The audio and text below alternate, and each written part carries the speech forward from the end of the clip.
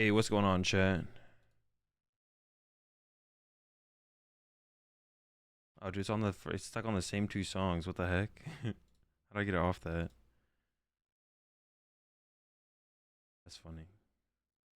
Not for you though. Same song on repeat. Yeah, I had it. I put it on earlier, and I guess I got stuck on it. All right, what's going on, chat? What's up, V6? What's up, Kitonomics? What's up, Hold? What's up, Villa? What's up, Locke? What's up, Dream? What's up, Yuncifer? What's up, Jacoby? What's up, Riot? What's up, Villa? What's up, J-Car? Mellow?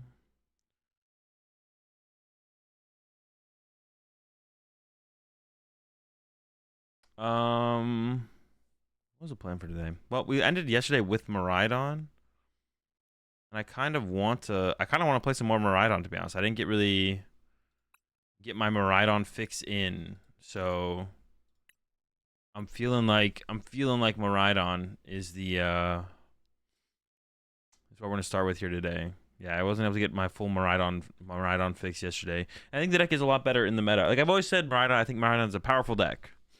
Or if I didn't say that, that's what I've always thought. I always thought Miraidon is a powerful deck. But for the meta, the Guardy matchup, tough. Turbo Lost Box, tough. But both those decks becoming less popular, I think does give actually a little bit of opportunity here for Miraidon to maybe thrive. So let's just jump into some Miraidon to start off with here. Miraidon is a hell of a drug. It truly is. It truly is. I've made a couple changes to the list. This is mostly Sajan's list, but I did make a couple changes.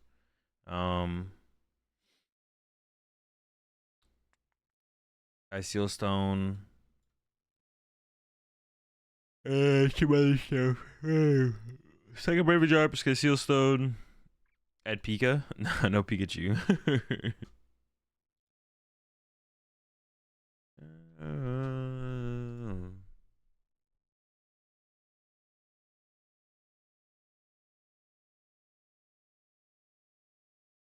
Top 32 Miraidon at Worlds. Yeah, I could see that. I think that's pretty reasonable. Like I said, I feel like Miraidon's actually becoming a better and better deck in the meta. Top 32 would be reasonable. Don't make any more changes. I kind of want to cut the Sky Sealstone, to be honest. Kind of feeling like cutting Sky.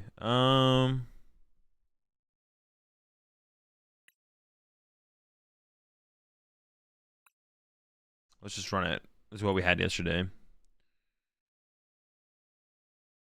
Triple Miraidon might be a shot as well. Celebrations Mew cross switchers. Could be okay. I mean, I kind of like the idea of the Celebrations Mew because it helps dig for generators, to be honest. So I like the idea of Celebrations Mew. But besides that, I'm not sure about cross switchers. I could get behind the Celebrations Mew.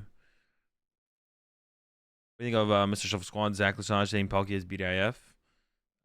It's probably not BDIF. The deck's like seems to be solid.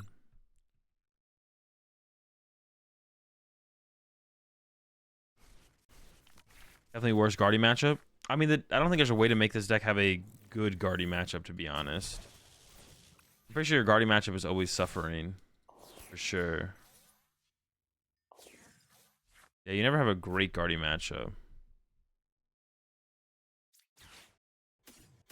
Should I just Billy this? I'm thinking about Billying this.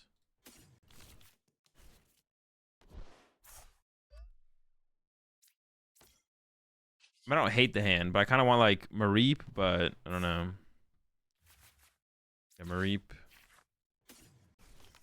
I could put the Force Ghost on the active and just leave it there, right? I don't need to like actually. Oh wait, I shouldn't spell for a Miraidon, bro. I just like zoned out so bad there.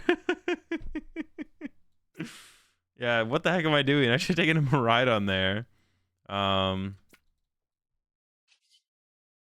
Dude, I'm trolling. As you can tell, I'm not a Miraidon main. You see the guy who took his Lost Stone as his hand got a year ban? I did not, but now I know. Where did it happen? Or how do you know? Is it just one of those things where everyone knows now? Dude, they really just need to make the ban list public. They just really need to make the ban list. They just need to make the ban list public. It's like so crazy that it's not just public. It's like not that crazy, but it's like weird that it's not public. Dude, not taking Miraidon there was so bad. Like that was insane how bad that was.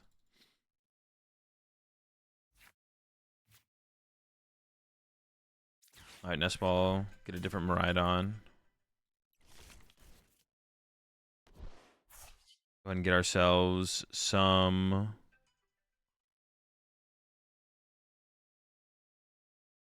I think we just grab a Mareep and a Zeraora.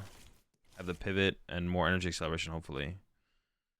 And then Arvin, get ourselves Generator and I guess a Bravery Charm. But I don't even know where I'm gonna put the Bravery Charm. Maybe on the I kind of want it here, to be honest.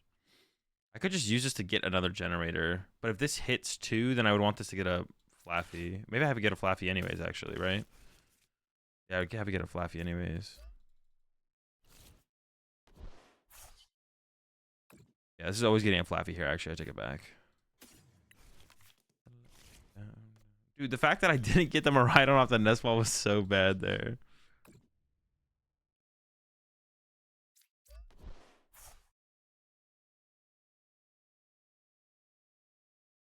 I posted it on Twitter that his ban was confirmed this morning. And I'll check that out. I could put the Bravery Charm here. It might be better on a Raichu later. I'm going to go ahead and throw it here, though, because otherwise they could go boss KO and then go KO KO, theoretically. And if I, like, whiff a KO, then at some point, I guess that puts them ahead in the prize trade. We'll go with this. This seems fine. All right, I'm drawing my prize cards in order. I gotta get used to it.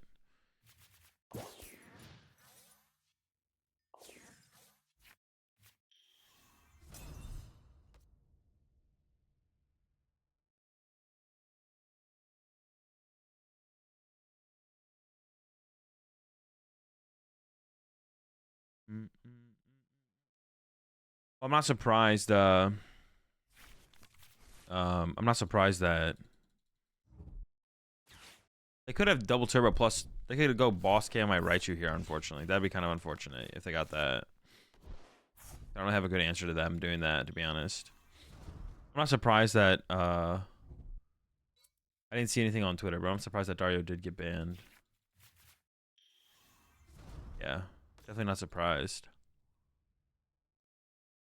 I think they're just going punch active. That's pretty weak, to be honest. If they only have punch my active here, that's pretty weak. Pretty weak play. Maybe they have a little bit more. We'll see.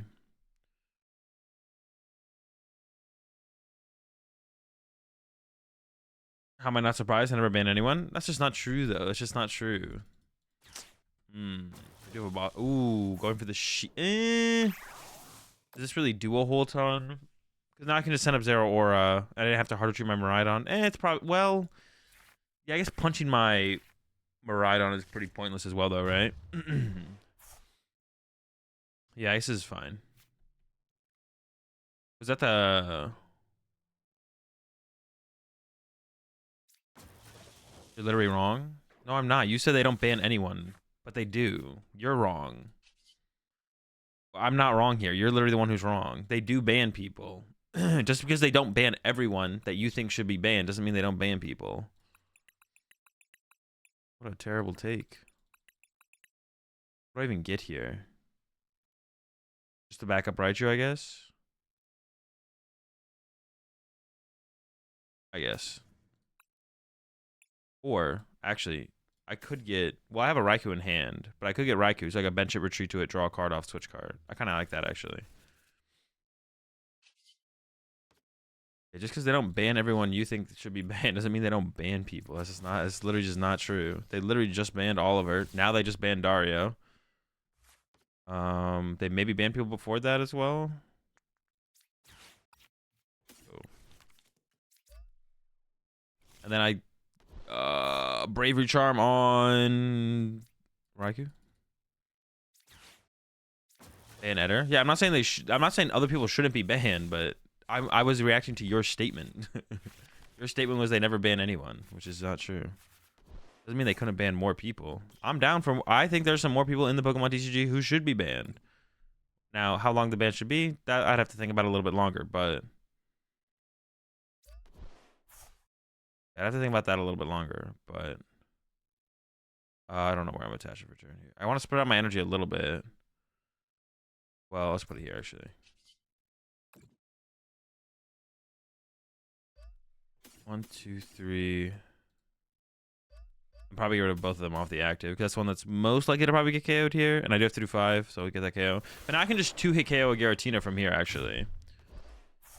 And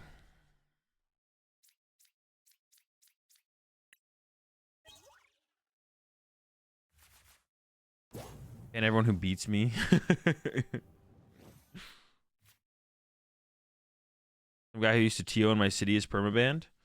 Interesting. Pikachu EX greater than Zeraora. Good to know. Unfortunately for you, there's no Pikachu EX, so.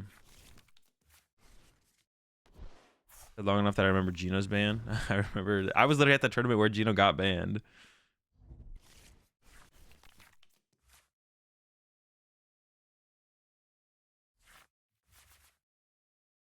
Mario Scarno. How do you it's not is that how you pronounce that last name? Scarno?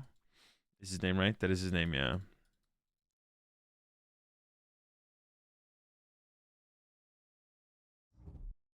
Yo, what's up, Benji? Alright, there's the knockout. But like I said, I don't have to 1-hit KO this Tina. I can just 2-hit KO it and I just win the game, so. There's a Pika EX though. Yeah, but they meant Pika V for sure. Also, I don't think Pika V is better than the Zeraora. Dude, stop. Dusting my Pokemans. 2 generators? Okay. With 2 generators left, I'm feeling pretty confident at this point. Can I just punch them with this? What does this do? This is an evolution Pokemon, right? This is an evolution Pokemon?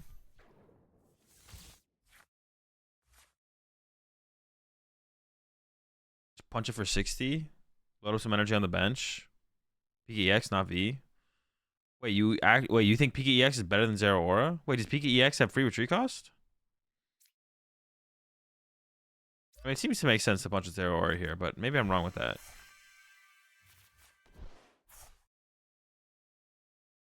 Oh shoot! All right, my bad. I was like, you have to be talking about Pika V. All right, I'll read Pika EX after this. You've convinced me.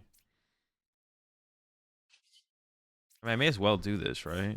I feel like I might as well. We'll see. For the potential for fleet-footed draw. Oh, I guess in this situation though, I have to kind of attack with. Well, no, I can put one on the right shoe. Just deal 60. That seems fine, yeah. HP is 190 though. Gives 2 prize cards. I mean, what is the attack? It has to be about the attack, right? 30 damage. Dynamic Ball 220 with 1 of Tails. Discard all engines from this Pokemon. What? This Pokemon sucks. This is just bad. That's just bad Zeraora. Nah. Yeah, that card is literally just bad Zeraora. Doesn't have a good attack. If it had a good attack, if it had attack comparable to Zeraora, then I could see it.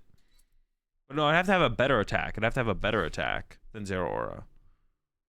Because the point of Zeraora is that it's a 1-prizer as well. That's like the point of the Zeraora. It's like a 1-prizer.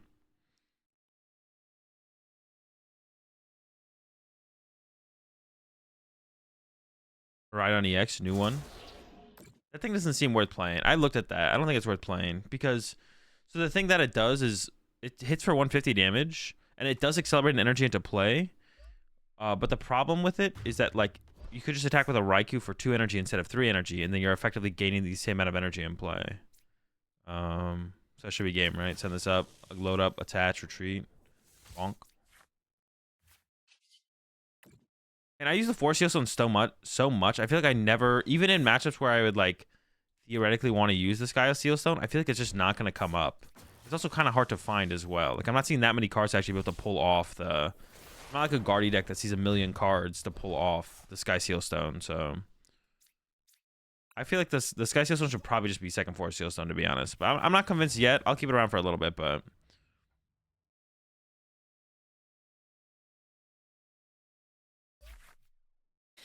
Because of how fast TPCI banned Dario, I'm thinking bans have to be related to how the TOs report the DQ.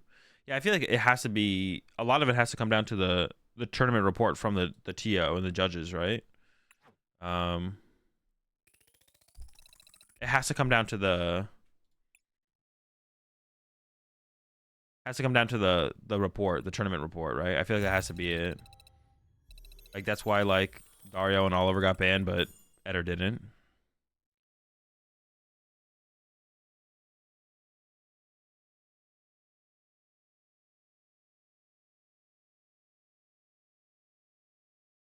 If I was to get banned, what would it be for?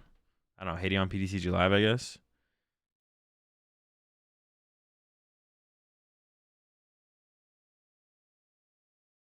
That would be my guess.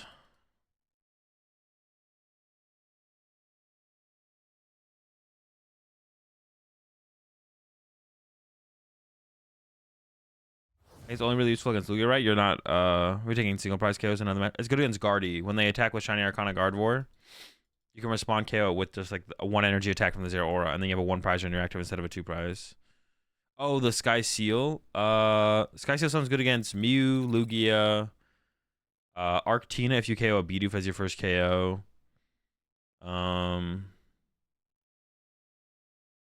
Uh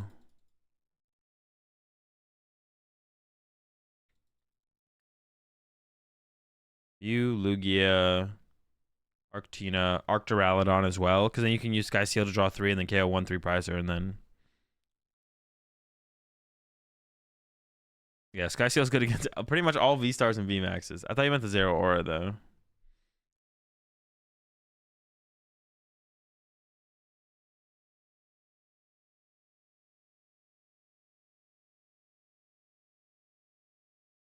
Alright, try now V6.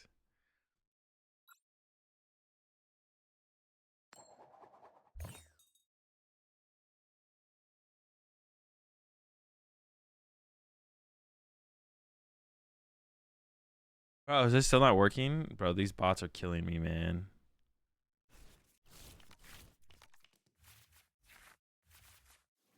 Alright, so my hand's alright.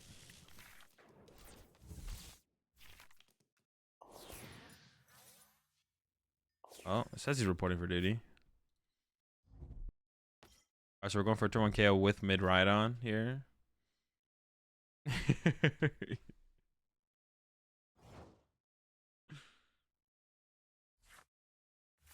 Dude, this bot is so infuriating. Alright, tandem unit. I need to get a bench Miraidon.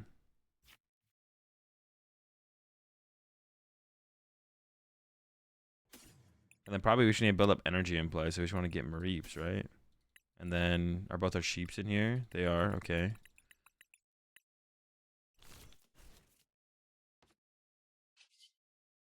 Well, hold on. I want to put down Luminion for a research. Then I also want to put down Billy potentially, right? I'm just going to get down 2 Miraidons and 2 sheep. Yeah, that seems fine. Okay. I'm going to do this. First, I'm going to grab a dead card. Like, I probably don't need Zapdos or Raikou. I'm just going to grab a Raikou here, though. Wait, was Billy even in the deck, actually? I don't know if Billy was here. No, Billy's prize. Okay, so I should grab... Oh, and my Zero Horse prize. I don't really want to put a Raichu on the bench for them to boss KO, so I might just grab this. I guess that's fine. Maybe we should go for a research. I could go for... No, I don't think it ever makes sense to go for... I think we always go for a research. I could go for the Arven there, but I think the Arven really gets me enough to cook with. I mean, this didn't give me anything to cook with either, though, so I guess we're not cooking. They can't turn 2 take a knockout. But I do kind of want to protect my Luminion from getting boss KO'd. I could get Ion Order. I probably will get Ion Order Judge too, to be honest. I could go into Fleet-Footed now to get +1 card to work with. I don't know if that really does a whole ton for me, to be honest. I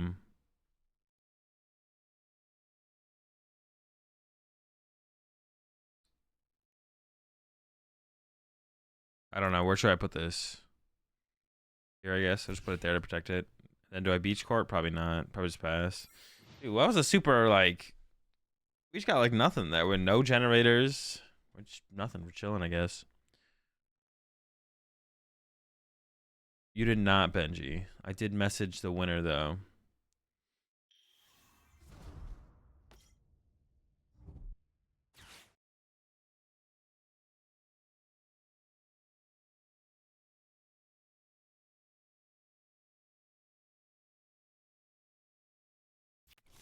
Yeah, not lucky this time.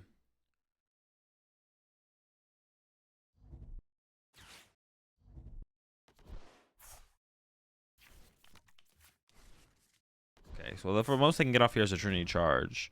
But, I mean, yeah, we just ain't hitting generators. I'm trying to think about, like, yeah, there's the Judge. Predictable. I literally predicted them getting that Judge.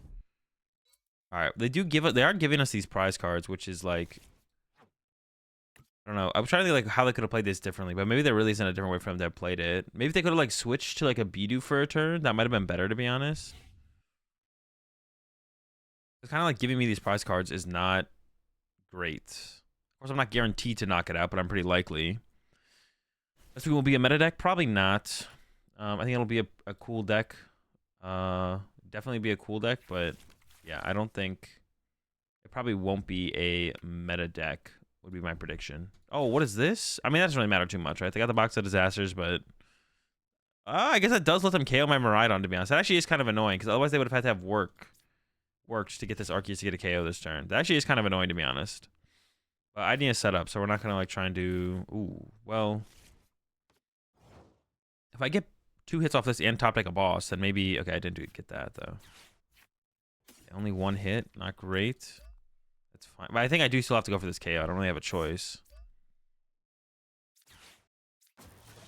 Then we have to hope to hit some sheeps here. Ideally 2. Solo Sheepington? That's not what we're looking for. Alright, generator. Dude. Oh, should I have waited? I shouldn't have waited, though, right? Still feels so bad, though. It feels so bad. Alright, we get our 2 prize cards. It's not looking good. It's not looking good, to be honest. No Super Rod in the deck? No, I don't play Super Rod. Cringe Rod. Oh, I drew my prize for that out of order. Ooh. Only energy. No generators. We have 2 generators left. Can I even KO this next turn? Chance of me KOing this next turn. I mean, I don't really ever need recovery. What would have to happen to make it buff generator, though? It's just, like, too unlikely to make it worth playing, I don't think. Played Guardy for the first time yesterday for a challenging one. Guardy's kind of broken. Grass on the dub.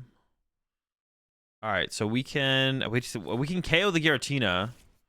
I do KO with the mid Rhydon, so that means actually they can't get a KO back guaranteed. Maybe I should never set the Raikou up, to be honest. Although the Raikou is letting me draw a card here. Ooh, okay, we got this now. But I want to go for the boss. Interesting. Let's do this first, see what the Fleet Footed gives us.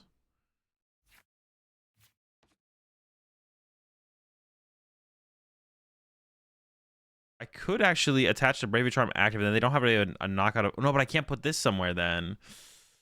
Okay, let me do this. Then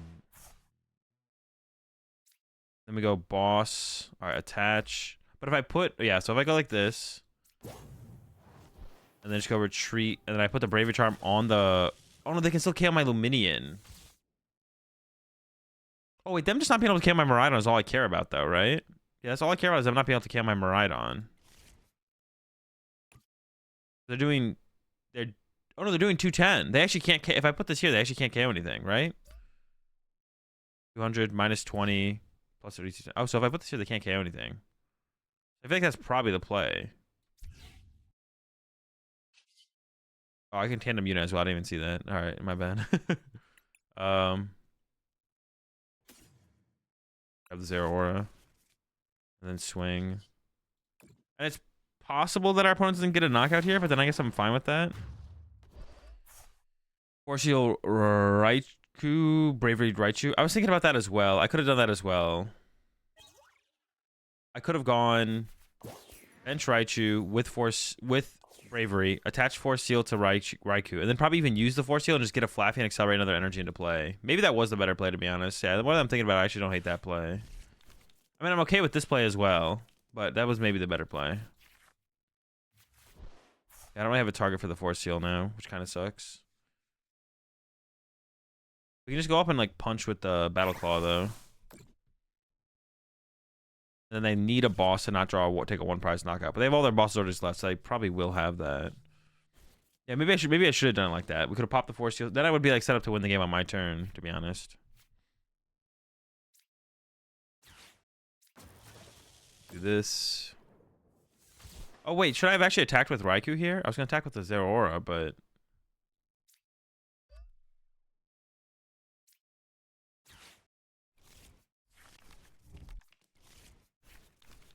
maybe I should have attacked with Raikou actually. All right, well, we got a lot of energy in play. I probably should have just attacked with Raikou. The more I'm thinking about it, the more Raikou looked like a good attack.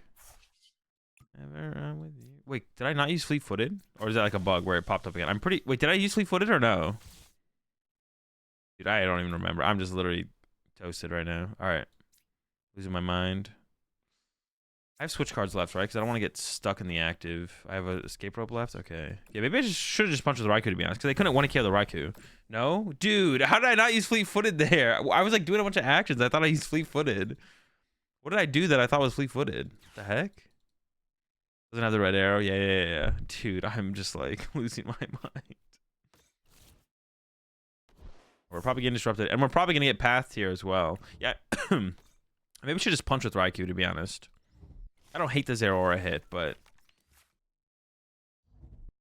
I think the other play was probably better. I can hit with Raikou now this turn, but probably better last turn. Yeah, it was probably better last turn. Let's see what they got.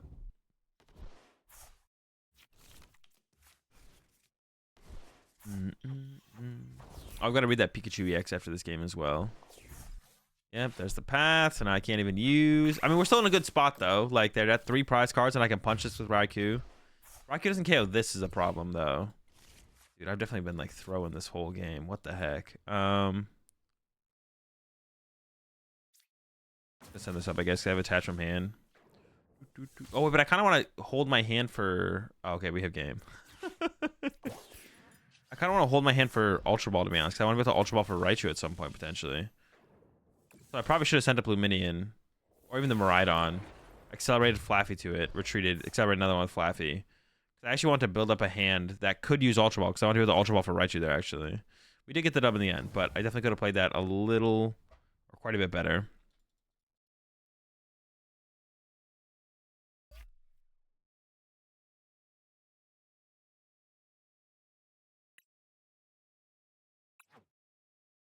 How's Miraidon feel in the current meta? Better than it did. Yeah, let me read this Pikachu EX.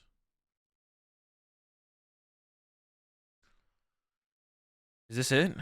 Free retreat cost, 1 energy, 30 damage. Yeah, this is not better than the Zeraora. This is arguably better than the Zeraora because it has Thundershock and Fly. We'll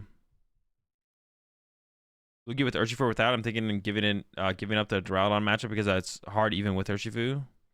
Probably without, to be honest. That'd be my guess right now. It's probably best without.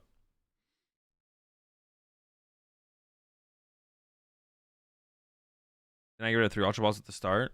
Yeah, but I think there was 1 Ultra Ball left, right? Or maybe they were all gone, to be honest. They might have all been gone. Yeah, I don't think the Pikachu EX is better than Zeraora.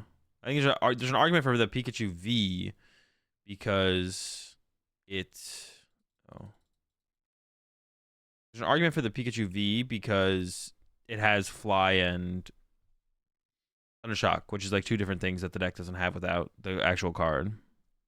Is it wrong to run a 1/1 Flying Pikachu? I mean, there's no such thing as anything being wrong. Is it better is the question, to run it or not run it?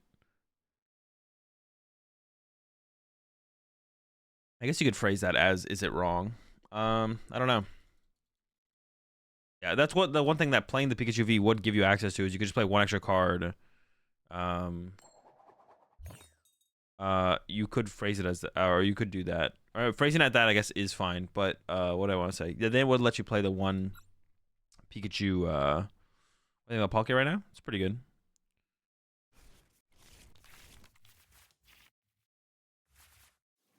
Here's the prime sub there, lol. Bassam. Welcome to the right pack. Raw salt. We got plenty of bread. I have no draw power in my hand. Well, no, I can get the Raikou, I guess. So I can go this and Raikou, and then this for double sheep. Then how do I want to get to the bench? Oh, I have where did the dude? I did not see I had this generator. I probably hold the beach core because I don't know what I'm playing against. I might want to be able to. Well, they're playing Greninja, so no, with the switch card.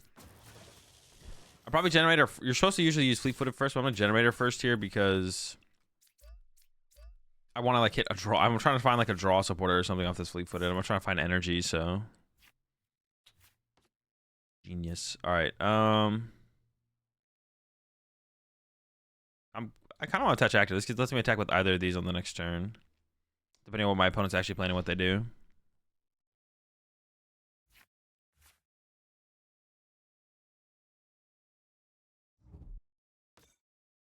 Ooh, okay. Well, they can't do anything turn 1.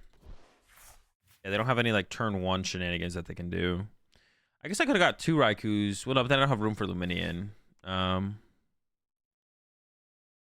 Were you aware that I could use Righteous Attack going first? Yes, yeah. I wouldn't use it here. It's literally in the text. Yeah, but how many times have someone think a card does when they don't know what it does? Double Flaffy is tough against Chien.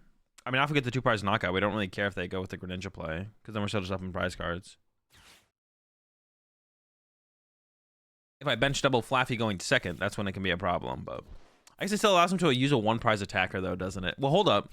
I could just, like, Bravery Charm one of my Mareeps, and it takes away that play from them. That's actually kind of funny. I'm going to do that. Because then if they want to snipe them, it's like, okay, that's fine. I just want to evolve to a Flaffy. I might need more energy at that point, I guess, but I guess the question is, should I go for Raikou attack on Palkia, or should I go Miraidon attack KO Chien Pao? I'd rather have them set up the Palkia and attack with the Palkia than attack with the Chien Pao, because Chien Pao is a little bit harder to deal with. All right, so no, because I might want Luminion. Well, in this situation, I don't really want Luminion, but in this situation, I'm kind of fine without Luminion. Okay, easy prize in the matchup. Yeah, but that's why I think I want to do it later. Take away Star Portal. I don't know. I don't really care if they have access to Star Portal. I feel like it doesn't really do that much for him. Candy of Excalibur literally does the exact same thing. I don't really want to lose my fleet-footed here because this is my out draw powers. So if I KO the Palkia, I want to KO with Raikou. So I think I'm going to go after a Chien Pao here. Yeah. I think that makes more sense. I don't even have any energy in here to accelerate. I guess I didn't need to put the beach card in play then, to be honest. Probably shouldn't have put the beach card in play. Should I assume that they get a knockout off? Well, I guess let me see if I even want anything here. Do I even want anything? Not really.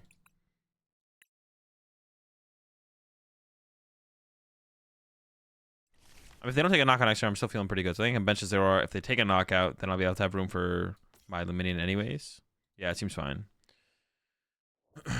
Yeah, I don't think I care too much about them having access to Star Portal. Maybe I do. Maybe I care a little bit more than I think I do, but if I boss KO the Palkia with my Raikou, then I lose my fleet-footed, which is like my only draw power right now. So I kind of want to keep the fleet-footed around. And it'll probably break down similarly anyways as the game progresses. I guess that was an opportunity for a Raikou. Well, I could have put another Raikou in play though, right? Yeah, maybe I messed that up. I could have just like grabbed another Raikou off of tandem unit and then had access to another Raikou on the next turn. Yeah, I think I messed that up.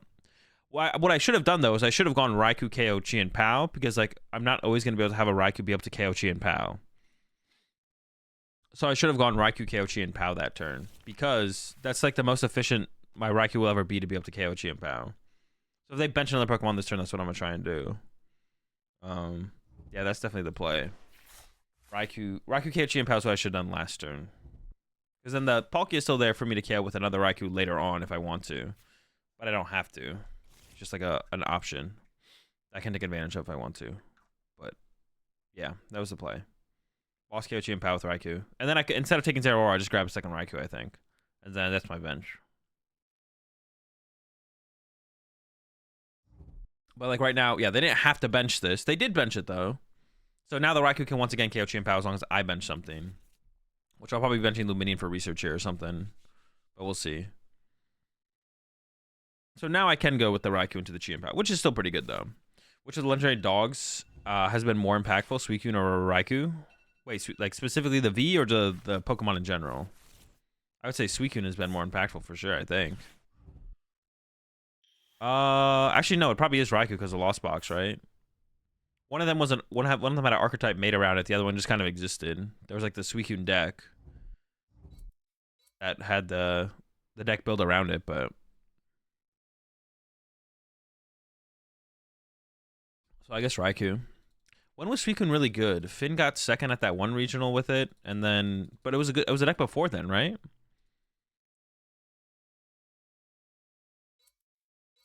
Yeah, wasn't Suicune like a deck before Finn? I feel like it was, but I can't remember. I don't remember, to be honest. I actually kind of want to save this boss as well here. Suicune was online. Okay, that's probably why I don't remember it. It was an online deck. Which isn't to say it's bad, but it is to say it was an online deck. Oh, dude, why didn't I just send up the Raikou, bro? I'm literally trolling. Because I want to use... Well, I don't want to use Sleep Filter right now. I want to use this first, but...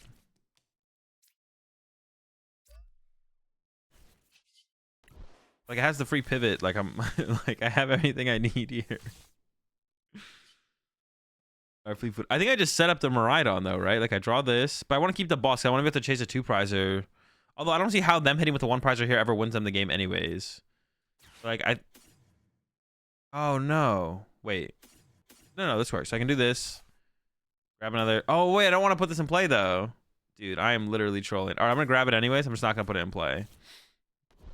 I'm going to use this to go get another Pokemon. Probably just... I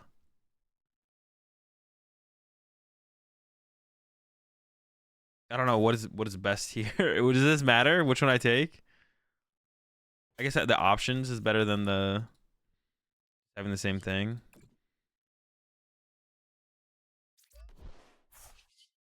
Alright. We still got the knockout. Oh, yeah, I just can't evolve that. If I evolve that, then I could lose. Because they could go send up Greninja, Iona me, and then I can't draw boss's orders, then I lose because of that, so...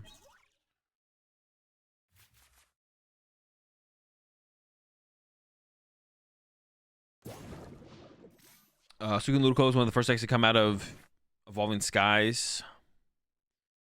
You played it to the... Oh, yeah, that's true. I did. Yeah, I remember that now. But that was that pre-COVID, post-COVID? That was what's it called? Well, that was before tournaments came back, though, at the full grip tournaments. So has anyone yelled at you yet for saying on the pod Pikarom wasn't good on release? No, but it wasn't good on release, right? Like initially, immediately when we got Pikarom, the deck wasn't good, right? We had to wait for... Pikarom became good after we got another set deeper into the tag teams. That's what I remember anyways.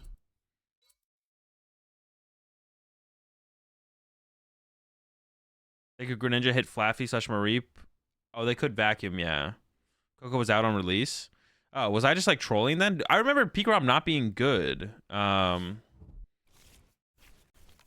remember Pikarom not being good. I don't know why I thought that. Yeah, I remember Pikarom not being good on initial release. Maybe I should have left a... Well, no. If they KO something... If they don't KO something here, I probably win. If they KO something here... Well, no. They could... No, they have to KO something here.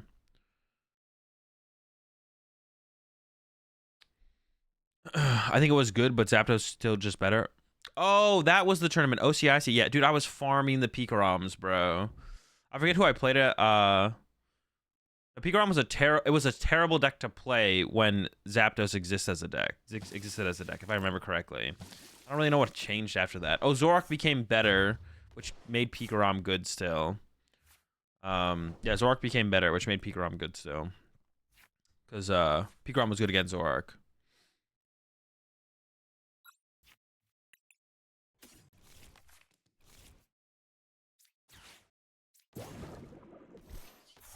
I remember now. I remember now. Dude, I have farmed all the Pikaroms at OCIC that year because we were just playing the Zapdos deck. Yo, appreciate the 8 months there, Edwin. Zapdos Jirachi was better. Yeah, Zapdos Jirachi was way better. That deck was just so good. Zapbeast was probably the better build of it though, to be honest. I forget why we didn't ever really test out Zapbeast too much, I don't think. I'm trying to think if we ever tried out Zapbeast. The triangle with Pikarom, Zoroark, and Zap. Pikarom beats Zoroark, Zoroark beats Zap, Zap beats Pikarom. Yeah. There was 3 Pikarom decks in top 8 of OCIC. Oh, was it really? Dude, I don't remember. Oh yeah, Jose made top 8. I forget who else made top 8. Jose, at least one of them was Jose. I don't remember who the other ones were though.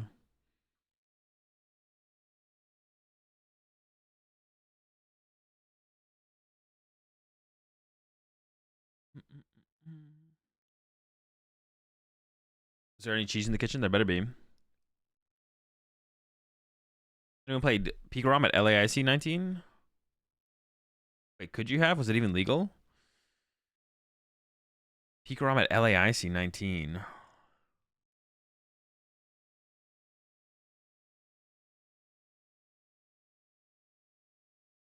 How do I feel about the new CP changes? It was fine. They're fine. Was that Pika Pads? No, it was not Pika Pads.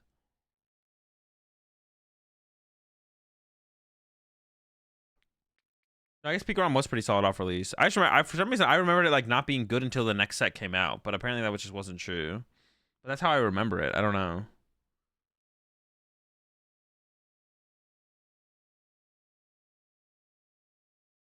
Yeah, that's how I remember it. I remember it not being I remember it not being good on release, but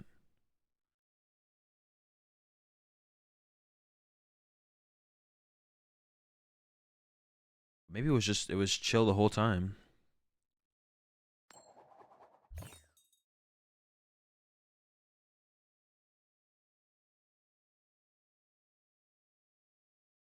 Also doing 3 Ino instead of 4 for Arctina and adding 1 research. I mean, it's probably fine. It's worth trying out.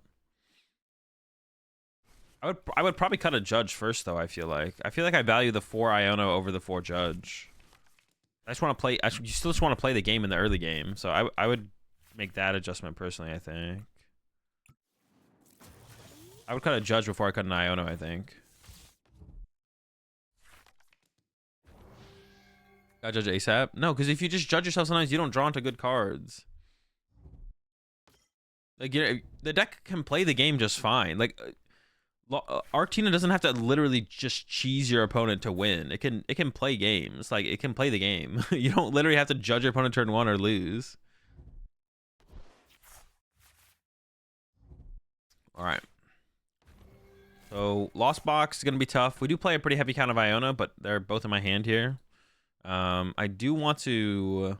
I have this generator in hand, so I kind of want to like. Well, hopefully I just top deck a Miraidon or now to Miraidon. If not, I'll try and fleet-foot it into one, I guess. Is anything it's just like turbo? Looks like it's just turbo. Dude stream again tomorrow? Yep, dude stream tomorrow.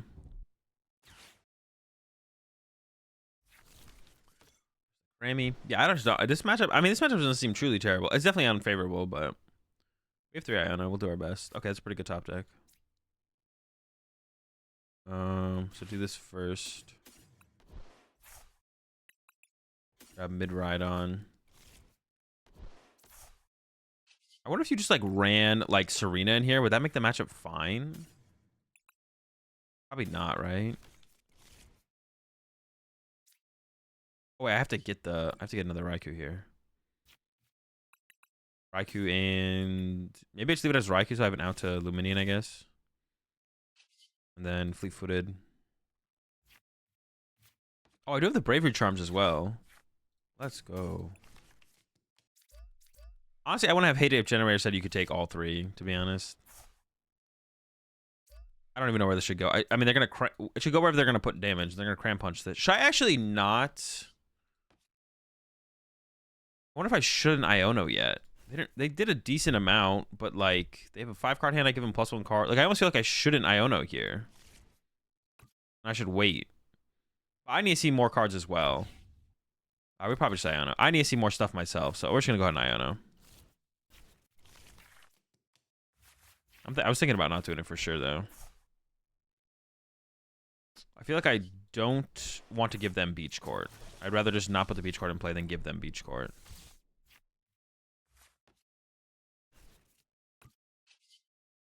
Alright, we swing. Or should I play at a League Challenge tonight? Sablezard, Darkrai, or Ting-Lu? I mean, the deck that sounds like the most fun out of those is Ting-Lu, but if you're trying to win, I'd probably have to go with Sablezard. You appreciate 37 months there. Franchise. Yeah, if you're trying to win, I say Sablezard. If you're trying to, but the one that sounds the most fun to play would be Ting-Lu.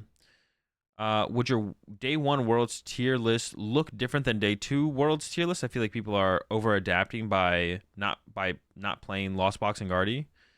Maybe.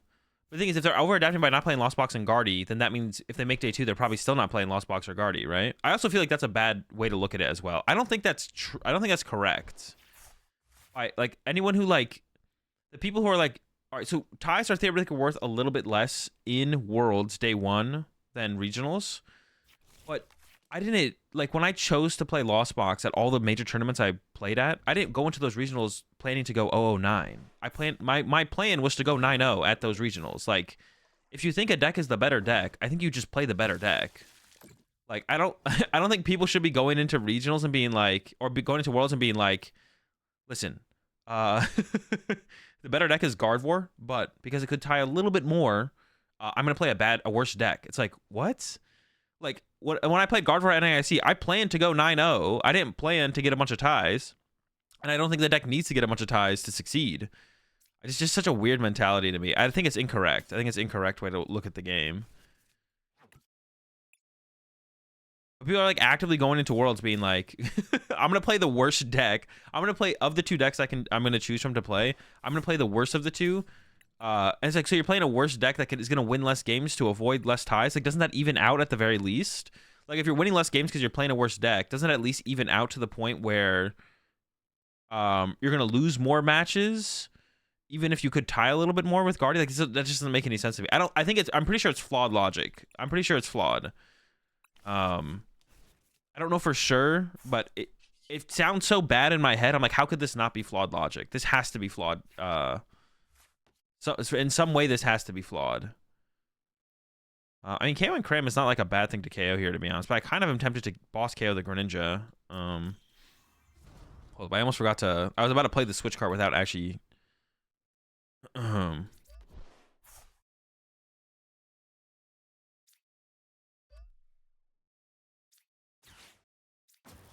I've listened to multiple podcasts today, and they don't like Lost Box Guardian for day 1 because of the ties, but suddenly it becomes good for day 2.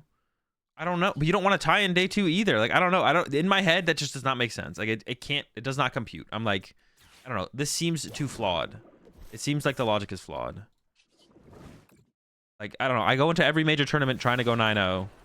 If I go into day 1 of Worlds, I'm trying to go undefeated. Like, and unless I truly thought a deck could not finish a match, like unless I thought a deck truly couldn't finish a match or even like a game, then I'd be like, okay, I probably shouldn't play this deck. But that would be in any circumstance, not just day 1 of Worlds, right? So I don't know. I don't know. I think every deck has good and bad matchups, so you have to predict the meta. Well, I mean, that's always a constant thing, though. That's not what we're talking about there. We're talking about specifically playing a deck for the reason of, oh, how do I KO this? I KO with the Zapdos, right? I need the Zapdos. Yeah, I need the Zappy Dose. Actually, to be honest, them using that here, I'm kind of down. I'm kind of down for that. I think Fusion Mew is way better than it's getting credit for. I mean, that's fine. I feel like that's like a... If you're a competitor, that's also like... Well, no, it's not flawed logic on your part. Like, having the discussion about it is fine, but... Dude, it's... I always find it really weird when people... When people effectively complain that other people in the community aren't giving certain decks enough credit. It's like, Why don't you just, if you really think your deck is that good, just take your competitive advantage. Like, what? That's not what you're saying, Tommy, but like that made me think about that. It's like when people are like, why aren't people respecting this deck enough? It's like, bro, if you think the deck's that good, you have an advantage. Use your advantage. Like, what? Make them respect it. Like, I don't know. I always found it weird. And if they continue to not, or if you're not, if you can't actually win with it, then the deck's probably just not as good as you think it is.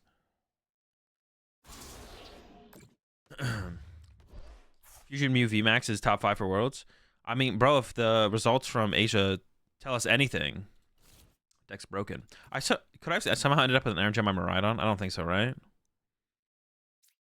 So it has to be Miraidon knockout. Okay, but I need the Zapdos now. Oh, or can I use this? Oh, this works as well, actually. Raichu works. And it's probably more likely to actually happen, to be honest. It's a good turn to Iono as well. Let me think. I don't think I want any of this. Well, I would grab the other Raichu, right? Yeah. There's no guarantee they take a knockout, so I still want the bench space open for this. I do have to put the beach court in play this time, though, unfortunately. I don't want to, but I think I need to guarantee the knockout here, so. It's funny because in a competitive scene like fighting games, the exact opposite happens. Pros downplay their main. Yeah, exactly. Well, that's because, like, people in the Pokemon TCG community just aren't at, like, people... We are playing a competition, and people are competitive in terms of participating in the competition, but they don't think about it the same way like people view sports or even like fighting games or like esports or stuff like that. Like, it's like, yeah, please think. And you know what? The person who thinks that the thing is good, they could be wrong. But if everyone else thinks what you're doing is bad and you think it's good, you want people to keep thinking it's bad. Like, it's just an advantage. It's just like a big advantage.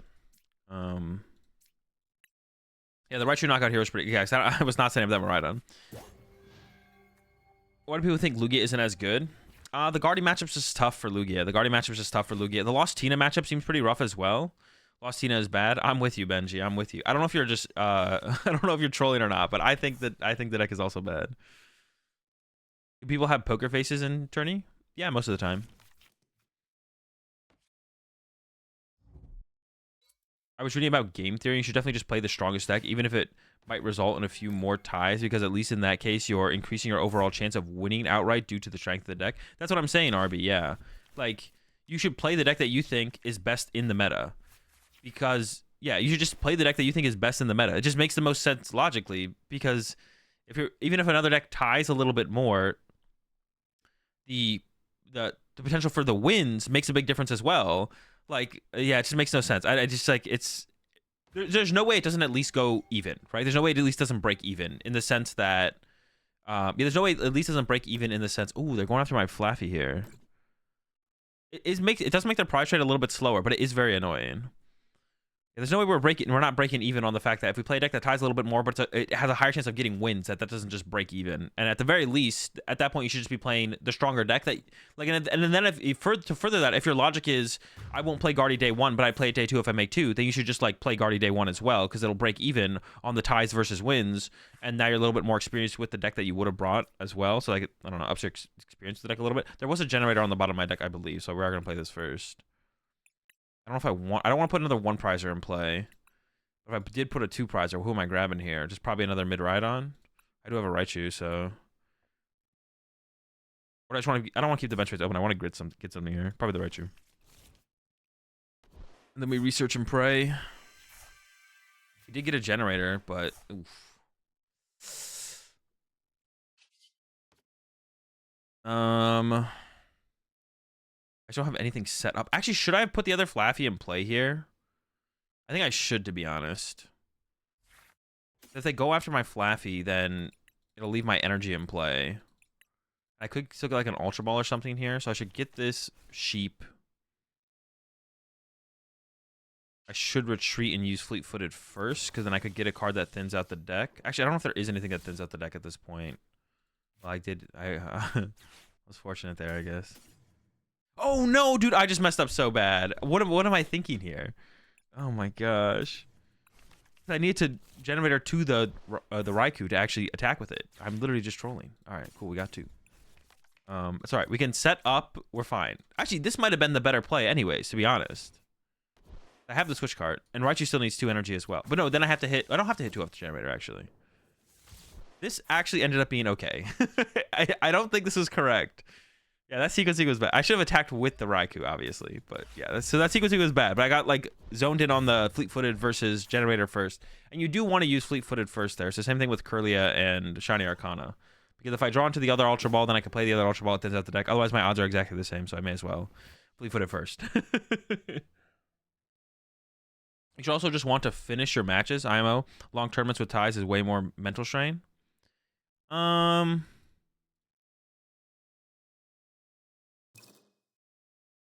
Huh. That is definitely an argument you could make. Like, is there a reason to not play decks? Like we could look at all the extremes, right? Like, control is probably the most extreme to that. You're never finishing a round early. You're always going to be going to time pretty much every single round with like a control deck. And then under that would be Lost Box. You're not going to time as often, but you're going to time fairly often. And then under that is Guard Force. Still not quite as often, but a little bit more often.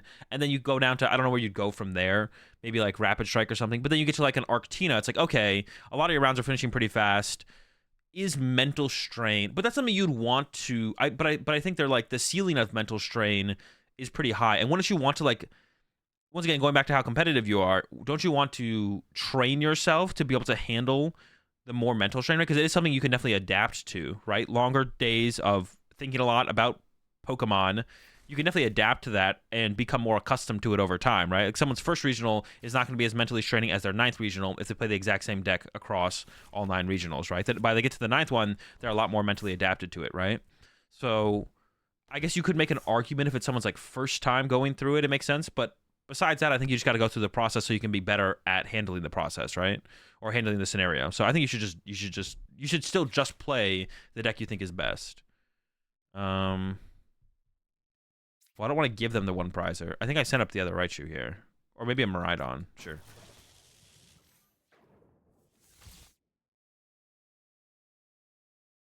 Longer games put mental strain on your opponent. Hence, you can gain an edge within the match. That's true as well, right? You're also putting the mental strain on your opponent. So maybe it just evens out at the end of the day. Dude, I'm vibing with the Miraidon right now. I'm vibing with it.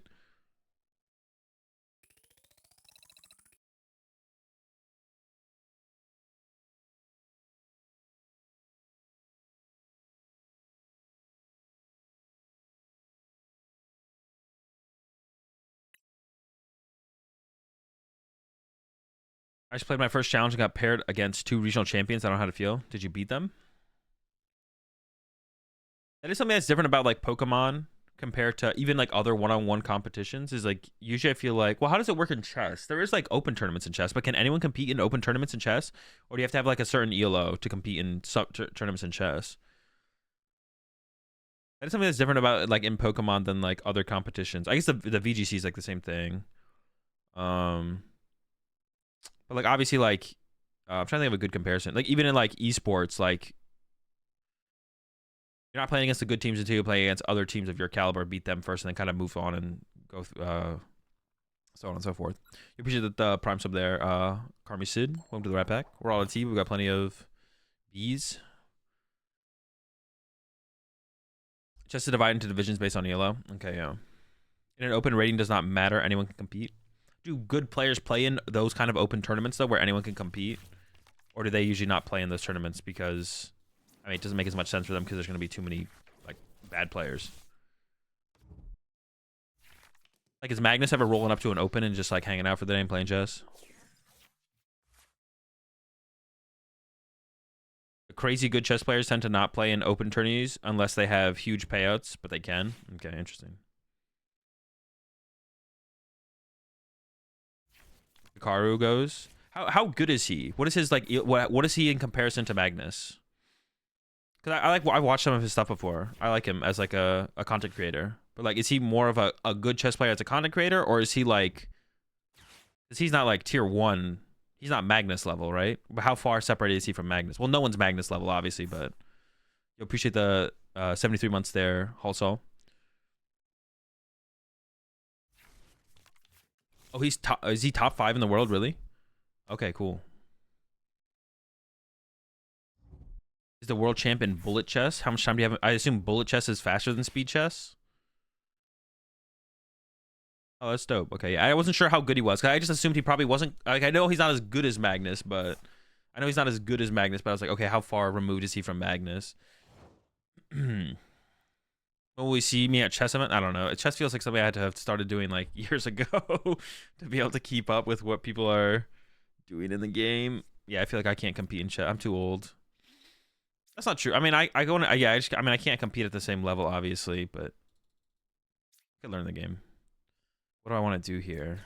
It'd be hard. Need the mid Miraidon. Actually, the real question is, when is Magnus gonna come play Pokemon? That's the real question. You guys are actually asking the wrong question. All right, tandem unit for one sheep, and I have so many one prizes. I think I get the right. I would have got double sheep here, to be honest. I think, but I think I want the Raikou round. We're trying to Phantom Blast or KO the Arceus. Wait, is Billy even in here? I think I do just Ultra Ball for Billy right now, because I'm not going to have that many outs to find the Billy later, so... Arvin actually wasn't a terrible play there, to be honest, though. Maybe I shouldn't go with Lumineon for research. Arvin would have found us quite a bit there, to be honest. Arvin could have found us Force Shield on and Generator, which is already a lot to work with, to be honest. I don't know if I should have played it like this or not. Oof. This hand is stinky. It's just like not that good of a hand. Dude, there's nothing here. I have the switch card in hand right now. I kind of want a Pokestop now. I'm feeling the Pokestop. Dude, oh my gosh. All right. I haven't played for the turn 1 knockout anymore.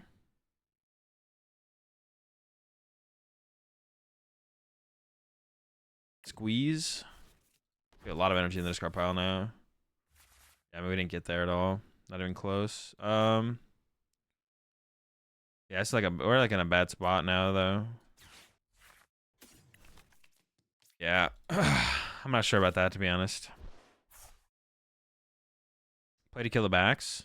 Ooh, I didn't even realize I only had one Frigibacks in play. But that does kind of become our play now, right?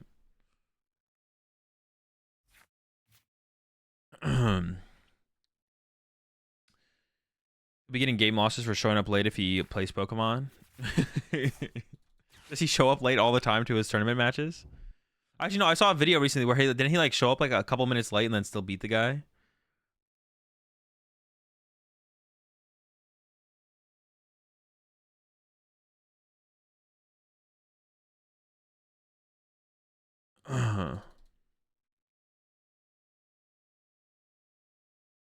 The turn 1 Wheeze. Yeah, I mean, there's probably nothing better. The Squawk and Wheeze is probably to play.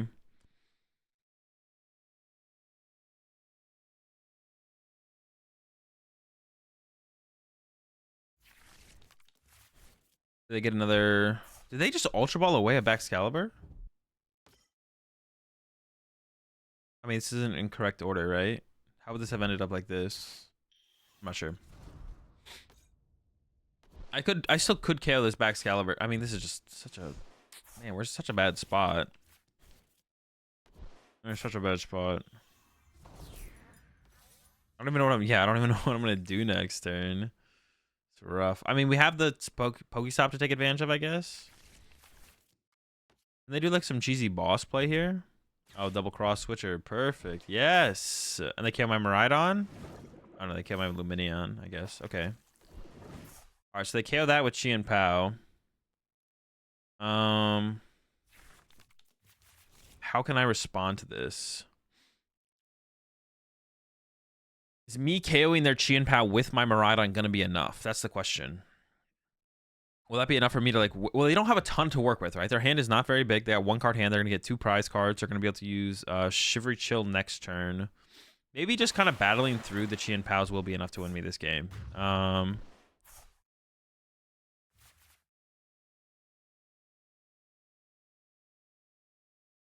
mean, I guess I just send this up. If I top deck boss, maybe... But if I go with the Excalibur, it gives them like another turn to like reset up. So it doesn't really do that much, to be honest. Okay, this replacing that's gonna be pretty big though.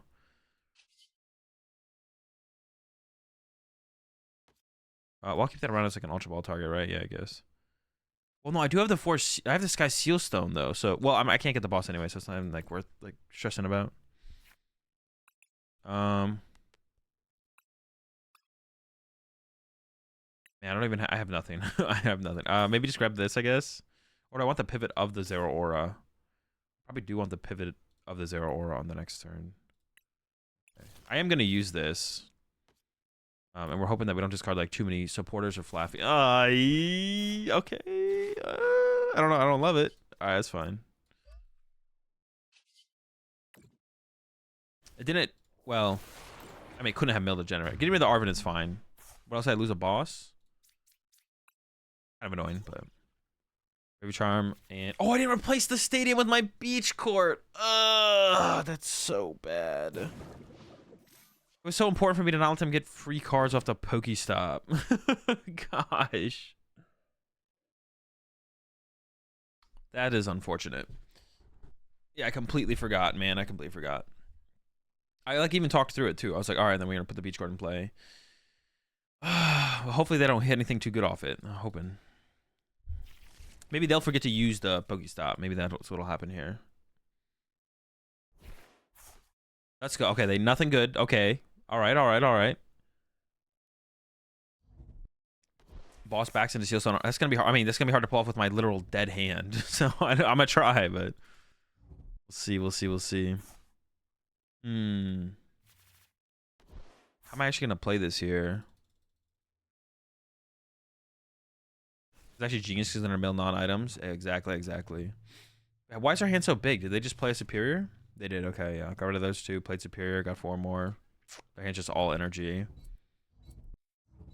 They're loading up.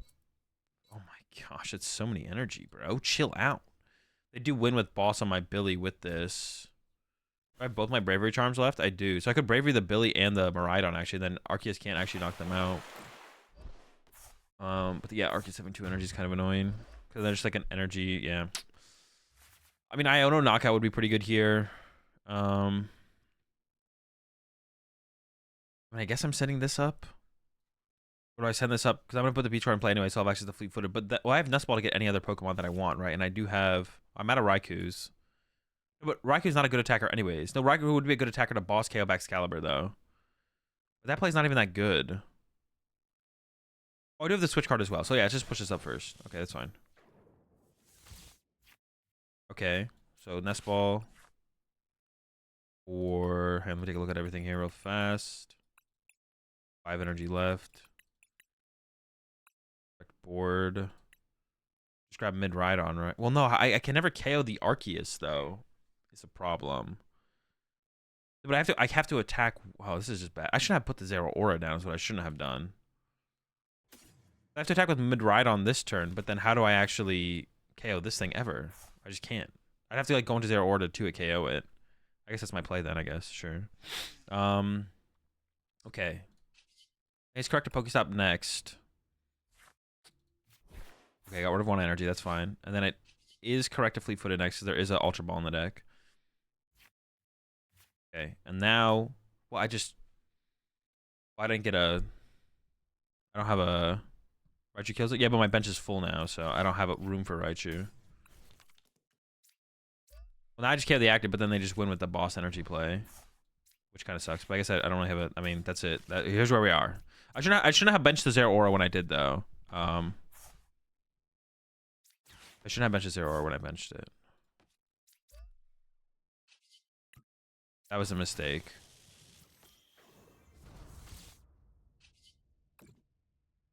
I'll load up an energy on... Dude, there's so many energy in the discard pile.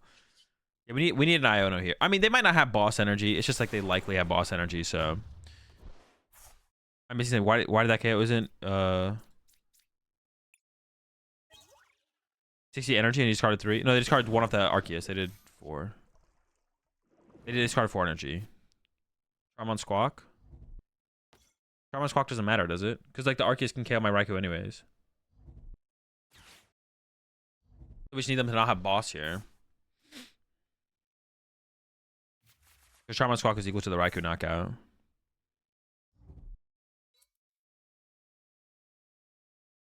Choosing a new active. Oh, they just have the game with this, right? Yeah. I don't know why I'm sticking around here. I see. Do they have the energy to do it though? I assume they have it, right? Am I trolling? I thought they did. 1, 2. Okay, yeah, yeah. 3, 4. All of it. Yeah, I needed Iono that turn to hope. But no matter what, it was looking bad, to be honest. No matter what, it was looking bad.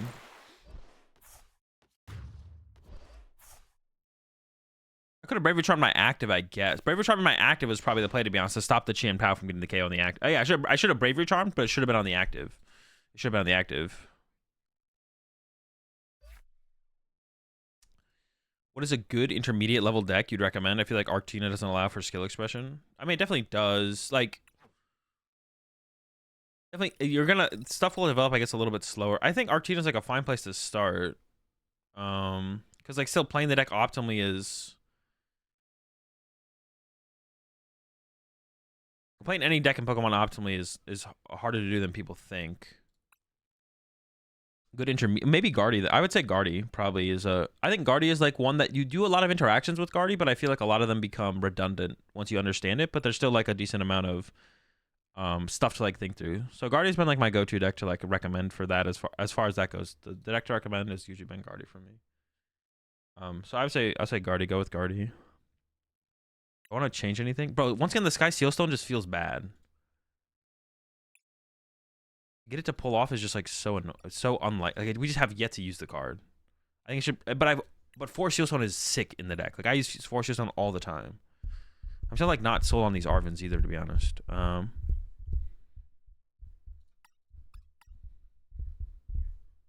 Would you ever not play a deck your team decided was a play for Worlds, or was it always unanimous? We always play the same 60. That's just like part of our process. Wouldn't 2 Forest Sealstone be better than 1 Forest Sky? I mean, the answer to your question is no. But it could be, but it could not be. But that's what we have to find out. I don't think it's better if you all play the same deck. I mean, it's just like, I mean, it's really, we just have a process to determine which deck we think is best, and we just follow we repeat the process and work on the process. And Metacham V for Baby Guardy double turn. I could see that, yeah. I think it would flow better. Well, obviously, in terms of just raw consistency, Forest Sealstone is better, but it doesn't mean in terms of win percentage. It doesn't mean your win percentage will go up if you play. If you cut the Sky Sealstone, it doesn't mean your win percentage in the meta will go up. Your win percentage could go down because now you don't have that tool against V Star and V Max decks. But you can make the argument for that for literally every single tech card. Like, why would you ever play Spiritomb in anything? Like, you could play against, like, it is good against Mew, but your consistency overall goes down, right? But a deck that has no power cards and only consistency isn't always theoretically the highest win percentage deck that you could be playing. It just could be. Are you playing Miraidon because of the bug? Oh, I didn't even know that was a bug. Although I have ran into that a couple times. It's a consistency versus power argument. Yeah, exactly. Like, you could play... I literally talked about this yesterday. You could play 15 4-ofs, or you could play 60 1-ofs. The more powerful deck is the deck with 60 1-ofs. The more consistent deck is 15 4-ofs, but neither deck is probably optimal, and the optimal deck is somewhere in between 60 1-ofs and 15 4-ofs. So you have to determine... You have to try and come to the determination of which one of those is better. But it's somewhere in between. There's no correct answer, really. Because if there was, then it would always lean heavily in the results of the most successful decks one way or the other. But you see through actual what are the better decks that, because like another answer to your question could be Galaxy. It's like, why would you ever play Penny in Guardy? Why don't you play like to take like towards list from at UIC? Why don't you play like another 4 Shieldstone? Your deck would be more consistent. It's like, well, but the power of Penny to play around Mawile and even power turns in matchups of like removing a liability off your board overall increases your win percentage. So that's why you play it. What's your record with Miraidon so far? Oh, it's been okay. How much do I value? I value the Flaffy pretty highly, right? You think Pocket can be better than Qianpao backs? Dude, I hate how people compare decks like that. Don't make that. Just don't compare the decks. There's no need to compare those two decks. Because you're not comparing them for the good reasons. You're comparing the two decks for bad reasons.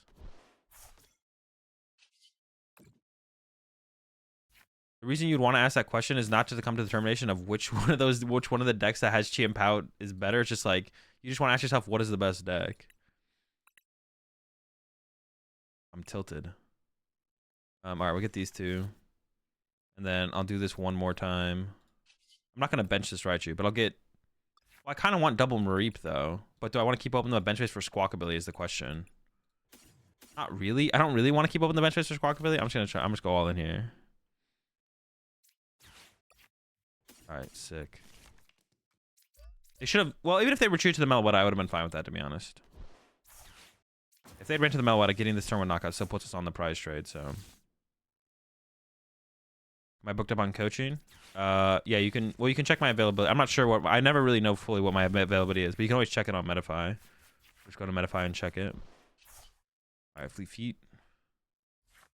Hey, another one. Double? Hey! I have the Force Hailstone now. Should I throw it in play and use it? I think we can hold off on that. Just swing. Did I try the Aggron V deck from last year's Worlds updated version? Well, I haven't updated a version, no. I did try it after Worlds, but I haven't made like an updated build of it. People compare Lost Scene and Arctina all the time, but they're very different. Yeah, exactly. Like, as we need to move away as a community, we need to move away from comparing decks just because they have the same Pokemon in them. It's one thing to like ask. It's one thing to like ask, should Turbo Lost Box play Raikou or Drapion or Sky Sealstone? That's different. That's like a different kind of question, because you're altering the archetype. But when there's two separate archetypes, fully just comparing the two archetypes doesn't really make any sense. There's a difference between altering an archetype and comparing an archetype. You should have the gifted sub there, Galaxy, over to Robbit. Over to the pack, Robbit. We're all out of tea, but we got plenty of... Whoa! Way too many lightning energy, and now we're going to lose the game. This sucks.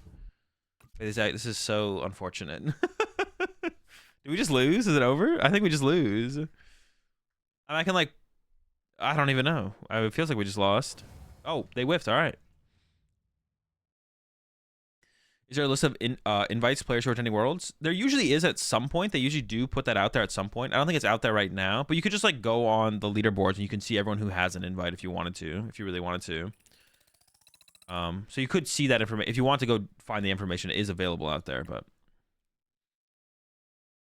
I think they do eventually make an article post on the site or whatever that says everyone who's invited to the World Championships. I feel like that's a thing that they've done before, but. You can always just go search the rankings, the leaderboards, and you can find it there.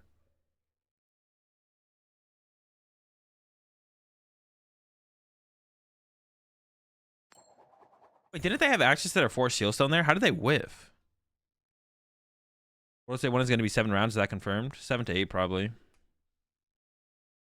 Do you note, take prizes or keep a mental note? I take notes. Oh, hella sheep. What the heck? And the Billy? This hand's kind of chilly, to be honest. I'm cool with this. We're going first or second, though. Oh, Miraidon Mirror? The Ultimate Showdown?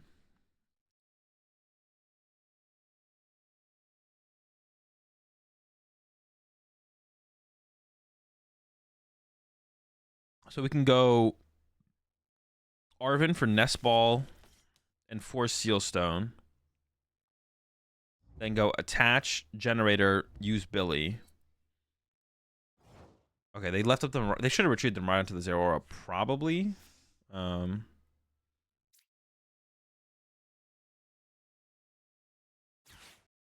so Arven for... What did I say I was going to get?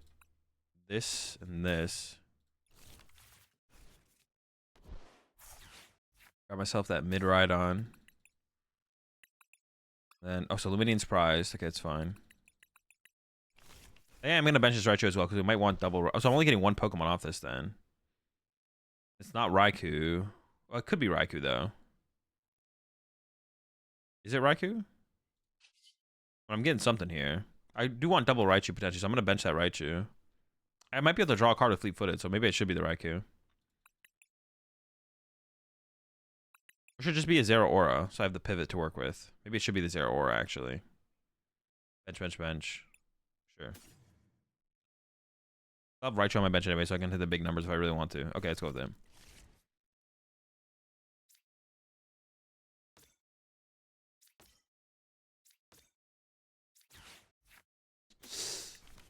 Yikes. Alright, it's fine. Like to have seen another hit, but it's fine. We're chilling. We still got Billy to work with. Alright, let's go, Billy. Oh, Billy, you gave me nothing to work with here. Wait, I can't even get the attack off now. Billy, you bitch. Alright, what do we do then? Do we just pass? What do I do? Bravery Charm. On my Miraidon, I guess. That's still pretty good to have there. We got nothing to cook with, so I think we just pass. I mean, my opponent getting a actually them getting a boss KO on like my Billy here is not that hard. Oh, this also protects me from the Raikou play, so yeah. Well, they would probably actually boss KO my Raichu with the oh, maybe I should use I don't know. Yeah, them getting a boss KO here is like not too unreasonable. We're kind of hoping that they whiff, but yeah, they could have it. Dude, that Billy draw was whack for sure. Don't worry, they can't boss up the Miraidon. Can you just not boss up Miraidon in general ever? Or does it just happen sometimes? Or is like Miraidon just unbossable? Always. We should test this after this game. Yeah, someone should test this with me after the game. See if we can boss up Miraidon. Because that did happen to me the other day where I tried to boss up... No, I tried to boss up a Raichu, not a Miraidon. Maybe it's Pokemon that are gotten off of Miraidon's ability can't be bossed. Oh, I can't KO the Raikou. Holy smoke. Alright, things are getting interesting. I can KO it with Raichu, but that's a lot of energy to expend to get a KO here. Dude, the Bravery Charms just are so broken, bro. We could get a boss off this and boss around this.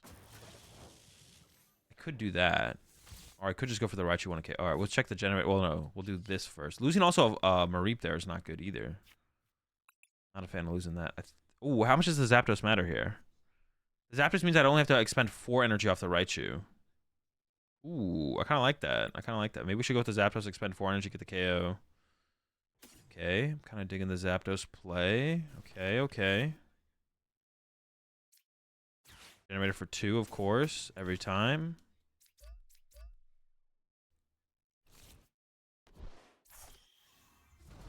Then hit him with the research. We're looking for an attachment. Every charm, we don't need that now. Put 1 energy on the Miraidon. And I should put another... I should put the other energy on the Miraidon as well, right? Like, this thing getting KO'd next turn would be unrealistic. So I think it's pretty safe here. And hold that Bravery Charm to put on a second Miraidon or like a Raikou at some point. Yeah, that was pretty good there. This helps me save 1 energy, which is actually a pretty big deal. I'm gonna get my locals meta worth it for my up and coming league challenge. I mean, yeah, whenever you can take advantage of metagame and anything, you should. Like if you're playing, like the example I gave recently was if you're playing the Rapid Strike deck, and you know, let's say your league challenge has 20 players and 7 of them are gonna be playing Mew, or you know roughly 7 of them will be playing Mew, you should probably either not play the Rapid Strike deck. There's 2 things that should happen. You should either switch decks if the meta is too hostile for the deck you're gonna play, and you can predict that based on knowing your local meta, or you should just tech for that matchup. I mean, or unless you really just want to show up and just lose, I guess that's also a possibility, but I assume that's not the case.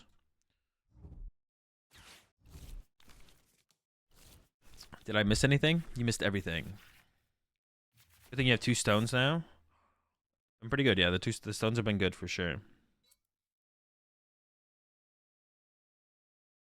Yeah, you should you should always tech for local meta whenever you can take the advantage of it. Now, should you like tech for your friend that you're driving to the tournament with? Probably not. That feels a little scummy, but like, I mean, even if there's some of the players at the tournament that you're like friends with or friendly with, bro, if they want to bring Mew over and over again, they're gonna get punished eventually, bro. Yeah, like if you're driving in a car with like one of your friends and they're playing Mew, like I don't know if I'm gonna play a Spiritomb for the friend I'm literally driving with, but if there's like 5 other players at the tournament, then who are gonna be playing Mew, even if you're friendly with them, I'm still gonna put a Drapion in my deck. Yeah, I'm still putting a Drapion in my deck there for them. Okay, so we should go with the attack with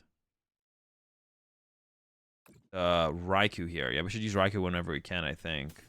I do have a boss in hand, which makes me not want to play the research, but I probably am still playing the research here. I mean, how many boss do I have left? Did I discard another one? I still have 2 boss left. Ooh, we got the big charm for it, or the bravery charm, whatever it's called. Oops, gotta do this first. Dude, I'm always, like, I'm just, like, focused on trying to get to the fleet-footed. I forget that, like, using Flaffy is, like, a thing. Yeah, I'm always like, oh, let's get to that fleet-footed. Ooh, I probably should have burned the switch card, though. Actually, that's a mistake. I kind of want to play this Ultra Ball as well. I want to keep the Raichu. Should have burned the switch card. Honestly, we might want to keep the energy. Well, 3, 4, 5, 6, 7. The Raichu could be relevant. I think we're just holding the hand at this point. I mean, Ultra Ball becomes Luminion, which becomes an out to win the game, so it's not terrible to hold it, I guess, but I don't like the idea of using the switch card. Well, now I guess I got 2 energy. If I had kept track of my prize cards there, I maybe would have been like, well, two of my prize cards are energy. I probably could Ultra Ball away the Arven and the energy here. We'll see.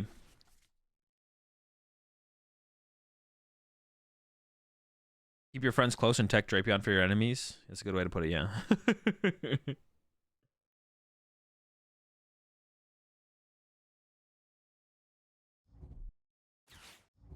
All is fair in Pokken locals.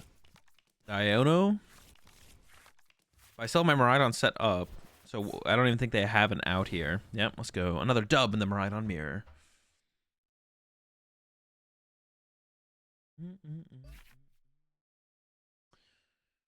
I do what I can digital. Dude, do we make it? We're no longer a Charizard gamer. We're a... What do we become? Ooh, Azelf. Dude, yeah, there's no... What, I have 6 days, but I'm only streaming the next 2 days. There's no way I'm getting to Arceus, dude. Not getting to Arceus is honestly kind of cringe. I definitely need to try and make that... I'm trying to make that a priority. Well, I probably won't be able to do it in August either, to be honest, because I am going to be gone so long in Japan. I only have like 2 weeks to potentially do it, but I might be able to pull it off, to be honest. But definitely like September moving forward, I should be Arceus gaming every single time. It's too grindy. They need to have like some kind of win streak multiplier or something like that, for sure. Yo, appreciate the gifted sub the Galaxy over to Digital.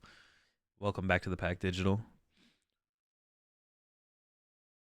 Like the reset and the win streak is too much. Yeah, they could reduce how much you lose on the reset, and they could also add a win streak multiplier as well. Oh, hit Stefan. Is Stefan gonna concede to hide their broken sauce? They need a win streak. Yeah, they need a win streak thing. They need a real leaderboard. Like, we need to be able to compare ourselves to other people, and they need to make it like an actual ELO system and not just an actual ELO system, and then not just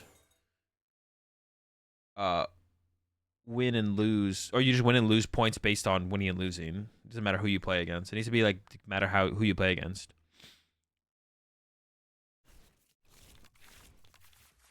All right, we got the Zero Aura start. The rest of the hand is not great though. Wasn't really paying attention if we're going first or second. We're going second. Lost Tina? Hey yo, broken deck. All right. We could just play off the Arven here, to be honest, because we could Arven for Force Seal. Where does the Big Charm matter the most in this matchup? I'm actually not sure, to be honest, where the Big Charm matters the most. I assume this is Lost Tina. It's going to be my guess here. Yep, there goes the Tina. So it is Lost Tina. So Bravery Charm just matters on Pokemon that they'll be able to like get KOs on. Oh, they're just drawing. They got a really good draw going on there. It's insane. Drawing crazy with it. Dude, are they actually going to hide the Comfey? No, okay. I thought they might. Like, retreat the Comfey behind the Sableye. I do want to put 1 sheep down. It does put 2 1 prizes in play, but... Well, I could actually put the Bravery Charm on the Zero Aura, so this thing is, like, really hard to KO, and it's hard for them to go KO sheep, KO Zero Aura. I mean, getting this KO is, like, super important, so I think I should just Arven for Forest and a Generator, and then, yeah. Gen, Forest. Yeah, honestly, Bravery Charm on the Zero Aura is, like, kind of cool. 2 hits every time. Not like this. I mean, we should go for it again, I guess. Maybe playing research was better. I don't hate the idea of playing research, to be honest. Just because I didn't have an energy... Dude. I didn't have an energy in hand, but... Dude, that's pathetic. I guess Cram can't KO it now. Yeah, also Cram can't get the KO now, I guess. I'm out of tea. Dude, that sucks, bro. I maybe should have just researched. Over under on the other option on that flower selecting being Chorus. Yeah, it probably was Chorus, to be honest. I didn't really think about it. Or it was like 2 Tinas, but then they would probably have benched the Tina if it was another Tina.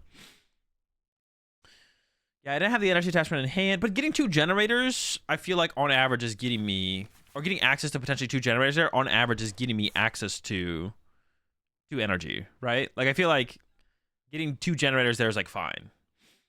Yeah, I feel like it's probably fine to get 2 generators there. Like, yeah, just getting 2 generators there should... Not getting the energy attachment for turn does feel bad. Maybe I should have just researched, to be honest. Maybe I should just research. Yo, appreciate the 56 months there, Tyrant. Now we're so low on energy.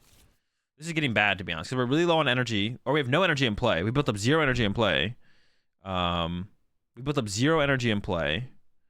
And then we have to like be able to 1-KO Tinas at some point, which is just like annoying.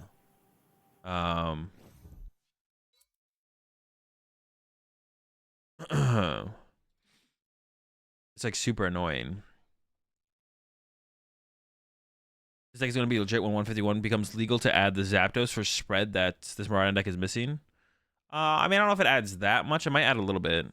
I think you can call him he and not they. I just naturally call people they just by default. So I mean, it's not something I'm like trying to force myself to not do because it's just like neutral.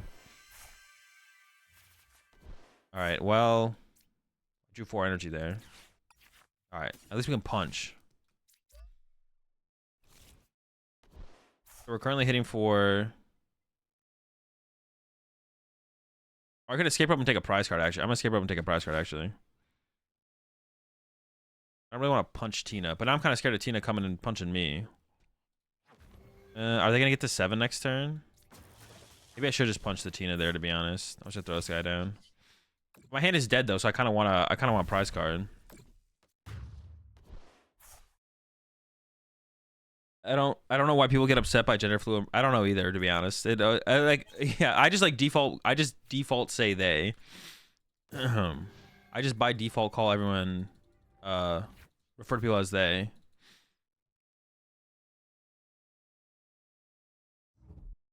There's only one of them. Well, yeah, obviously, but like referring to someone as they is just like neutral.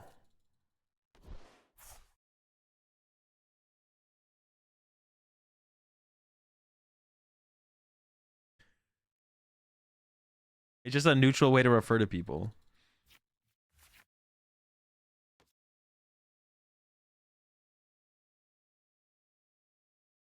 Who cares? That's what I'm wondering now.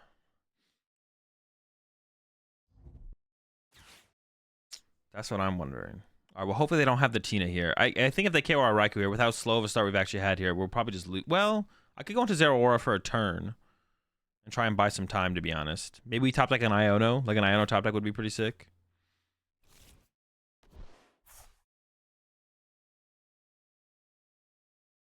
Let's do a Pokemon fantasy team for World. TBI site just posted a link for one.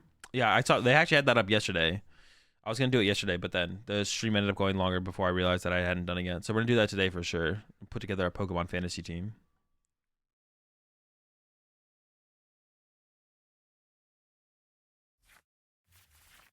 Their Aura with Charm is very annoying for them. I mean a little bit. Once they get like Tina's established, I'm sure they don't mind drawing the prize card. Draft yourself. No, you don't draft people. You draft Pokemon. Also, you just like draft Pokemon. I don't actually know how it works. They said something on it. There's something on it about like you can like win, but I don't know how like what is the outcome or what the outcome is like.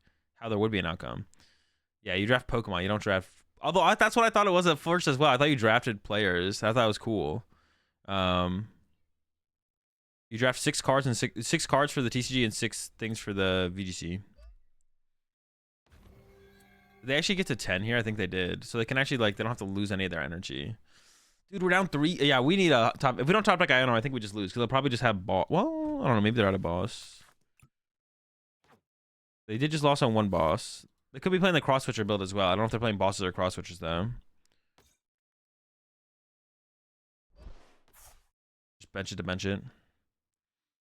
It's based on how many of the top 8 decks will have the cards in the category. Oh, okay. That makes sense. Should be people. What's the salary cap? What's Azul's cap? They could have done players, and then depending on how many championship points they have, like you get like a maximum amount of championship points you can recruit to your team. And you just like round up or round down the person's championship points to the nearest 100. That'd actually be that'd be a cool way to actually do a draft, to be honest. That'd be a cool way to actually do a draft. I don't know, hit with Zero is the only hope. Well, I don't have to Iono. I can just hope they don't have a Gust, but I'm kind of scared of them having a Gust here. I could get also really... Actually, no, I think it's impossible because I only have 1 generator left. Dude, my first 2 generators are just too weak. I probably should have researched in the opening hand, though, to be honest. Kind of tunnel visioned on, like, the potential for the guarantee. Yeah, kind of tunnel visioned on the potential for the guarantee there. I don't know, I'm just going to probably grab a Miraidon here. And then Dynamotor. Honestly, I don't know. Which Dynamotor there? I actually don't know where. Well, no, I probably should have Dynamotor to the Miraidon, actually.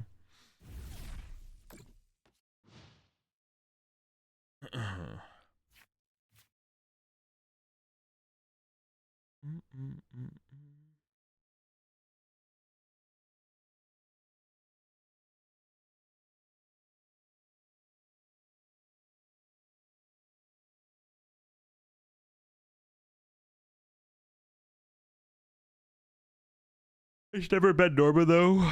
We're not androgynous aliens. We're people. I don't know. Is it that big of a deal, though? There's a lot of things that we never did before that we do now in the current day and age of being humans.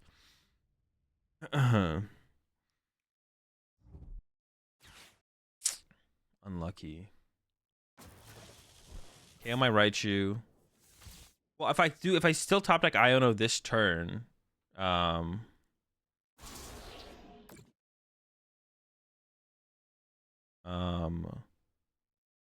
we could still get a Miraidon. I should have put the energy on the Miraidon, but I guess it's like fine if it was on the right shoe as well.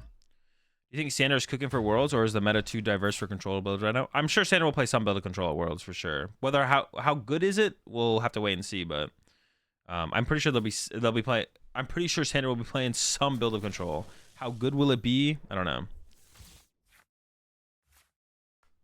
I mean, I guess I could still get there with the research, to be honest.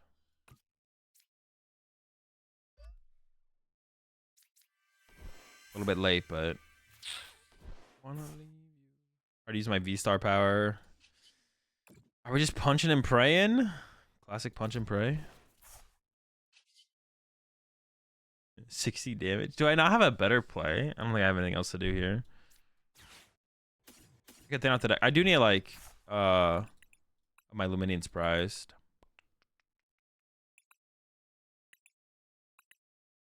I don't know. I'm just gonna grab Zapdos. Why not? Well, I guess it plays around escape rope a little bit because I wouldn't want to lose my Flaffy to something here. Do you see that item lock is coming back? Wait, what do you mean item lock is coming back? Did they release... Was there a new card leak that has item lock? We're talking about Bonnet.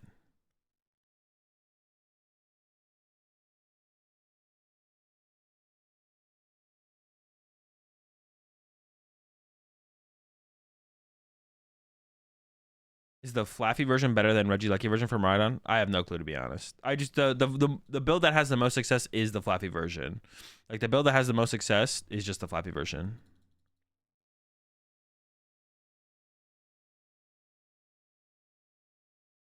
There's a Venomoth with Confusion and item lock for 1 energy, I believe. In what, 151? Is it a card in 151? Ooh, the Temple of Sinnoh. Okay. I wonder what the point of the Temple of Sinnoh is, though. For the Lugia matchup? But don't you already have like that as an out against... Well, because you can like Star Requiem, get around Gift. Temple of Sinnoh is interesting. I guess it like can do something against Mew as well. 90 HP, Confuse, item lock. 30 damage for 1 energy, 1 grass. Oh, it might be okay. V-Guard? Oh, I guess it is okay against V-Guard. But you still have Star Requiem. Like, isn't Star Requiem enough to get over... Like, they would have to get 2 V-Guard energy into play. And then you would have to not be able to overcome that, the V-Guard energy, with Star Requiem or, like, a Sableye plus a... What's the first attack called? Lost Impact. I don't know, it doesn't seem worth, to be honest. They did boss on the last turn, right? They are down 2 boss now. But this is still really bad. They are down 2 boss. But this is still really bad.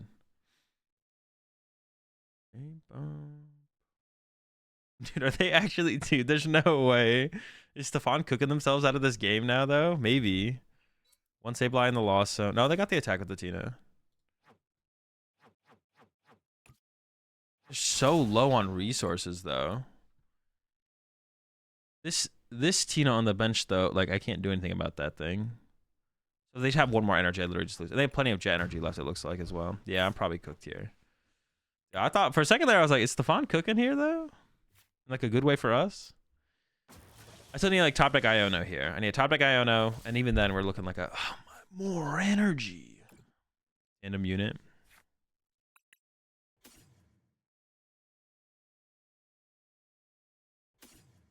It actually might be... I think it is actually worth a switch card into the Raikou to try and... Yeah, because I could have hard retreat anyways. I should try and get the Iono here.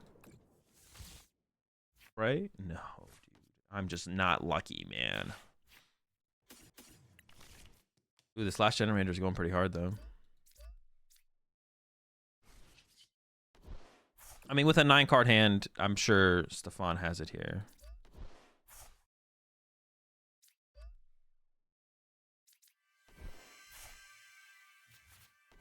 I don't really want to give them Beach Court.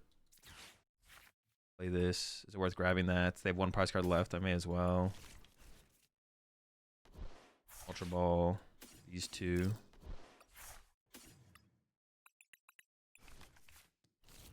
I guess they're just hard to treat knockout. I mean, there's no way they don't have 1 energy here, though.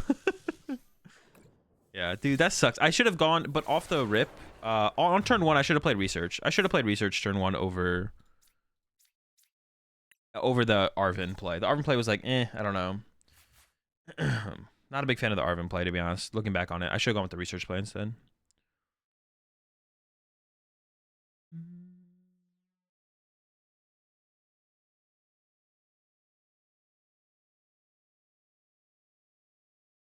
Yo, chill out in chat. Chill out in chat.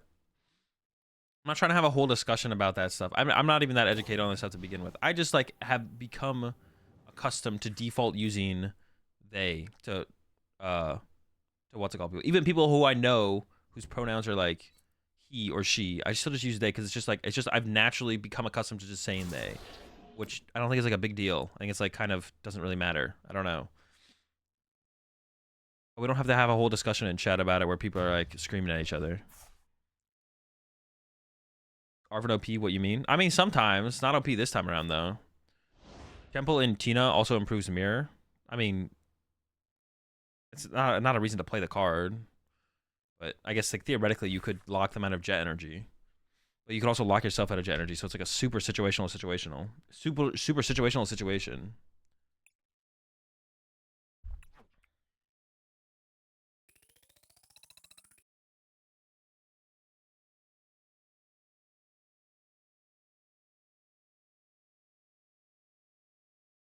We got body no Miraidon for Worlds? Bruh, no. We didn't get body, bro.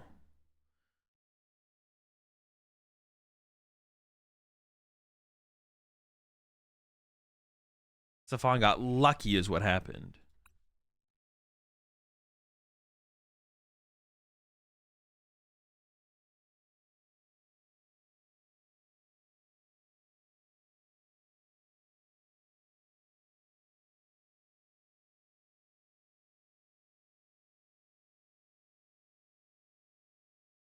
Why you don't lose any points? Did I not lose any points? Oh, no, because I'm at the floor. That's why.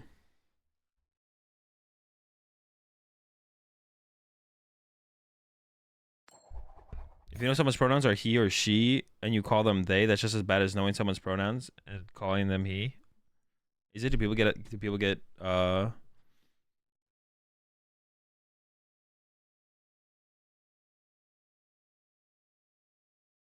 offended by that.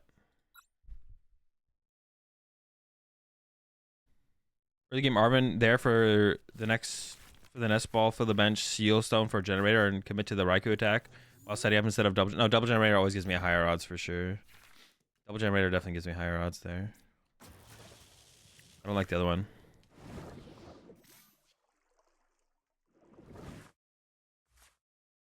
We have no idea what we're up against here. I maybe do just Billy this hand though, to be honest. Well, it's a Greninja, so I don't want to go second Mareep here, that's for sure, but... is Billy in the deck is the question. I maybe should just Billy this hand, to be honest. Yeah, let's go for the Billy.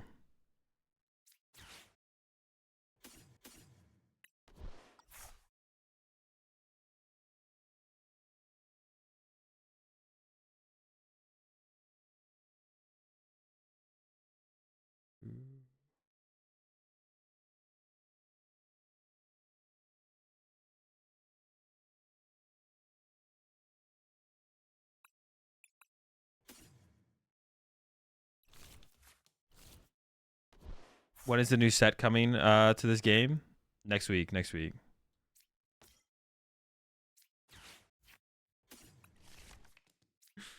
I don't actually know what we're attacking with on the next turn.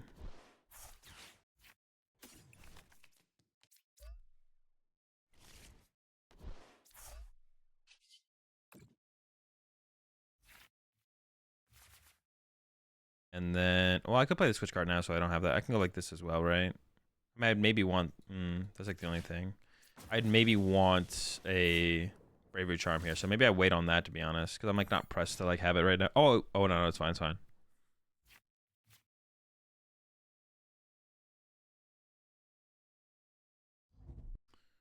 No, the new set's not legal for Worlds. You should have V6. No, the new set is not legal for Worlds.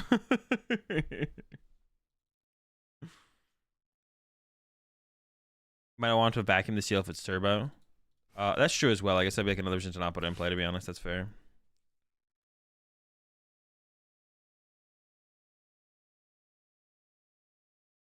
That's true. No matter what they're playing here. Well, it could be Chi and Pao though, right? And if it is Chi and Pao, then I might be getting Ionode. Would you rather have next format or Worlds than this one? Have next format for Worlds than this one? I don't know, really. I don't have an opinion on it, to be honest. Just based on based on the time. Well, I guess if the set would have to be released sooner. I mean, based on the release of the set and the time that the set was released, I'd rather have this format. Ooh, nice. Give it to my Billy. But I guess if the set got released, I mean, I just don't care, to be honest. If the set got released 2 weeks sooner, sure, then the new format would have been fine. But honestly, when I'm thinking about it, I don't care. Do we boss KO the Arceus? We probably do, right? Yeah, I would definitely boss KO Arceus here.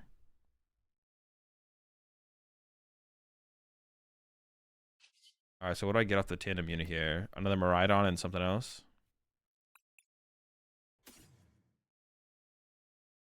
Miraidon and I don't even want to. What do I actually want to get a Raichu here? No, just Miraidon. But what else? Nothing? Just Miraidon? I could get Marie, but that doesn't make any sense because then I'm gonna get Greninja. I kind of want to thin out the deck, but maybe I don't need to thin out the deck. Well, maybe I just have the option. The option of everything maybe makes the most sense, to be honest.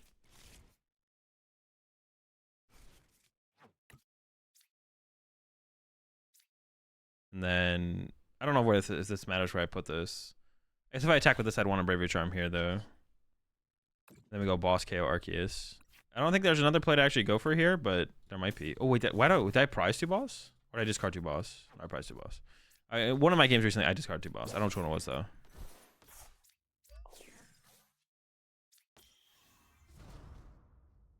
What's your... For back split? I just play just the 60 HP ones.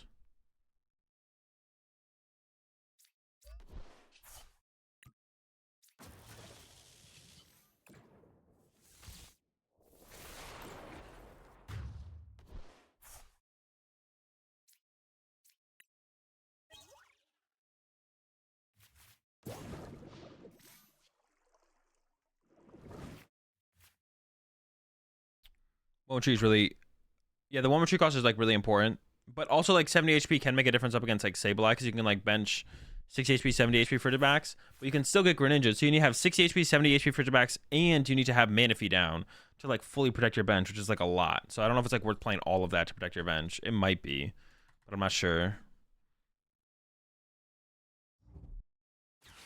Dude, whenever I hear this song, has anyone else appreciate the primes over there, Eric Tao. Welcome to the right back. I should have vanilla, but we got plenty of marmalade. The last thing I'll say on the pronoun thing is like, it seems like the only time I've ever heard anyone like when I say the word they, the only time people bring that up is when they're trying to start something. The only time people push back against whenever I like just neutrally use the term they to refer to people is when they're trying to start something. No one ever brings that up if they're not trying to start something. Every time someone has brought it up to me, they're always trying to start something. So it's like they're not like actually offended by it. They're just wanting to like make something happen around using that term, which is the weird part. That's the weird part. Concern trolling. Wait, concern trolling, is that like a term? Concern trolling. I'm trying to understand why you're that's why it's annoying, because it's like if you want to have a discussion around it, that'd be one thing, but it's like literally just for the sake of trying to start something. It feels like every single time, which is cringe. Don't be cringe.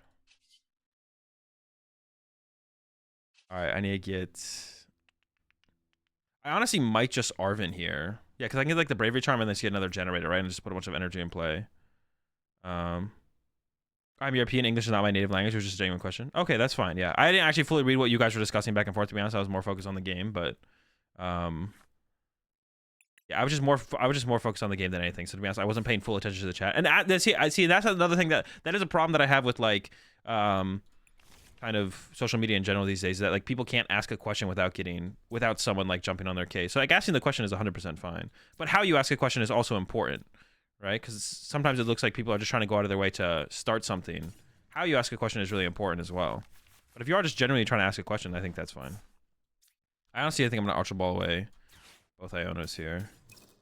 I don't really need them anymore, and I'll just grab this because I guess it's the only thing that I can't find with Miraidon. Dude, we whiffed. Dude. All I do is whiff. But it's actually pretty bad. I might not be able to get a... Wait, that whiff is actually huge. Actually, getting rid of both my Ionos was probably a mistake. Well, I was like pretty confident in, like I would hit one energy there, and then we just have to go KO Chimpao, KO Chimpao, but now I just don't know anymore.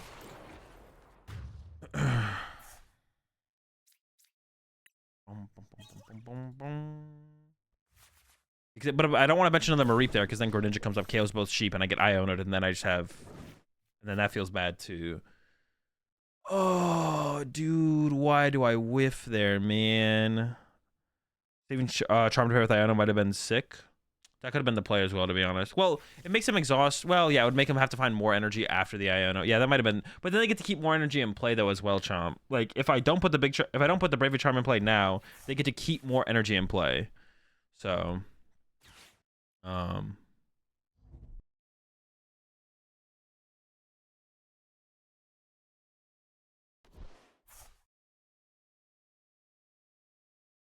does the team thing work? Are most competitive players on some sort of team and is mainly for sponsorship or something? No. Most competitive, like there are competitive teams, bro. Every time I talk about competitive, dude, I had an insane. I don't even know if I want to say it. The thing is, like, I don't want anyone to get offended, but I had a crazy funny tweet that I never tweeted. Maybe I'll say it. Maybe I'll say it today on stream. I'll think about it. I didn't want to think anyone to think I was coming after them. I just thought it's funny. So there are sponsored teams. Like I'm part of Team CGC. Everyone on my team also works together, and that's kind of the way that me and Caleb wanted it to be. But then there's teams like DDG, and it's about DDG just hiring people who want to. It's close to that, Mellow. But no hate toward DDG. So I'll like definitely I'll qualify my joke first, but there's like DDG and Shuffle Squad. also like they are a team. They are like a brand, a sponsored team. But I don't think like not all of them test together, right? Like all the DGG players don't test together. All the Shuffle Squad players don't test together. So that's like more of a team in terms of a brand wanting their brand represented in the game, and they sponsor players through that, which is like 100% a fine thing to do as well. The team that I'm on, CGC, is a little bit different, where it's like we want to not only be representing a brand or a sponsor or something, but we also want all of us to be working together as a cohesive unit as well. Oh wait, they benched Luminion. When did Luminion hit? What? Why is this thing here? Did they have to do that? Maybe they did. Luminion. But that's it. But like there is just like testing groups in general that don't have like a brand or a sponsor that go with them. Like one of the more notable teams is like Bradner and crew. Bradner, John Ang, Justin Bukhari, all them, Reagan. And then like the European, I don't know where how the European groups are. Like I don't know what the European groups look like at all, to be honest. But like there used to be like the Limitless squad, who I think used to like test together, plus with like Tord, and now. But I don't know how Europe functions as far as like any other testing groups go. But a lot of it's just there's always just groups of people who test together, and sometimes some of them are on the same teams. But yeah, basically it's like that. I didn't expect the one that won.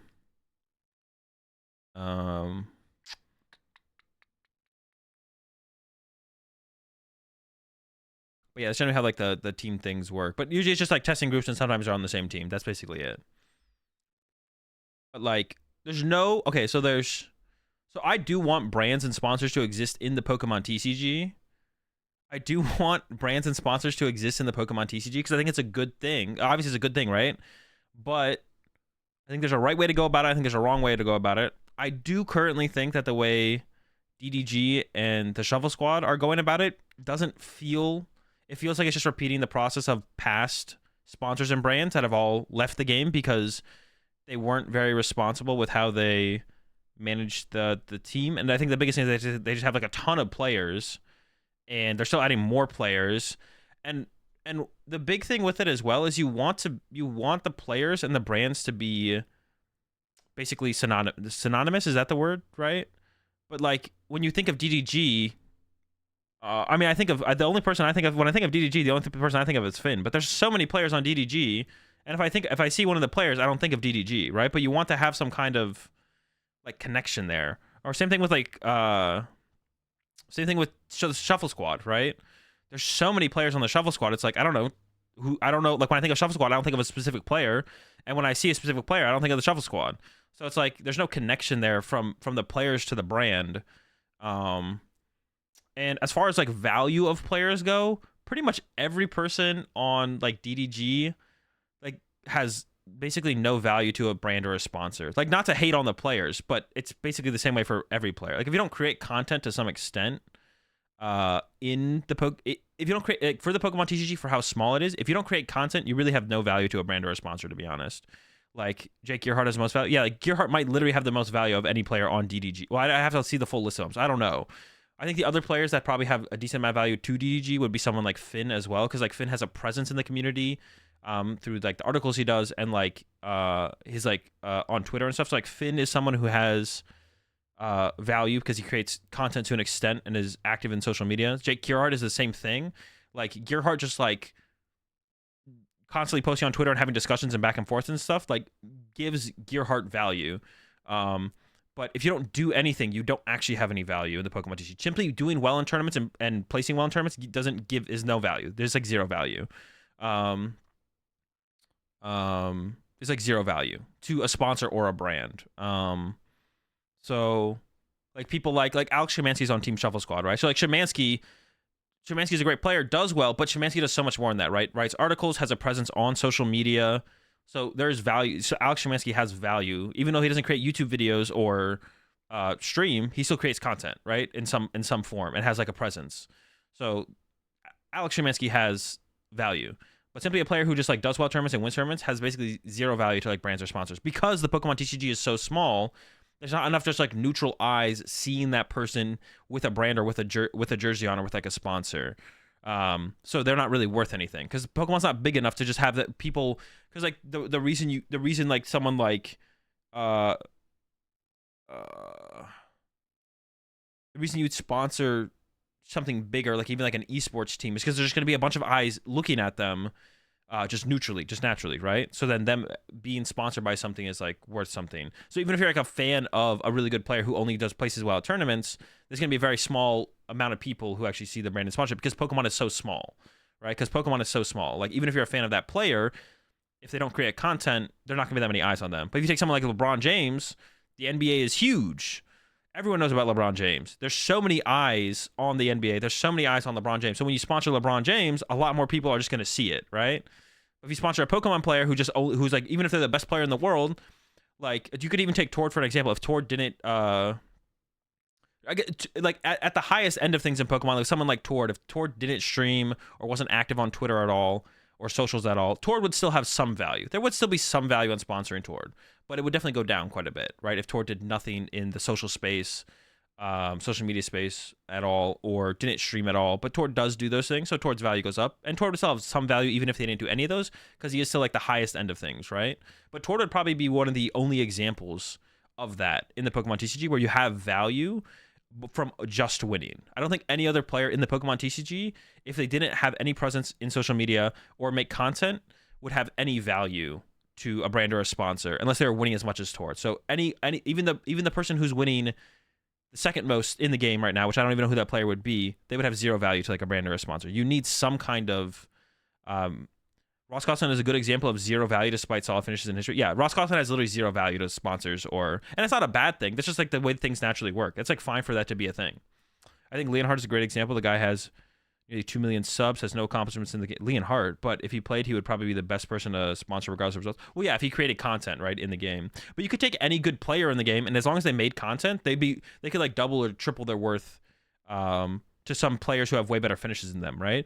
Like, I'm trying to think of a good example for this. Like, yeah, like something like LDF, right? LDF hasn't had like a good, and LDF tries to be competitive, you know, is always going to like regionals and tournaments and stuff like that. I think LDF wants to like get his invite next season and stuff. But LDF's value is like, LDF has so much more value than basically every competitive Pokemon TCG player. His value is like so much better than literally everyone. He's like double, triple the value of most, if not all Pokemon players, like, like by a lot. So that's like a good example. For sure right there, because he creates content. Like as far as like a sponsor is looking to sponsor like a Pokemon player goes. Leonhardt sponsors players, right? Yeah. Is that done now? I have no clue. WADA? What about WADA? So yeah, I just don't like I think it's cool and I think it's good and it'll be great. It's great for the game for brands like DDG and the Shuffle Squad to exist in the Pokemon TCG. I think they're just kind of going about it poorly with how many players they aggressively sign. And they're just like signing players who are good. And I think to an extent that's fine. But they're signing so many players so fast. I just feel like very few people actually know who's on DDG or who's on the Shuffle Squad. And when they see the players that are on them, they don't think about DDG or the Shuffle Squad. I feel like back when I was part of DDG and it was my group that was constantly winning tournaments, we were synonymous with the brand DDG, right? Or the name DDG. Is synonymous the right word? I feel like that's the right word. So that's what you'd want. You want that. You want to be like, oh, I see this player. Oh, they're part of the team DDG, right? You want to think that. Or when you see DDG, you're like, oh, whoever X player is on DDG, right? You know what I'm saying? Like, so I feel like I want the brands like I said, DDG and Shuffle Squad to exist in this space, and I want them to continue to exist, and I want them to be successful. It does feel like they're going about it in the wrong way, which is unfortunate. But if it works out for them, if the way they're going about it does end up working for them, then that's fine. It feels like if they're giving their players like anything though, with how many players they keep signing, it feels like it's got to be inevitable to the point where they're losing money and will be getting no return. Like there's no return. There's not that much return to be gained from sponsoring a bunch of Pokemon players, right? And I know like the Shuffle Squad specifically sponsors more people in the content space as well. Like LDF's part of the Shuffle Squad, right? And like LDF, it provides probably more value than every other person on the Shuffle Squad combined. That would be my guess, is that LDF provides as much value to the Shuffle Squad as literally every other person on the Shuffle Squad combined, maybe plus or like 2x. Which is like not a knock on the other people. It's just like LDF does work hard to create content and be a presence in the Pokemon TCG community, right? So his reward for doing that is his value, right? And knowing your value can be an important part of that as well. And it's not a knock on anyone else. It's just like they haven't put in the time and effort, so why should they be worth as much as LDF, right? They shouldn't be, and they're not. So that's like something. So I just don't want to see these brands and sponsors like enter the scene, go about it really poorly, and then exit being like, oh, there's nothing here, there's no value here, when they just didn't even try and go about the right way of getting the value, you know what I'm saying? So like but my meme tweet that I was gonna post was the meme tweet I was gonna post was, the year is 2030. The Pokemon TCG has turned into a team sport because every player in every tournament is either on the Shuffle Squad or DDG. But I didn't want anyone to take that the wrong way, so I didn't end up tweeting it. Which players are even in DDG and Shuffle Squad? That's what I'm saying. You'd want to know that, bro. Like, if those are like the two biggest sponsors and brands in the game, you should post that tweet. Bro, I don't want anyone to take it the wrong way, though. Like, it's like, you know what I'm saying? Like, I'm fine with having this discussion here and talking about...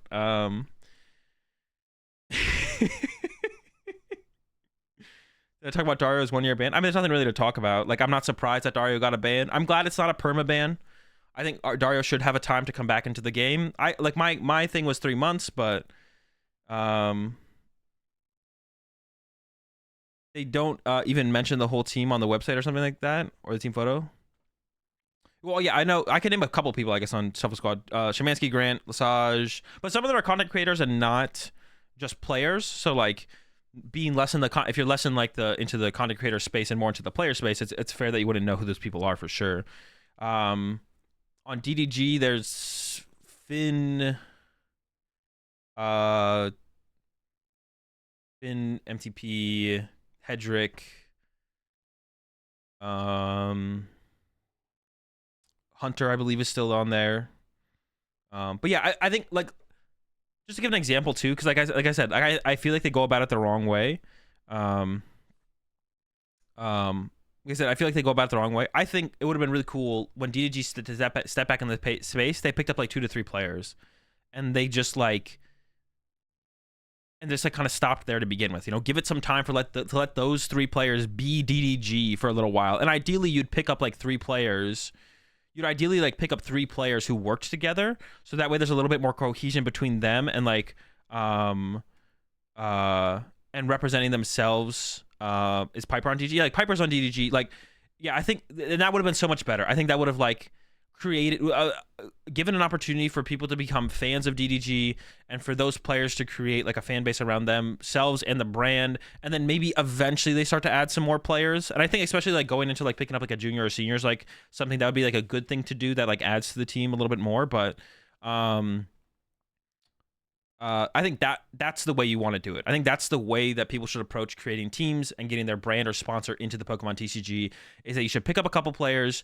You should pick up a couple players that make sense for you to pick up as a brand or a sponsor, and that you want to work with, and then build that first, build that up first, and then maybe build on that later. But DDG and Shuffle Squad, it's just like every other week. It's like they're competing with each other to pick up players. Sometimes when I look at Twitter, it's like last week DDG's like, we're picking up players. This week it's Shuffle Squad's like, we're picking up players. It's like back and forth. It's like they're going back and forth. It's like, I feel like it'd be better for your brand and stuff if you just pick up a couple players and you build them up, and then maybe you build from there and add more. But that's my thoughts on it.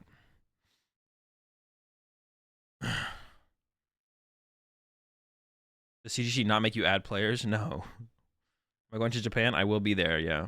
They're competing. That's the way it feels. That's the way it feels. It's like, I don't know, I feel like there's a lot more value to be gained from building something up instead of just, I don't know what they're looking for by constantly just picking up players, to be honest. Yeah,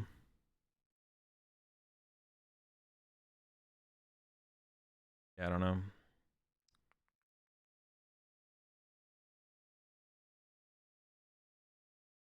When am I gonna do the Guardy vid? I don't know. Hopefully today or Saturday before I leave. Maybe it won't get done before I leave, and then we'll have a new meta, and then I'll have to figure out some other decks. I'm constantly like, I'm always like kind of thinking about if I want to do it and like what I want to talk about as far as it goes. I do want to do it, the block-ins, but.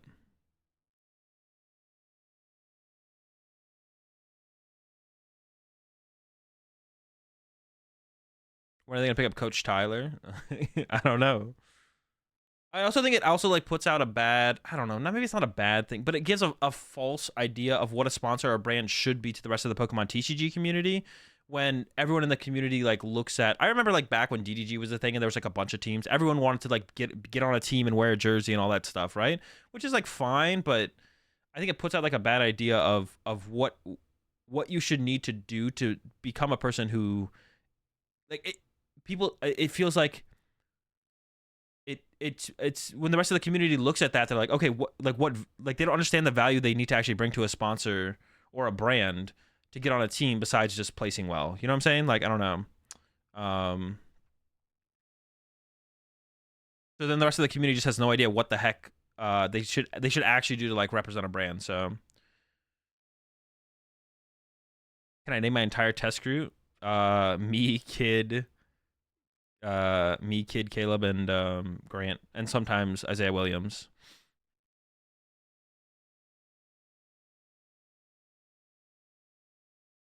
Yeah, because like I said, I want brands and sponsors to exist in the Pokemon TCG, but I don't want them to just come, do it poorly, and then all of a sudden, I don't want them just to come, do it poorly, and then leave and be like, oh, there's nothing here to work with. When there is, but you just have to do it the correct way.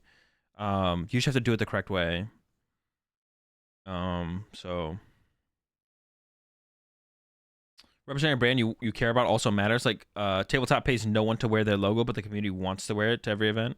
Yeah, stuff like that as well. You want to be like I don't know, stuff. Have you watched Andre versus Chios on top 8 from last year? If no, can I use my channel points for it? You don't have to use your channel points, Benji. We can watch it when I go get my lunch, which I'm going to be getting here in a second. Azul asked Soda to join the team, but bro, why are you leaking, bro? We'll get Soda one day. Is Danny still with you guys? No, we're not working with Danny anymore. Has a teammate ever leaked your lists when he shouldn't have?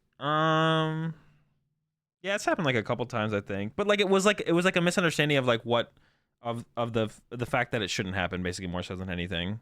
I don't remember correct exactly, but it wasn't like it wasn't done maliciously. It was like that's how we start to develop our ground rules for how we operate as a team. Yeah, it's what kind of set our ground rules of how we operate as a team. So it's like not like a bad thing that it happened, if I'm remembering correctly. It's been a long time. You forgot Chip as well. Oh yeah, we work with Chip. Oh yeah, I mean I forgot Chip because Chip like never plays, but yeah. Also, Chip as well. We work with Chip whenever Chip is playing in a tournament and not casting a tournament. Big Chip.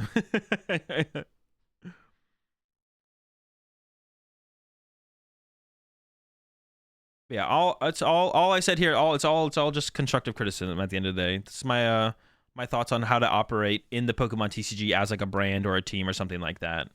And I've been here. I've seen it happen a long time, right? Because I've been playing like the big boom in like teams and brands existing in the Pokemon TCG was way back in 2017 when you had like ARG and DDG and old DDG and I don't know. There's a bunch of other ones, but like they're all gone now. None of them exist anymore, right? And even DDG stopped existing and then started re-existing recently. But it feels like pretty much all the teams or brands that are currently existing in the Pokemon TCG are literally just repeating the exact same thing. They're literally just repeating the exact same thing everyone was doing back then, and they're all gone, right? Everything died and is gone. So that's why it's like I don't like the route that it seems everything is going.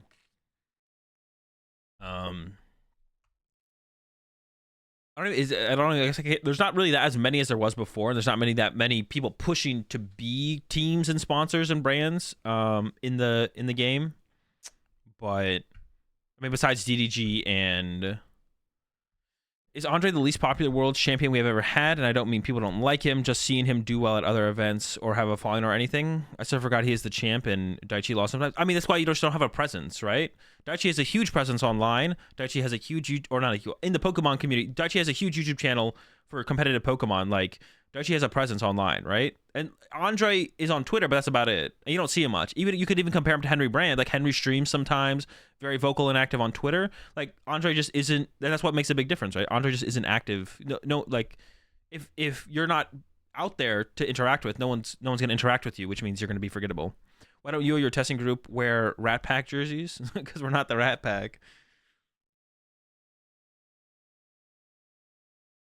Route of give me money, I take it all, and you go bankrupt. Yeah. Andre tried to stream for a little while. Yeah, but doesn't anymore, right? So that's what I'm saying. Like, yeah. If you're not gonna be out there to interact with, then no one's gonna remember you. Well, no one forgets about Andre. It's just like, you know, a lot of people really love Henry, but like, you know, Henry puts his personality out there in a way, has a very chill, it's a very chill overall, I feel like, person, puts his personality, puts himself out there more than Andre did, so people are going to remember Henry more than they remember Andre. Which isn't a bad thing. If that's the way Andre wants to operate as a human, that's like fine. Like, it's not like a bad thing, it's just the reality. With the Japanese players while you're there for content, I did think about like maybe trying to like message Yoshi or Daichi or something like that, but I don't have any plans right now. I'm kind of gonna try and treat Japan as like as much of like a mini vacation as I can, to be honest. I just kind of want to chill and eat sushi, to be honest. That's like that's my plan when I go to Japan. Like I'm gonna play in Worlds, obviously. I'm gonna be testing a lot before Worlds, but the week after, like I'm either gonna be before Worlds, I'm gonna be testing a lot, or after Worlds, I'm gonna be after Worlds, I'm gonna be chilling and eating sushi. It's gonna be quiet in the community, even if you win a lot. Yeah, exactly. There's nothing wrong with it, but that's gonna be the outcome of it. Is like you said, like people don't really talk about Andre much, especially when you compare it to like Henry. Also, Ross isn't available in our dimension. He is more focused on X-Files and aliens to be bothered with us humans. Robin also doesn't have an online presence, or definitely less so. Yeah, but Robin is really big in the community, so a lot of people, more people know about Robin or Kasiraga. I mean, but Diego's like huge. I think hugely popular or known like in Latin America is like one thing. But yeah, people don't talk about, like, I would say like the most talked about like world champions are like Henry. Like the people that people like know the most are like most synonymous with winning worlds is like is Henry, for I think for like the reason that he is more out there and like you see him more and active on like social media or like streaming and stuff like that. Whereas all the other ones you mentioned, like Kasiraga, Blastoise guy, I'm literally the Jacob Van Wagner and like Robin are a little bit less out there. So, and even Daichi is a good example of that, where Daichi got second, but like Daichi's like, you know, big personality, very out there, you know, you can interact with him on socials and stuff like that. You see him out there. So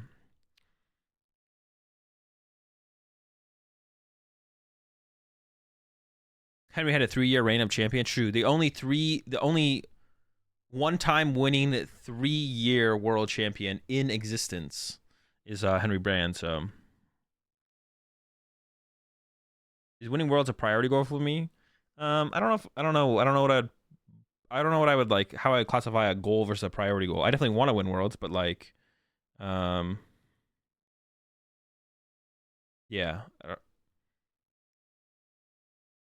No one talks about Bradner winning Pog Worlds during pandemic. I mean, it's because that's the ultimate Mick, bro. Is there a stream game to watch with you versus Szymanski? I mean, there is. Which Szymanski though? Yeah, that was the ultimate Mick. That was the the Mick Championship.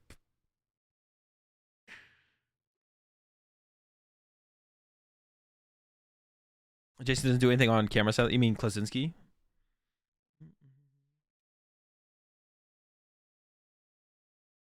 You think someone will ever win worlds multiple times again, or was Jason just that good at over the time he played? Oh yeah, I think it could definitely happen. That's not even that. Like Shintaro literally almost did it. Shintaro almost had 2 tournament wins. And I think Shintaro could definitely could have pushed. Like if Shintaro won another world, this like wouldn't be a surprise. Definitely possible for someone else to win multiple world championships for sure.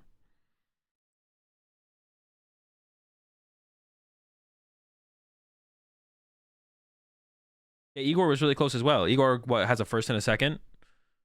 What does Igor have? A first and a second and a top 4, I think. But Igor threw, bro. We could watch that, to be honest. If I can find that, we could watch that. Let me see. We could watch that during lunch today.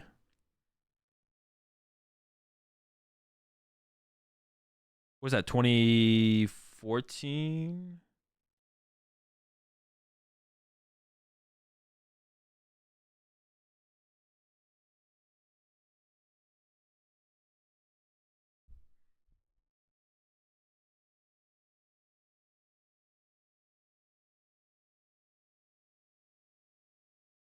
Yeah, we could watch this for lunch break today. To be honest, I do have to go get my. I'm getting pretty hungry. I gotta go get my lunch. Yeah, but Jason doesn't go on camera, at least according to Mahone. He didn't want to be on stream or anything. Or are you talking about like back in the day?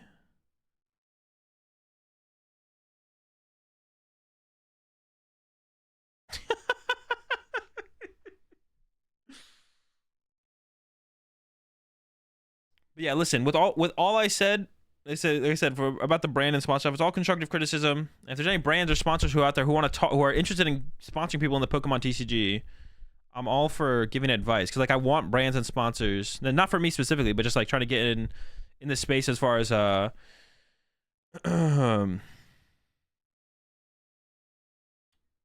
anyone who wants to, if there's a brand or a sponsor out there listening, and I would definitely be down to like talk about, I think how I think you should approach getting into the space. I feel like it's done incorrectly most of the time. I mean, not all the time, of course, right? But like, because I do want brands and sponsors to exist in the game, not just for me, but like for just the game in general. So I'm not even talking about like purely just for me, but all right, chat. I'll be right back. I'm gonna go. You know what, Akko? You can keep it. No, DM me. Not DM me to sponsor me, but DM me to just like, you know. I've been here a while, so I feel like I have some input on it, or some decent input on it, you know. Yo, appreciate that raid there, Mr. Voodoo. Hope you had a good stream. The Voodoo raid, the Voo raid. Appreciate it, Voodoo. Thanks, Zul, for saving my cat from a burning tree and then helping me win my locals with my custom deck. I hope you get the sponsor. Appreciate the raid there, Voo. I'm just about to head off to get my lunch, but I'll be right back. What's up, Voodoo? Yeah, I'm just about to head off to get some lunch, but I'll be right back.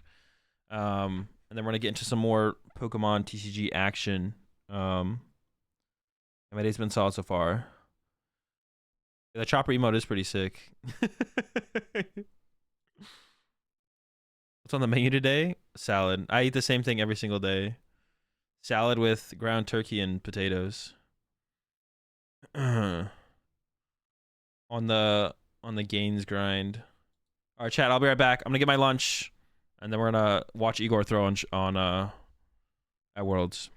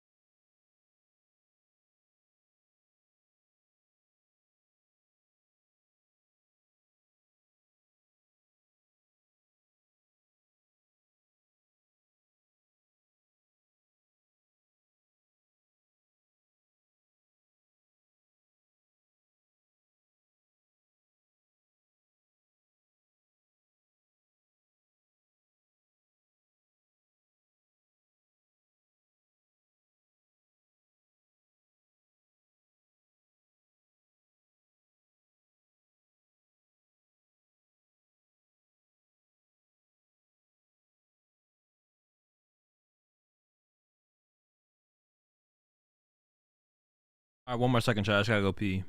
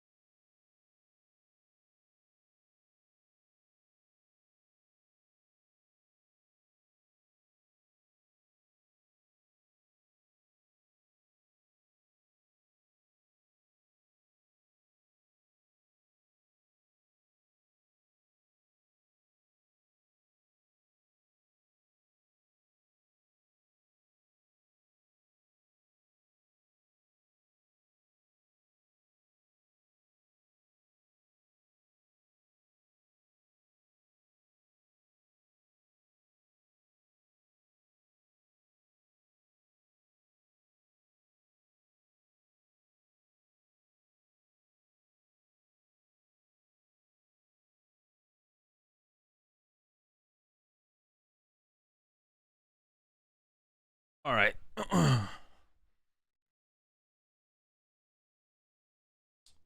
So you probably should go over to this scene actually.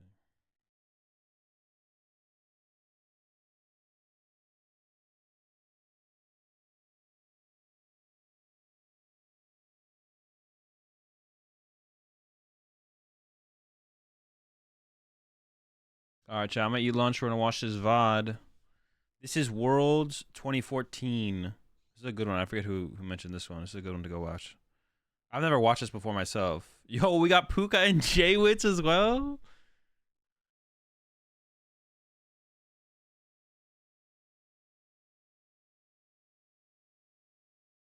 The young Jaywitz.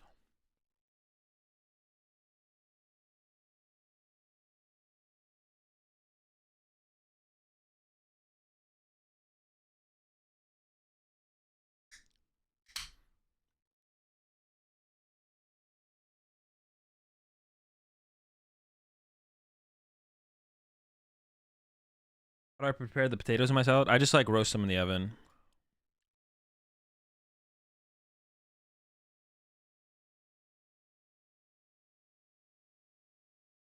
Appreciate the raid there, Professor JJ.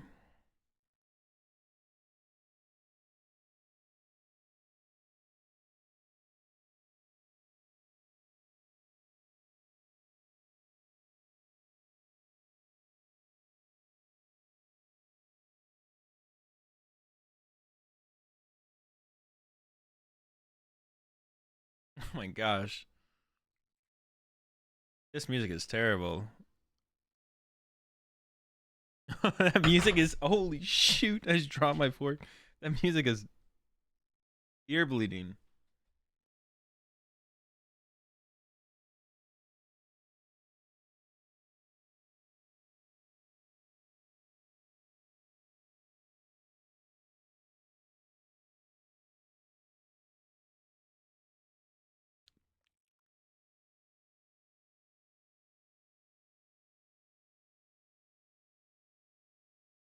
Yeah, I've never watched this before.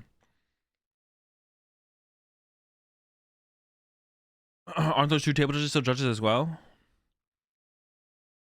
They both are familiar. I think on the right is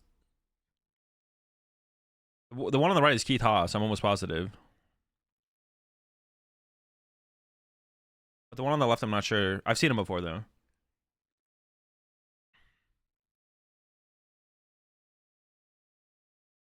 Can you explain the Virgin Genesect deck for new players like me? Yeah. So, and I'll just pause this.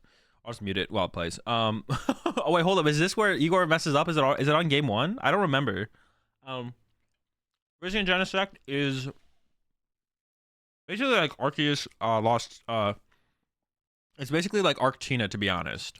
Wait, Did Estrada put the Sky Arrow Bridge in play? Why would you put the Sky Arrow Bridge in play? Why would you give that to Igor? So, Dave Tusky, the one on the left is Dave Tusky. I know the name. I didn't know that. I didn't know that was Dave Tusky. Virizion Genesect is basically like Arctina. Virizion does 50 damage for 2 grass energy, and then takes 2 grass energy to your deck and puts it on one of your bench Pokemon. And then Genesect does 120 damage, or 100 damage, and then 20 damage to one of your opponent's bench Pokemon. But there's a card called G Booster, which could only be attached to Genesect EX, and it did 200 damage, but you had to discard 2 energy from it. So it's like Arctina's like it's similar to Arctina. Also, there was another strong part about the deck is Genesect's ability said whenever you attach a plasma energy to Genesect, you got to gust up one of your opponent's bench Pokemon. And this is a mirror match.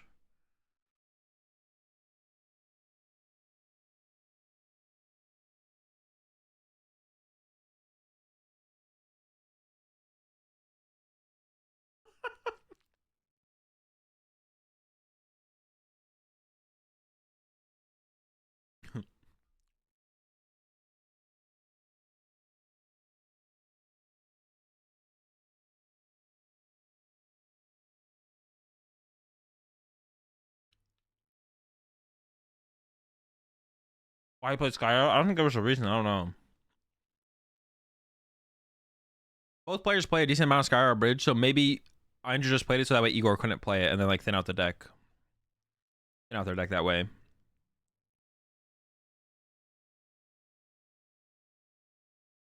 Going first is also a big deal in this matchup.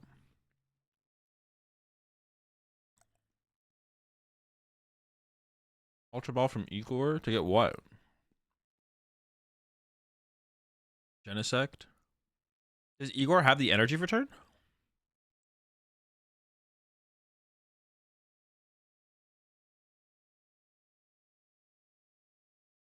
Wait, what? Bro, wait. Wait. Dude, what?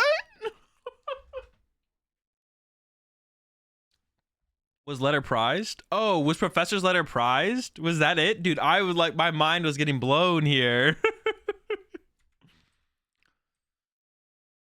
Oh, okay, so the letter must be prized. The letter must be prized. Okay, okay. Dude,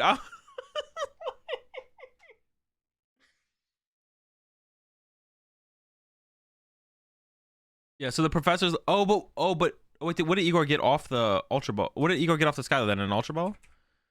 Okay. The letter must have been prized then. Dude, I was about to be like, what am I watching?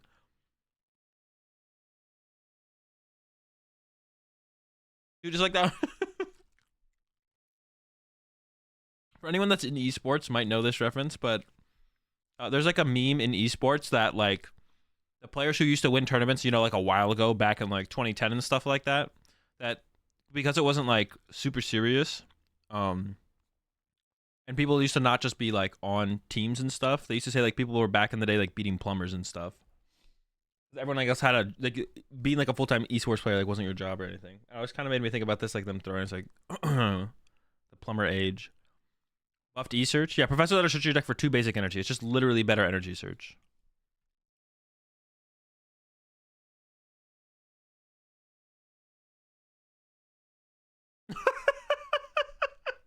Wait, is this the game? I thought it was in game 3.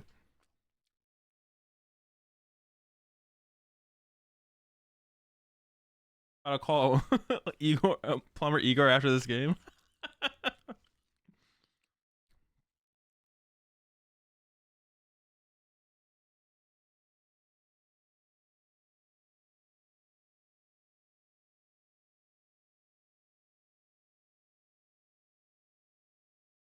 Oh, okay. There's a grass energy. We're chilling. We're chilling. I don't know what else is in there though.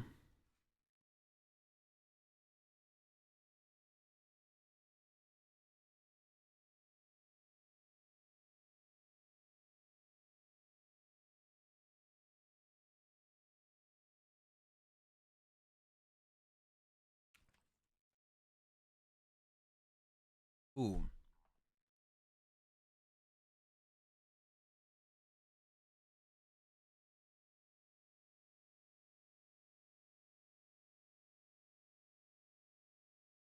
This is where Igor throws here. Like, should you play playing the N here? Is this the N or is it in the game 3? I thought the really bad N was in game 3. But Igor could have just passed here, to be honest. Like, Igor doesn't have to be aggressive as well, because like you have more odds of getting a good top deck. But yeah, I don't know about that. This was it? Oh, I thought it was in game 3. Yeah, Igor should have drawn past there for sure.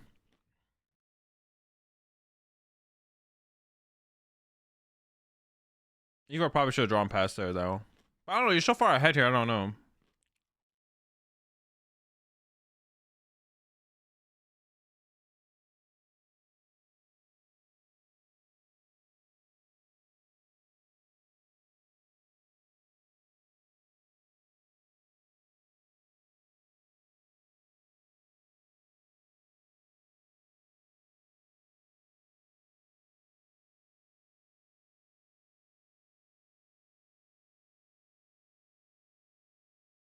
Yeah, this one looks terrible for Strata here. Oh, he's got an E-hammer though.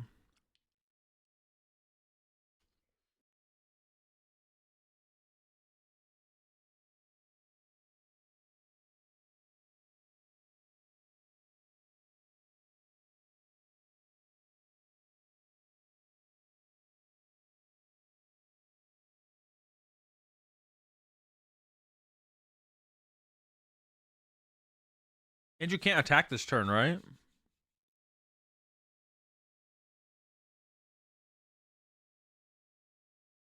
A lot of energy.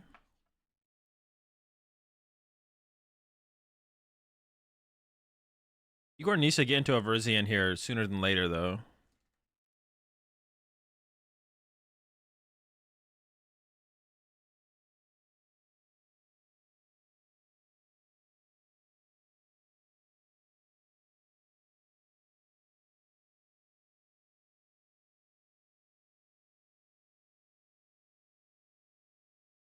Hmm.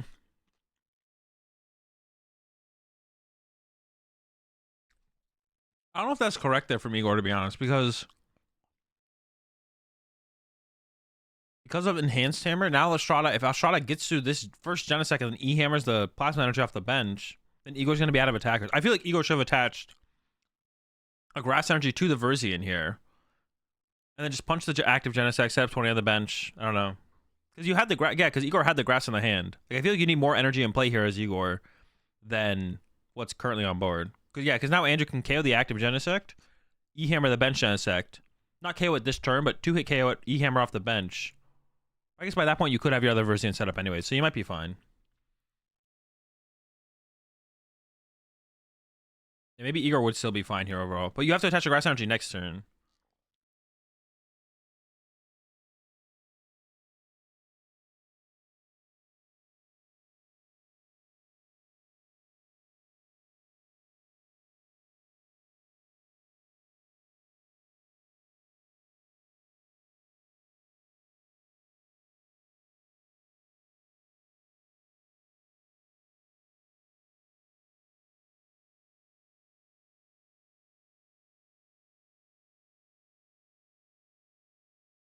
Does Igor play energy switch as well? Actually, yeah, he might. Actually, I'm not sure. I forgot about energy switch. He might play the energy switch. There might be energy switch.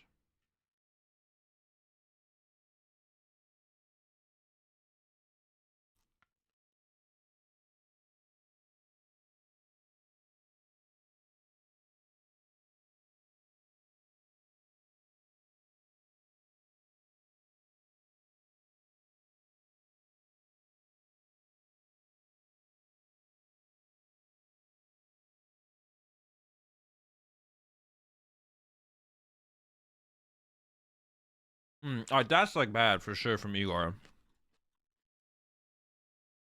And now you get like full punish by enhanced hammer from Estrada.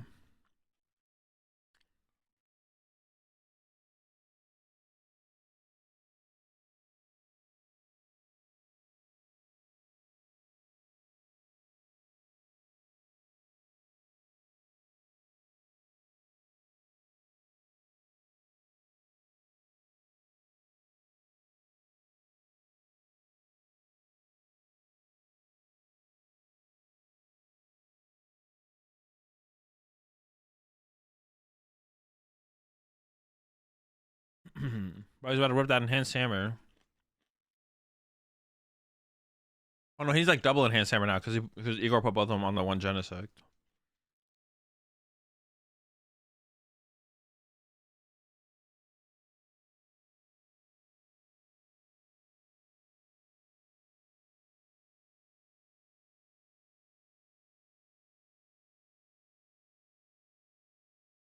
$30, what the heck? That's a powerful Megalo Cannon. But see if Igor, yeah, see Igor just needs to set up Verzian, I think for sure. Igor just needs to like set up Verzian there.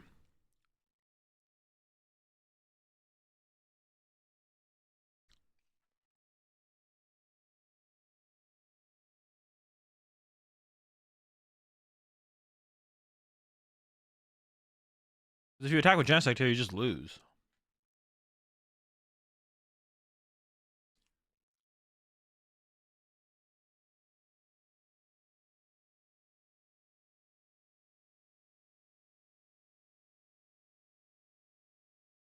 Jeez, man.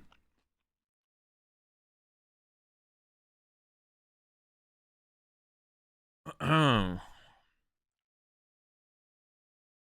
you gotta put grass on the other Genesect. Yeah, or you could have split up the energy on the Genesects, yeah.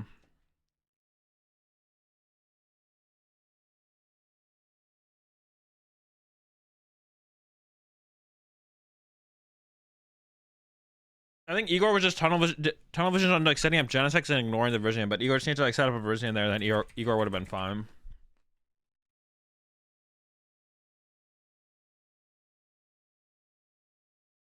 Oh, Igor also plays the Drifloon? I don't think that was a horrible throw, to be honest. I don't know. It was pretty bad. It was played. I think Igor played it pretty poorly after the initial. Because also shouldn't have played that N when he played the N either. I don't think. Could have just chilled.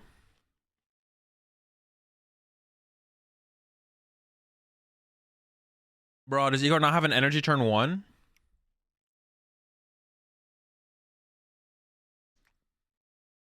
He didn't seem like he had the second grass for Verzian anyways. No, he did. If he had just not attached to Genesect and attached to Verzian instead, he had a grass in hand that he could have attached to the Verzian and then start to go into the Genesect.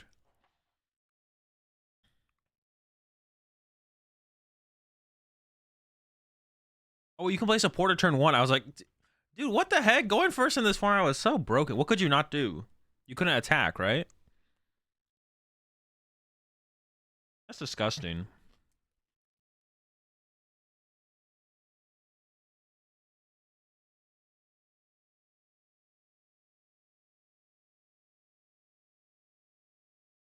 Just no attack?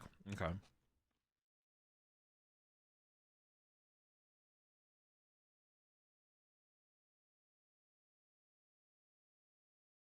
Wait, what just happened there?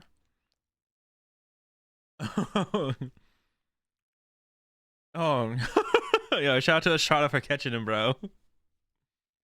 Estrada was just asking how many cards are in the hand. Igor thought he was passing. Igor's like, let's go. He's passing with no energy, bro.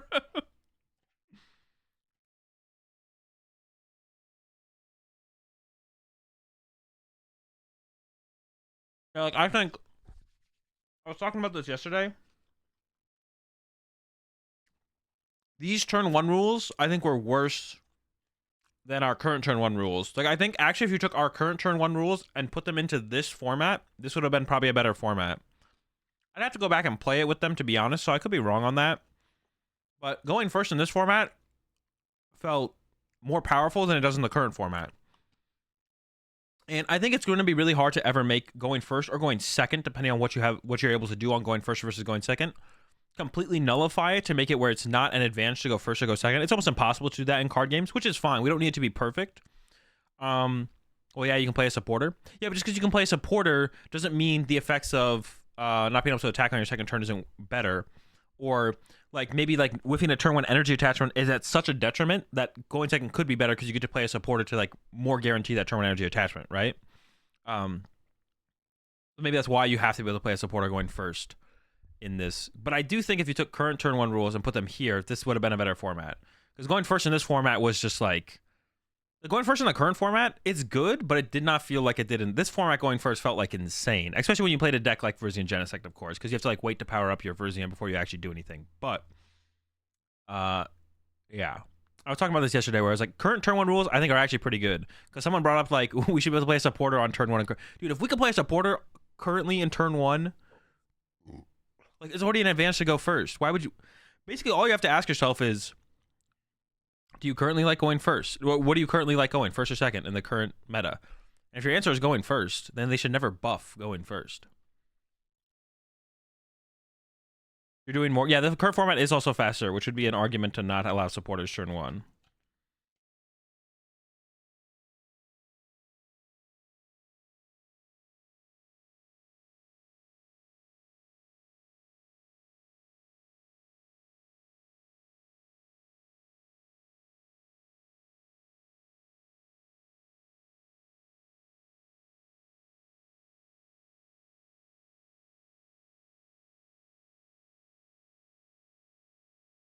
Yeah, exactly, Mamago.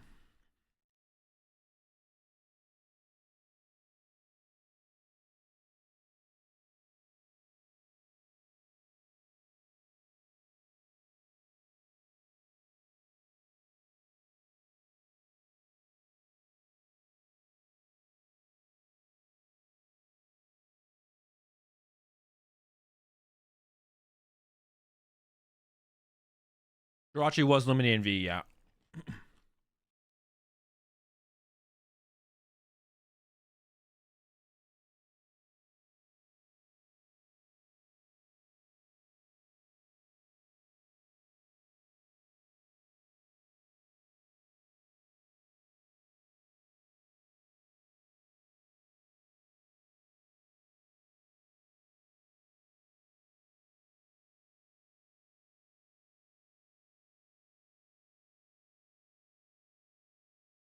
Yeah, I agree. Like turn 1 supporters, if you're just judging the format with turn 1 supporters, that would definitely be a problem. And that's why let loose was a problem, right? Because you could just go first, play out your hand, let loose your opponent, and then it was just like, well, okay, sure. Oh, and then also that you could play a supporter as well, right? Couldn't you play support? You had Lily, right? Jeez. Absolutely disgusting.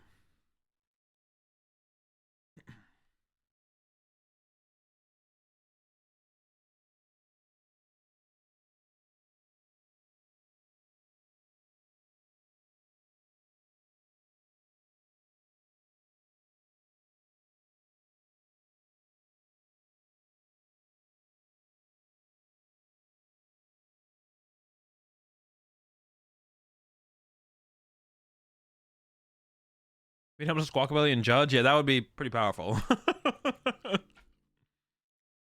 That'd be super toxic.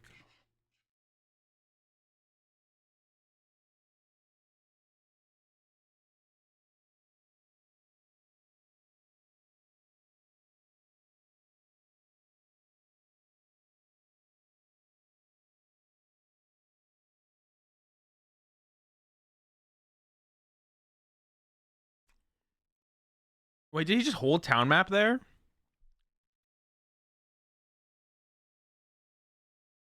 I feel like you should just use town map here. Because like if you just get end, it just goes back to your deck. That sucks.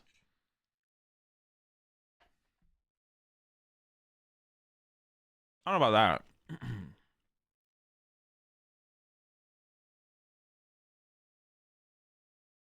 This is looking pretty awful for Estrada here. Because he has he's, I gotta load up the bench damage Genesect. I'm like choking on my food. So now like Igor can just go red signal KO the Genesect with a Megalo Cannon instead of a G booster.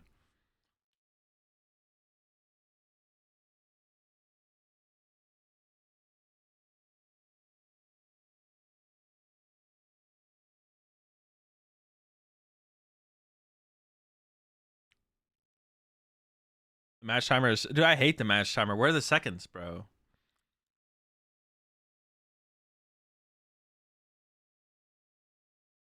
The lack of seconds is killing me.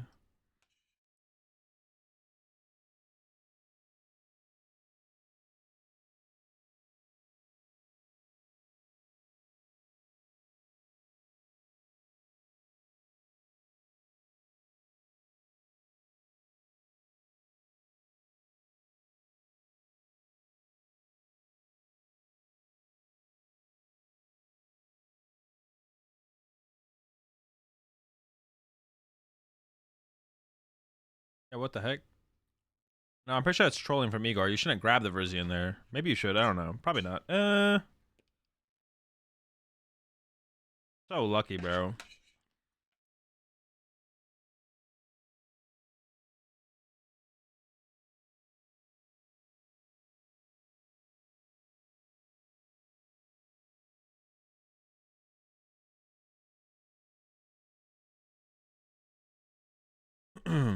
What does the Drifblim do again? I forget what Drifblim does. Is it 70 damage for each special energy in your opponent's discard pile?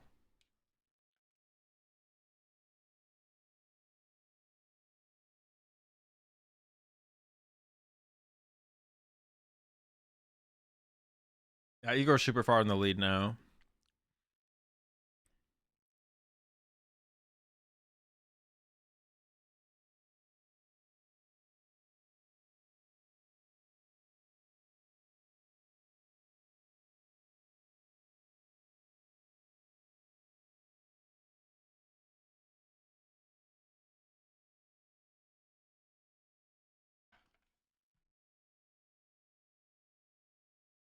The first official stream was 2012. Yeah. The first official stream was like run by GameStop or GameSpot. And the casters had no idea what Pokemon cards did. Well, one of the casters did. One of the casters did, but the other two were from GameSpot.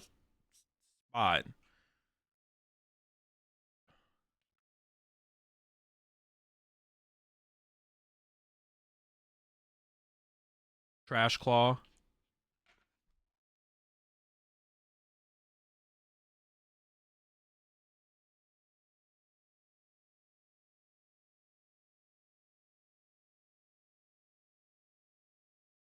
I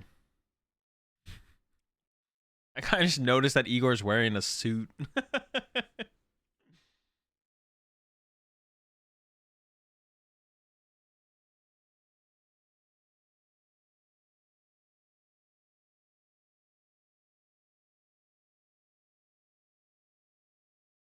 There's the booster. We have the Gust, though. He's got the Gust here. The game's over. But he didn't attach active, so I don't think he has the Gust.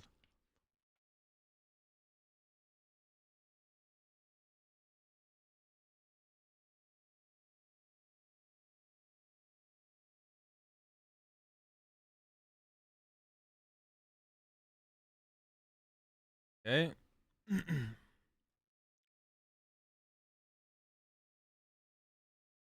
Oh, Andrew's hand sucks. His hand is so bad.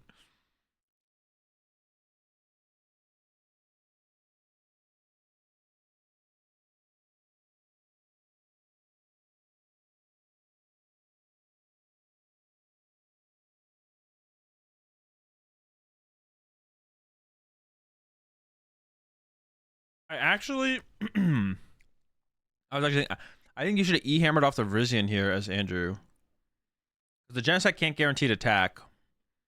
And even if you stop the Genesect from attacking, all Igor has to do is hit with Virizion and then hit with Genesect. So I feel like enhanced hammering off Virizion makes more sense.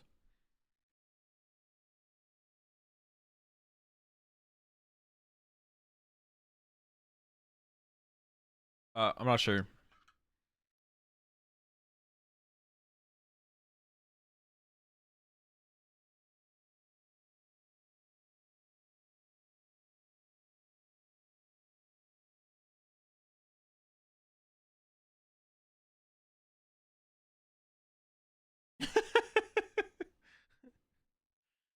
I've seen both players have declumped. Dude, no way, bro. What was that shuffle? Bro, that can't be it, man. That's egregious. Oh.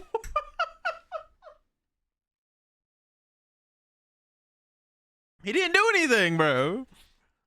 That's insane. I don't think he was cheating, but it's funny. It's okay. He declumped before they had. He declumped before, so they're random. True.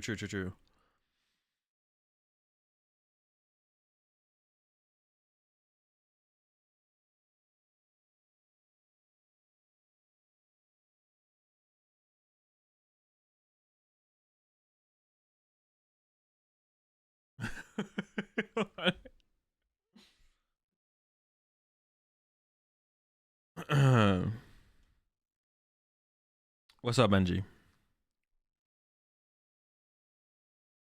Bro, I thought Igor, bro. So like, listen, I actually have never watched this before, or if I did, it was no. I don't think I have ever watched this before. Um, but I heard about Igor throwing. But usually, when you hear about, like, it's the same thing with when someone said that.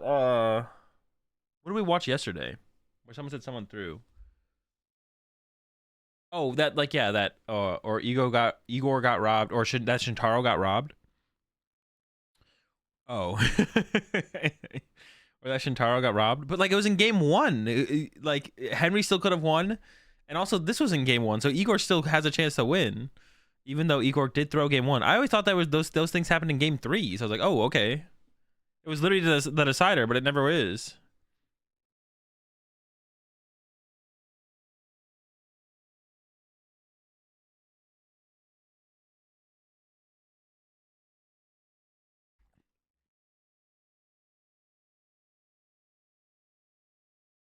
All right, Shada's finally going first.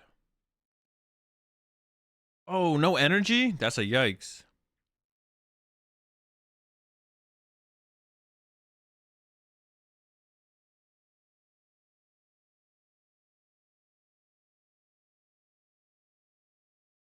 I did feel bad for Shintaro. Oh wait, we still get to play a support. Dude, I keep thinking that they can't play a supporter.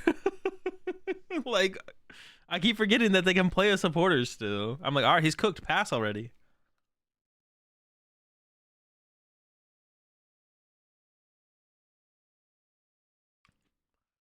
Yo, what's up, Boosted?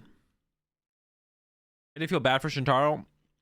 I didn't feel bad for Shintaro once I washed it. Once I washed it, I was like, oh no, Shintaro definitely deserves this. Yeah, he definitely wasn't robbed. Yeah, for sure. Well, no.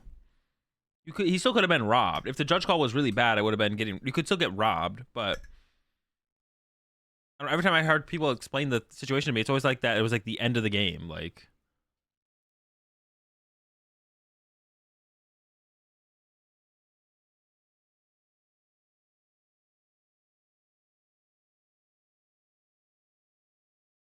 the good old Skyla for N. What happened with Shintaro? He was playing too slowly and got a double prize penalty in 2019 Worlds Finals.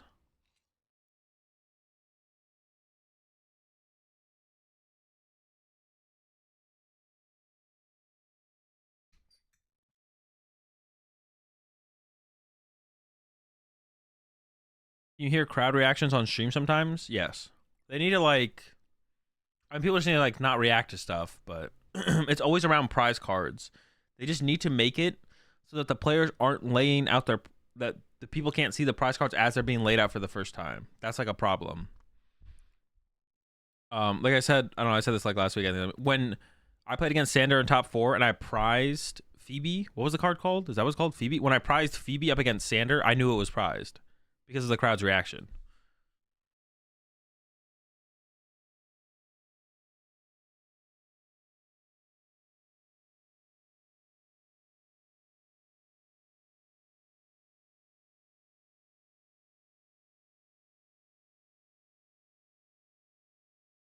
So I cheated. I mean, it's kind of unavoidable. I don't know what you want me to do. Like,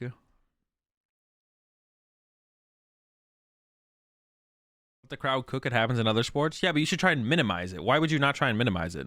All they have to do on the stream, because what they do is they cut to the players laying out the prize cards. All they have to do is let the players on stream lay out the prize cards and then cut to the prize cams after they've been laid out. But don't cut to the prize cam as they're getting laid out. And that would remove a whole bunch of issue with like knowing what and who potentially prize what the crowd is reacting to.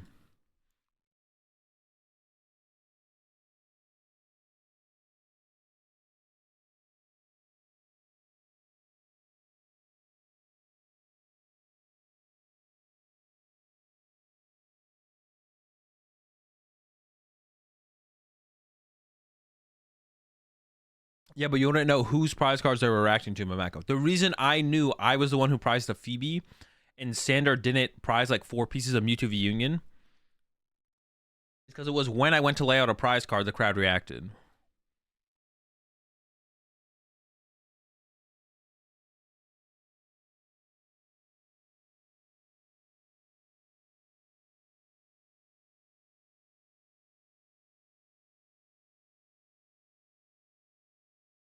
I didn't mean to be. It just minimizes it, but then it also minimizes the mistakes that happen where. And I've almost done this multiple times on stream, and we saw Rahul do it at OCIC, where Rahul got a mulligan, but they don't make you you don't lay out your prize cards immediately. So then, but so they hold you back from laying out your prize cards. So they want you to lay them out when the camera's on it, so the player like the everyone sees it while you're laying them out. But then Rahul went to draw his mulligan before he laid out his prize cards, and then he got a prize penalty. So like that's why it shouldn't be a thing. Because I've almost done that multiple times too, where I go to draw my mulligan before laying out my prize cards, because they hold you back from laying out your prize cards until the camera's ready to look at them. Just let us lay out our prize cards and then just cut to the prize cams at some point. It's like more situations that come up where games on stream are to be being decided by double prize penalties. It just makes the whole game look terrible. No, the prize cam should stay. The prize cam shouldn't go away. The prize cam should stay, but just let them let the players on stream lay them out without the camera having to be on it.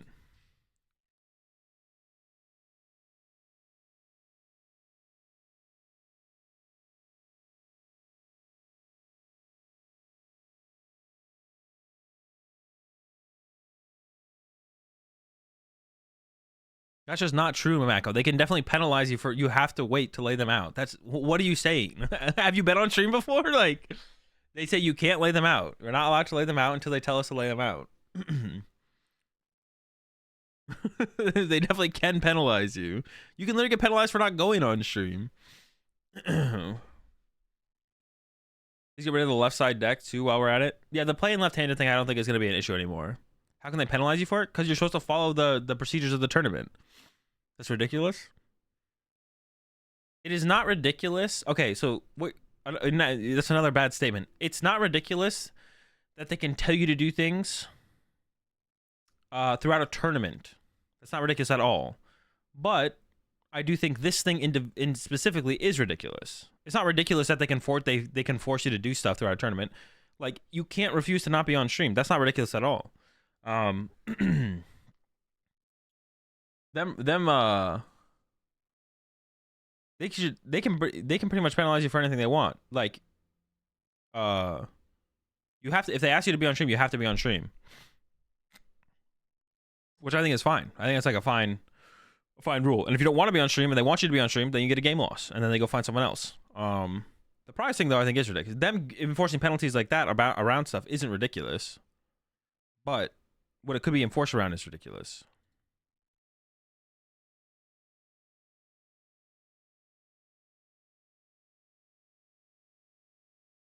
That's what I'm saying, Soto.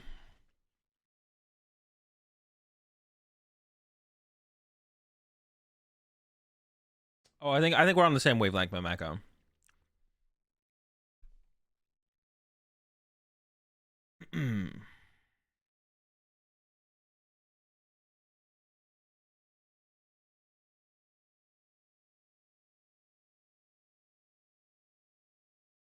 Igor needs. Oh, so lucky, bro.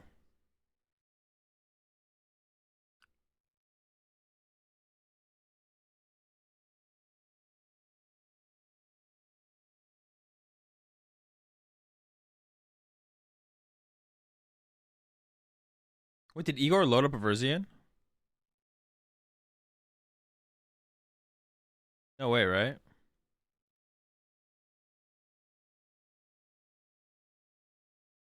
Oh no, okay. I was like, that's interesting.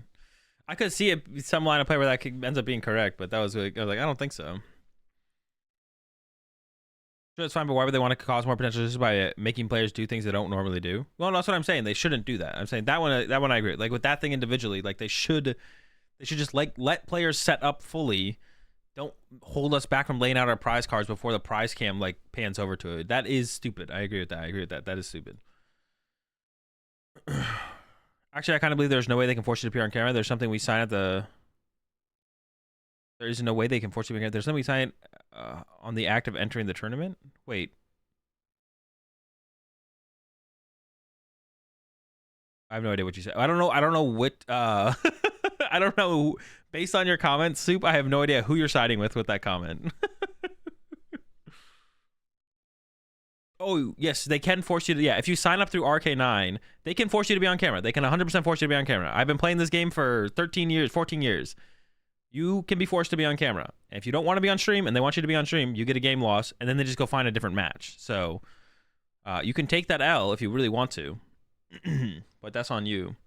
I don't think you can refuse, and then they can be like, okay, that's fine. We won't force you to be on stream. You could be like, they could be like, you're going to be on stream, and you could be like, I don't want to be on stream. And there's two things that can happen. They could be like, no, you're going to be on stream. Come on, come with us. And you'd be like, no, I'm not going to go on stream. They're like, okay, it's going to be a match loss. We're going to go find someone else. Or they could be like, okay, we have a different match we can go get. We'll let you not be on stream this one time. They could be fine with your refusal, but they can also force you. Yeah, but you give up all your rights when you sign up for a Pokemon tournament.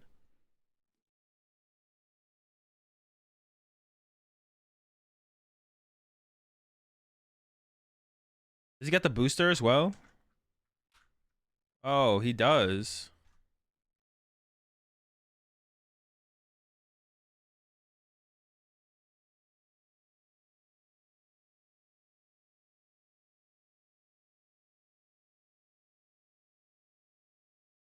I'm pretty sure if someone was absolutely adamant they didn't want to be on stream, they would allow it unless it was like a top 8 mage. No, they would give you they will give you a game loss. I've seen that be threatened before, where it's like you're gonna get a match loss if you don't go on stream. Maybe just a discussion happened around it. Maybe there wasn't actually a threat of it. I think they would give you. I think they should give someone a match loss. If someone doesn't want to go on stream, they should give them a match loss.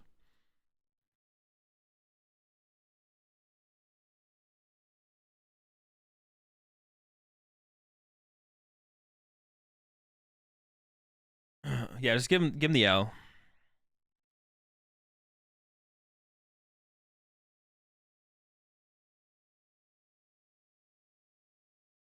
But then there's a court argument that you can't even play unless you sign that chart, according to the Brazil laws. Yeah, but we're not. I mean, in America, well, in America it's different, I'm sure. But also, it's when you sign up for the tournament. When you like sign up on Arcade 9, you agree to like the terms and services, which I'm pretty sure has the if you appear on camera at the tournament, you're agreeing that that's fine.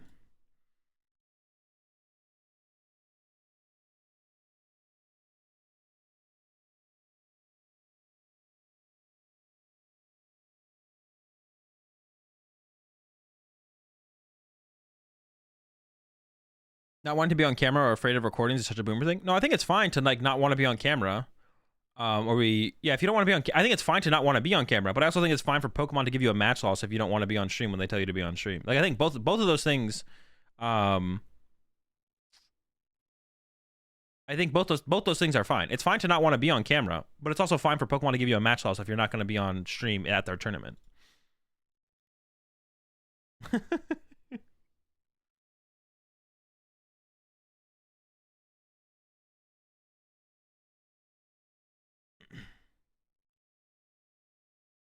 Ooh.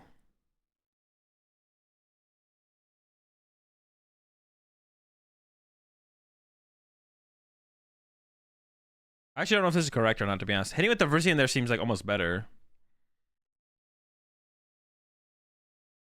I actually have no clue, though.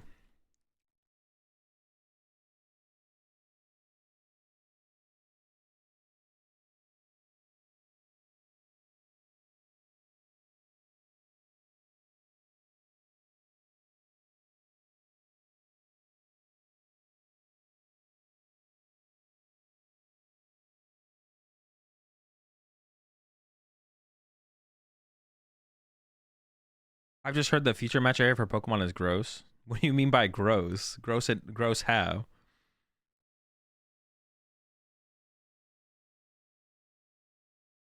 It should be a way where you're able to play a tournament without conceding your visual rights. I disagree. Pokemon's running the tournament. Stream is part of the value of the tournament. And if that means they want specific matches to appear on the stream to increase the value of the tournament by telling stories throughout the tournament, by putting certain players or decks on stream, then they just don't show up to the tournament. If you don't want to be, if you don't want to be on stream, you just shouldn't show up to the tournament. It's 100% fair for Pokemon to force you to be on stream. part of the reason that the tournaments exist at this point is to like run the streams that bring like the production value. Someone said the prize card area is like super sticky. Gross because players put their boogers under the table. No one's putting their boogers under the table. No. We know you signed the thing, Hunts, but we're talking about like the idea of it more so than Pokemon can force you to do it. Everyone knows that, but we're talking about should they be able to force you to do it, which 100% they should. 100%. Just if you don't want to, then just don't go to the tournament. The prize card area is super sticky. What is the one person tell you that? I've been on stream a lot. The stream area is fine. The stream area is fine.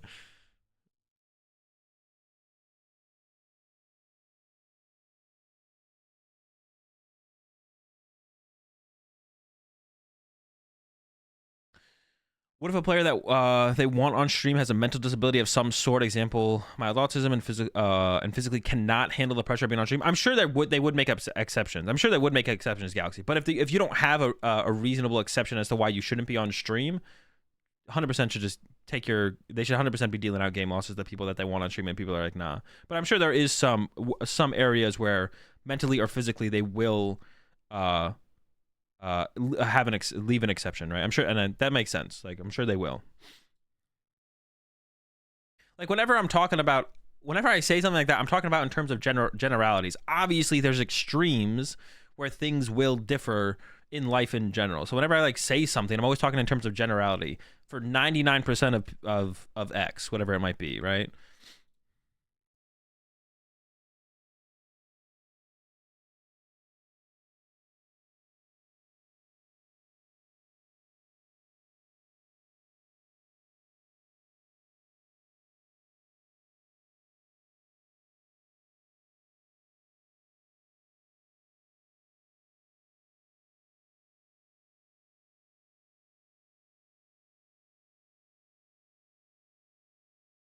Yeah, this situation actually doesn't even seem that bad for Igor, because Igor can go punch and then kind of chase Andrew's energy from here on out. If Igor can draw the chase.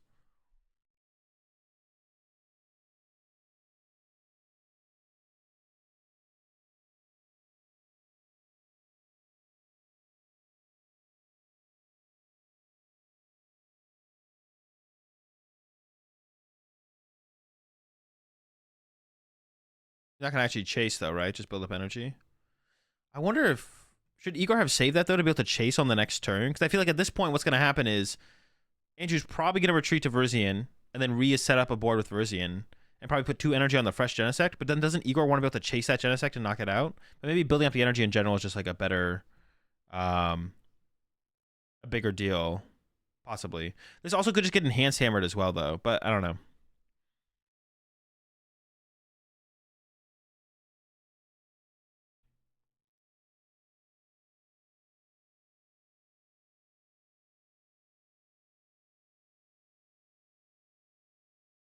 Oh, but Igor does split up the energy here. So Andrew can chase the energy. Yo, yeah. I mean, yeah, you just chase that Genesect with the energy, right?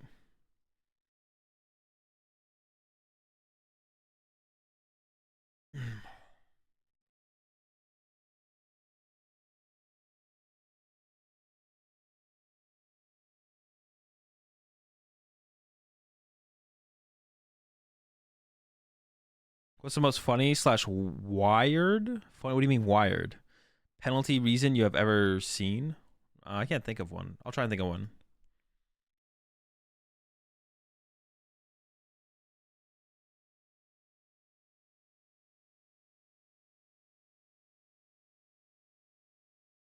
Oh, weird. Dude, I just didn't even try and change it into a different word. I was like, wired? I was like, what do they mean by wired? Weird? Funny / weird. I can't think of one, to be honest. I'll try and think of one.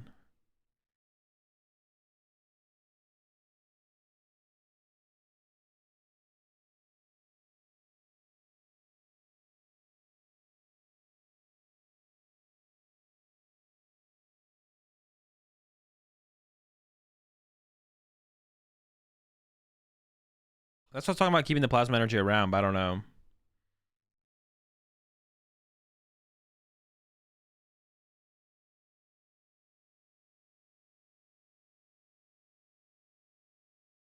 Yeah, it's 43 minutes.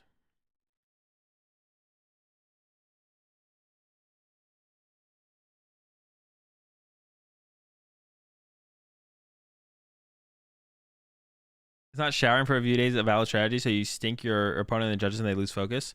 It's actually, if you smell bad enough at a Pokemon tournament, you can be DQ'd. So I would say no, that's actually not a valid strategy. There's a hygiene rule in Pokemon.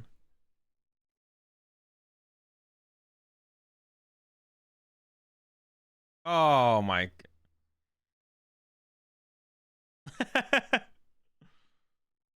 This is still pretty close though.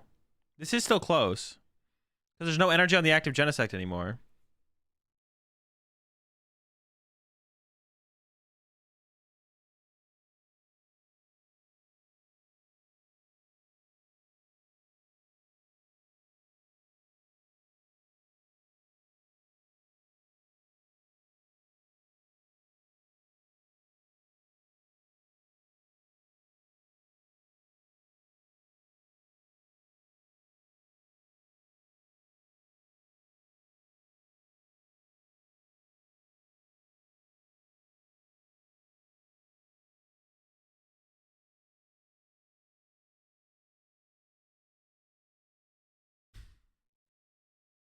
Yeah, they didn't have.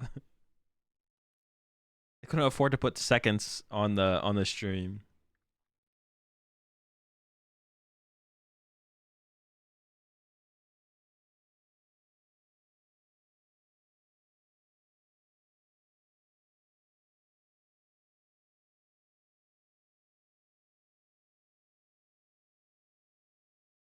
Wait, what?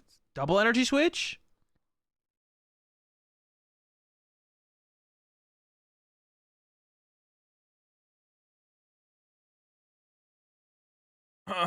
So clean. I think do you keep around the option of the Virizion here? So fresh, so clean.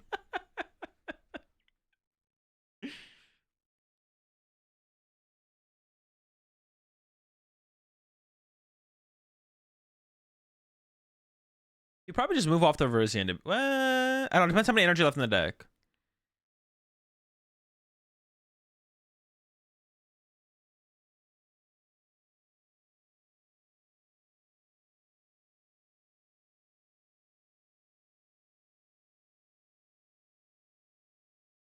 If there's a lot of energy left in the deck, then I like the energy on the Virizion staying.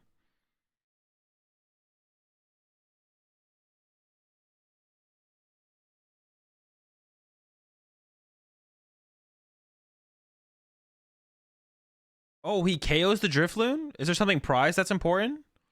End to 1?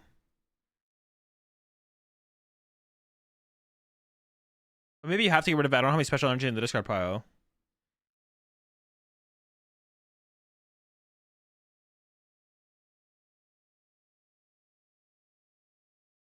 Oh, Igor plays Shaman EX. I didn't know about that.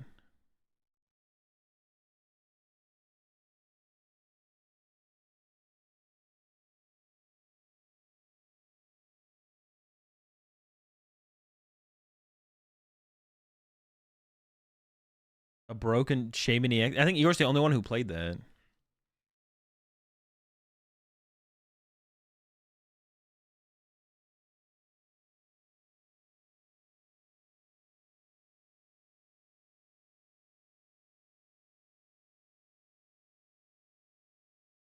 So that was a mistake from Andrew. Did Andrew know about the Shaman? Oh, no, he didn't know about the Shaman. Now he knows. Or he forgot about it. Yo! The Shaman. Yeah, it definitely is a misplay. So he needs to get an energy switch.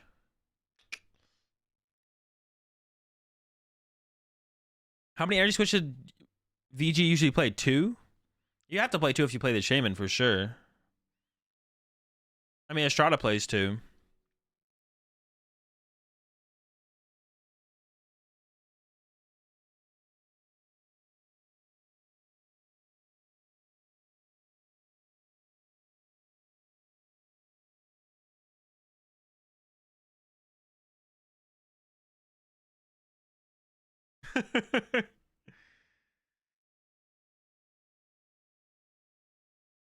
Igor drew those cards like there was an out in the deck, so I feel like there was an energy switch in the.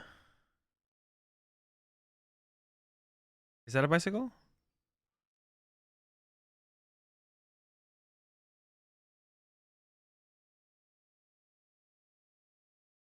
Oh wait, so what does he need? How much HP does Shaman have? Does it die to Genesect?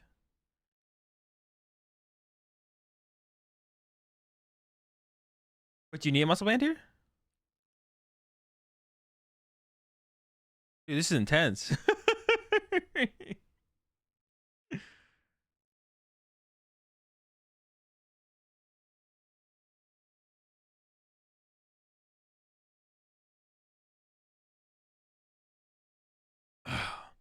Well, Igor like drew like 2 grass energy off the end.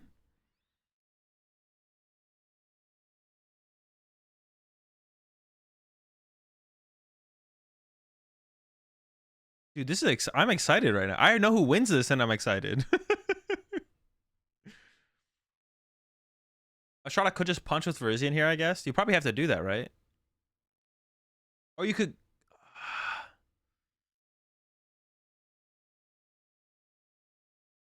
Andrew needs to create 2 threats here.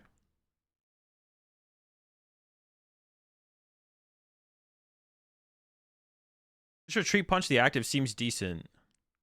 If you don't create 2 threats here, then Igor can still win with an energy switch.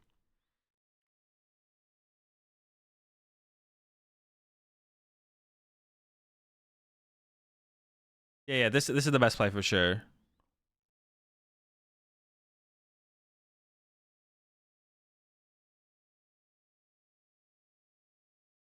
Is there any energy to grab here? If you load up the other Genesect, it's like an auto win, I think. 2? Oh. So now Igor can't win, right?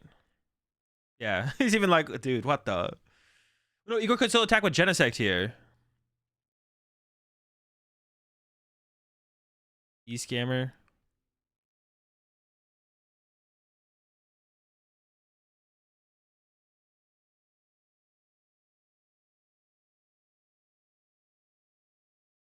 Oh, he prized both energies? Wait, did he prize both energy switches? Dude, why did he choose to prize those? That doesn't make any sense.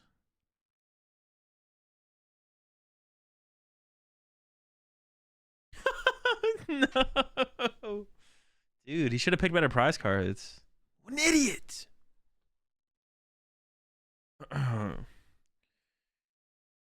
Whatever happened to Igor? I heard he was banned. He was banned for a little while. He did come back and play a little bit after it, though. What US... you said regional. I assume regional has the worst behaving players? I don't know. I don't think that's a thing. I mean, I'm sure it is a thing, but I don't think it's a thing people think about. Which region... I don't know, chat. Which region has the worst behaving players? I don't think... I don't know. Should have drawn out of order. Nah, that's sus.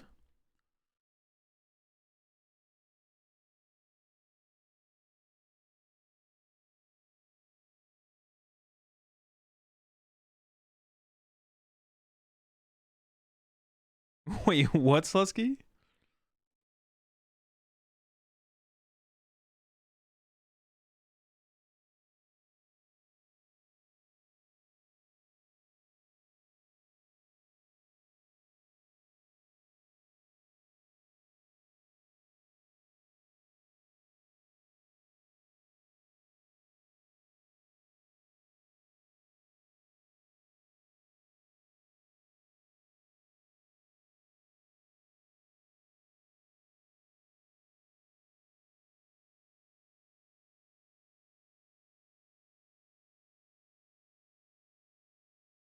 Oh, which region has the most sus players? Dude, I mean, I'm just gonna go ahead and say it, bro. I mean, just based on number of bans, it just literally has to be. You see, this is just a joke, but people might take it wrong. It's got to be Canada, bro. Based on the number of bans, it has to be Canada, right? Most number of sus players. Listen, I'm not saying. Don't say anything.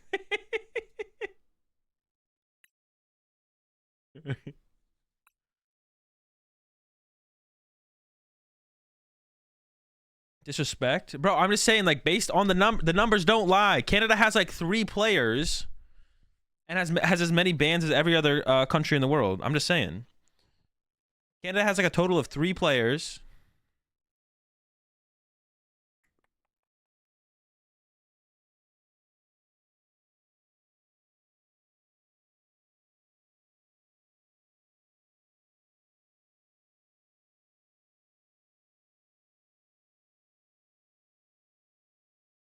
U.S. players in the national capital area? You mean Washington D.C.?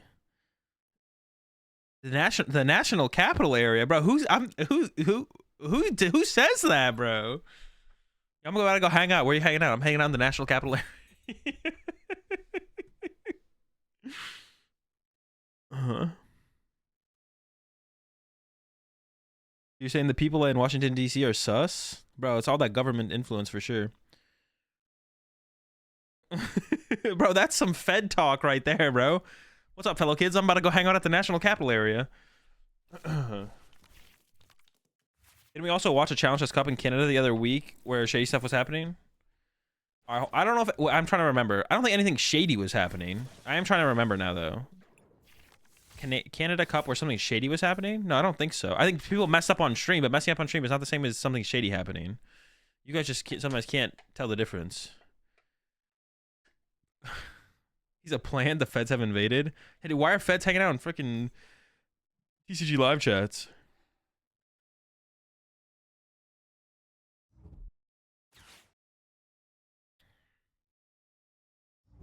Is prize taking order a rule? No. Dario is Italian. Yeah, I believe Dario is Italian, and the cup that he was in Italy. It can't be Oceania. I don't think any of their 5 players cheat.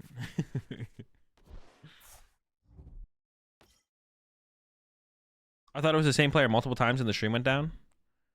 Oh, well, they took down the stream because I don't think they knew how to like check the VOD while the stream was still live. So they turned off the stream to check the VOD. That's why they turned off the stream. I remember what you're talking about though. But yeah, there was nothing sus. They were just making mistakes on stream. There was nothing sus about. If you think there's something sus about that, you're just literally just you're conspiracy brained. Yeah, if you thought that was sus, you're just conspiracy brained. And we can't help you. We can't save you. I'm sorry. You're cooked. I think we actually go with an attack with 0 aura here, to be honest.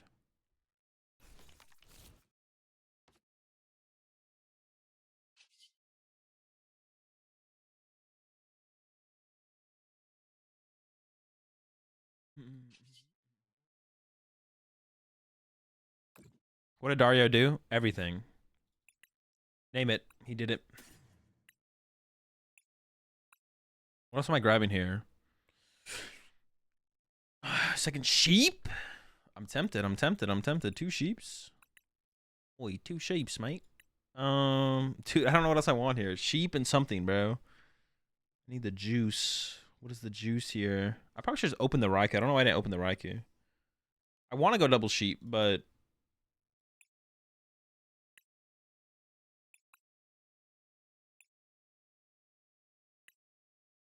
I'm just gonna go with the Raikou, dude. I'm just gonna chill a little bit. We go Arvin, and we're gonna get this, and I am gonna attack turn 1 here with Zeraora. It's just broken. What if I whiff though? That would just suck. Nah, we're never whiffing.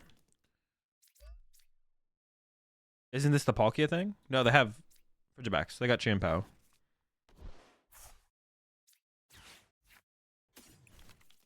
Probably should load up this. Bro, the broken turn 1 0 aura attack, bro. I'm cooking him. This actually goes insane. I'm a new player from the DC area, so I guess I already got a bad rep by default. No, I'm sure the players in general there are fine. There's probably whoever said that in chat probably just had a bad experience in DC.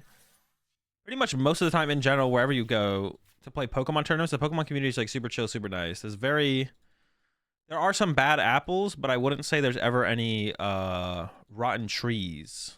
Like it's like the tree, like the orchard is the Pokemon community, right? So the orchard is the Pokemon community, and then each tree is like is the whole Pokemon community. Then each tree is like a region of the Pokemon community, and then I wouldn't say there's any ever rotten trees, but there are some bad apples on the trees sometimes.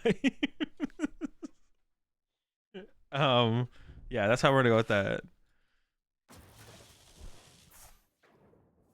The joke's on you, Bidoof. I have a beach court in play, you idiot.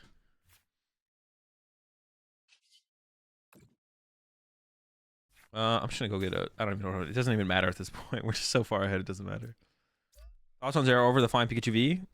Like, for these kind of situations, it's a lot better, right? Just being able to attack with a 1-prizer there. Like, my opponent wasn't dead drawing, and I attacked with a 2-prizer, and they go Candy Back Excalibur, knock on my 2-prizer. I'm just losing the prize trade all of a sudden, right? So, like, I don't really want that. So I feel like it is... I've used it to quite a decent effect being a 1-prize Pokemon, so I've been enjoying it so far. I've been enjoying it.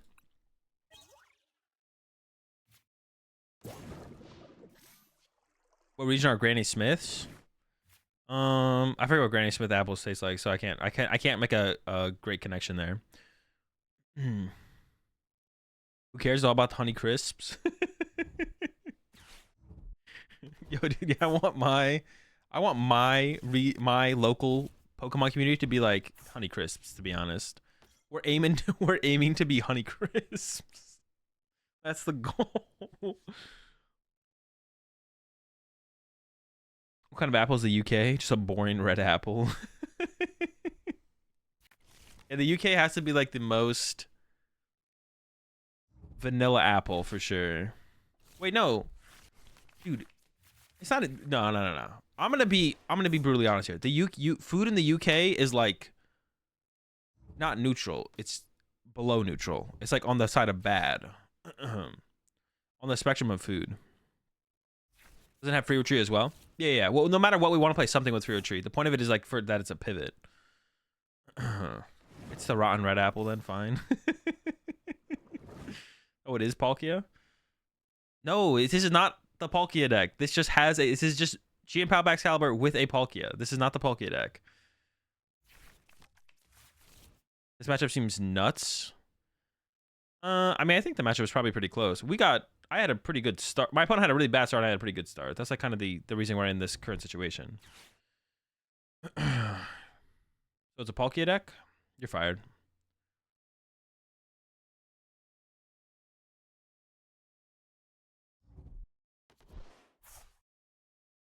Thank you, UK Apples, for Isaac Newton things like science. If my Palkia has Squawk, it's a Squawk deck. Yeah, we have to like there has to be like some general consensus on what decks are. We can't just have everything be a deck, you know. You can't have like this is not I'm not playing against an Illuminian deck, and my deck is not a Mareep deck, you know. They're playing a Baxcalibur deck, and I am playing a Miraidon deck. I guess you could say I'm playing a Flaffy deck as well. That would be fair as well. But I'm not playing a Raikou deck, you know. It'd be cringe. Ooh, I top decked the generator. But if I just set up a bunch of sheep, I just win, right? So I think I just should go, well. I don't think that they'd understand. So I get an item. Get a tool card and an item. Go for the Ultra Ball. Get more sheep in play. Then we hit him with that bada boom. Oh, wait. Maybe I should have got rid of the tool card there, actually. Oh, wait. My sheep's dude, I'm just like trolling. Now I whiffed my attachment for turn. Dude, what? I thought I had 2 sheep. What? I also should have used this first. I want you to know. Yeah, I should have got the 4 Seal Stone and Ultra Ball away the 4 Seal Stone, to be honest. So I'm just gonna fleet foot into an energy. Oh! And then I think I should go Fluffy for 1 to the right.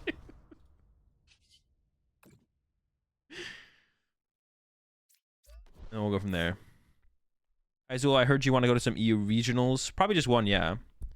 Poland is the place. That's what everyone said yesterday, basically, was that I should go to Poland. If I was like, I mentioned it yesterday in chat. I'm like, I'm going to go to an EU regional. Which one should I go to? And pretty much, it was almost, majority of people said Poland. So that's probably the one I'm going to aim to go to.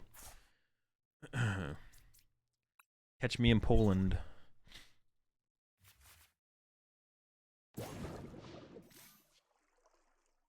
I get straight to the point. Any deck with Flaffy, Miraidon, Raichu V, Raikou V, I just call a bad deck. All right, see, I can respect that. Go to Poland because that's what I'm going to. Only if you bring your cube soda. Are we cubing? You'll be bored to death in Poland. I'm there to play Pokemon. I already have something that I'm doing there. What I'm probably gonna do is I probably will go to Europe for like a week. So go to Barcelona. It's too soon. If it was a later one, I would definitely consider Barcelona. I'm probably gonna go there to Europe for like a week, but I'm gonna go like ahead of the tournament. I'll go somewhere else, and then I'll end up at Poland by the end of the week or something like that. It's probably gonna be my plan. Little Euro trip. And I have to convince the rest of my squad to go. But if they don't want to go, I'm just going to go myself, to be honest. I also told Lorelai that she should, like, apply to try and get, like, get on staff for one of them. Maybe Lorelai will come with me.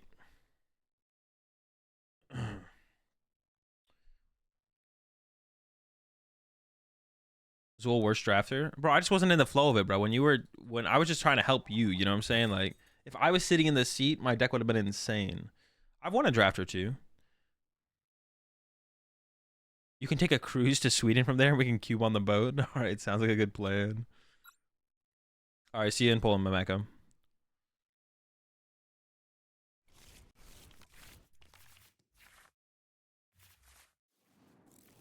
I probably... This is tough, though, because I want to, like, load up the Raikou. I don't want to open the Raikou. I feel like I should open the Mareep. And also, I might want to... Well, but I might want to load up a Miraidon. It's just hard to tell. If we don't know the matchup, it's hard to tell what I want to do, to be honest. All right, so I'm glad I opened like this because it's against Baxcalibur. If you want. All right.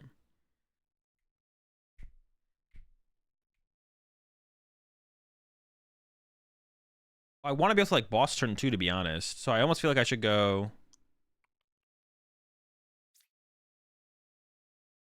But like Raichu can be important in this matchup as well. Raiku's not very important in this matchup, but I want one of them. All right, so this is gonna get a little bit weird. I think I'm gonna go like this. From me.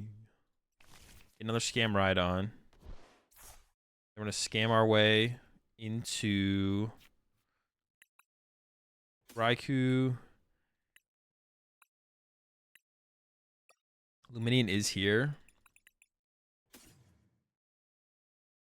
Maybe I don't get that, actually. Maybe I just get these two. Hotel under street lights. Yeah, I might just hold off on the Miraidon here. If you want. I do want to use, like, I need to draw some cards off Fleet-Footed. Unlucky. Alright, we're now a generator. Or just really lucky. Call me up. Yeah, I want to be able to, like, turn 2 boss something. I just want the extra cards for the Fleet-Footed, so I think it's just, like, chilling. Are you going to make a video for top decks for Worlds with deck lists? It's something I want to do more of, but probably not, no. I haven't played enough with, like, the meta decks, to be honest. I just haven't played enough. I haven't played enough with the decks.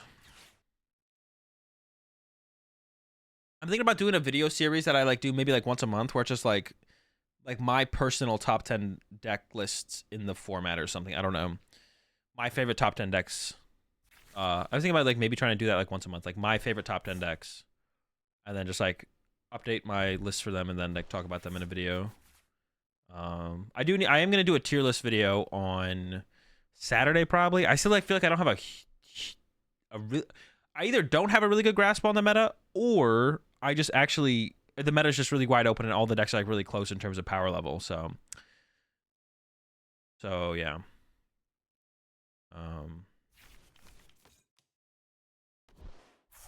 Yeah, I either don't have a very good grasp. I feel like I don't have a very good grasp on the meta, but it might just literally be because maybe I do just have a fine grasp on the meta, and it's just like the meta is really wide open. That's what I'm feeling like is probably why it feels like that. But no, not my beat. Please do not vacuum my beach court. Please, you don't have the cards to be able to do that. Please don't do it. Please, please, please, please, please. Oh my gosh, that's so good for us. I get to actually. Oh my, and the sheep, bro. Are you? Oh no, I was supposed to use Miraidon first. I literally just into the Iono. I did troll on that though, to be honest.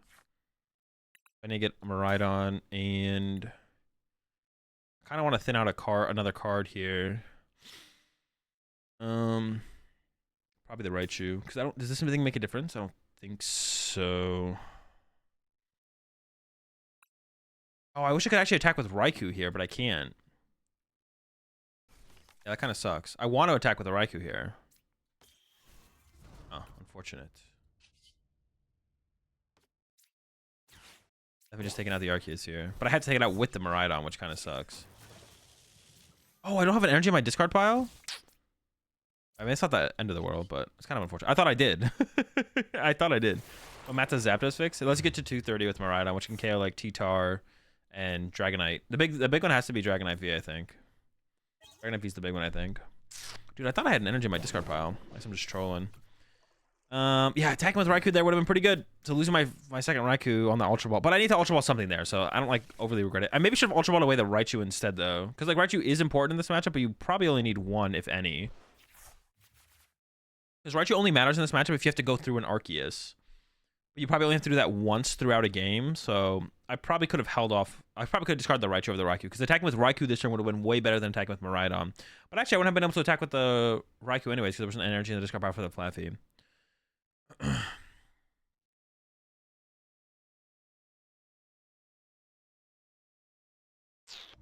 Are they serious about Lost Tina, or is it another Meowscarada meme? Just in general? Well, people are playing. What do you mean? Tons of people are playing it. The Meowscarada thing was a meme because no one ended up playing the deck or doing well with it. But a lot of people are playing Lost Tina and doing well with Lost Tina. So it's not even like comparable how people are viewing the decks in the meta right now. All right, well, they get the knockout here, but they get the... If they bench a Pokemon, then we can respond with Raikou, which I would prefer to do, but...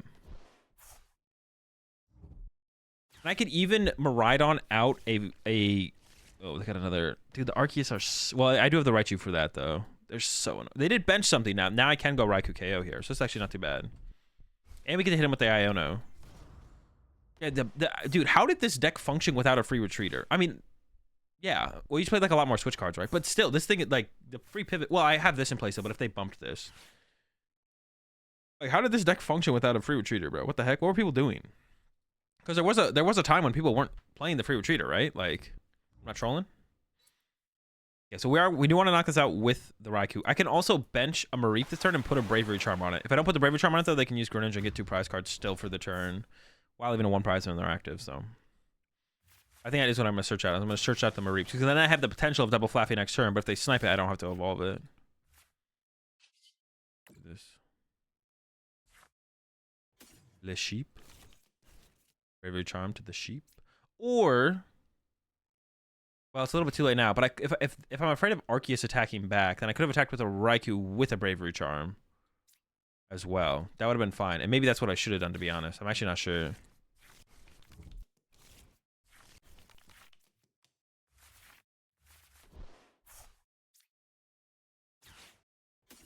Just want to thin that out. Ooh, maybe I should have held on for the... Actually, I'm not sure how I should have played that, to be honest. Oh no, I definitely don't want to use Fleet-Footed first. Oh my gosh, I forgot to... No, dude, I literally just trolled. Why didn't I use the sheep? All right, hold up. We're not done yet. Hold on. Deep breath. We're fine. Dude, how do I forget that, bro? That is... Wait. Oh no, I can use it. It's just not glowing. We can still generate her into the knockout. A sheep! Dude, that's so cringe. Okay. Dude, what a massive throw. I'm so tilted. All right, whatever. We just switch back to Zeraora and pass. Dude, that is so cringe. I can't even get over how cringe that is. I keep doing it, too. Watch. Dude. That's so annoying. James Scoop, I was thinking about it until I realized we still have an out.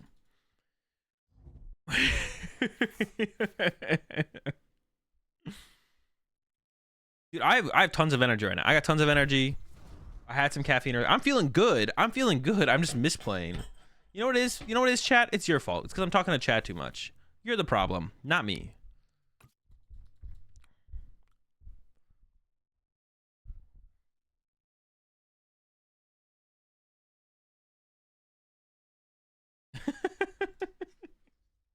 Yeah, this is not my fault.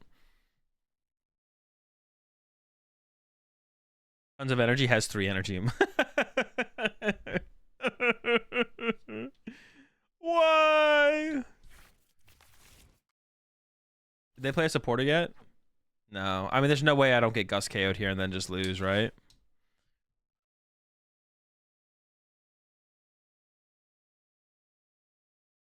Dude, I can't believe I threw there, man. God damn it. Yeah, it's your fault, Rix. Okay, what is the...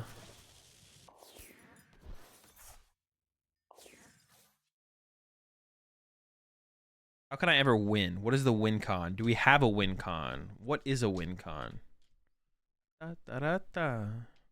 If I Iono this turn...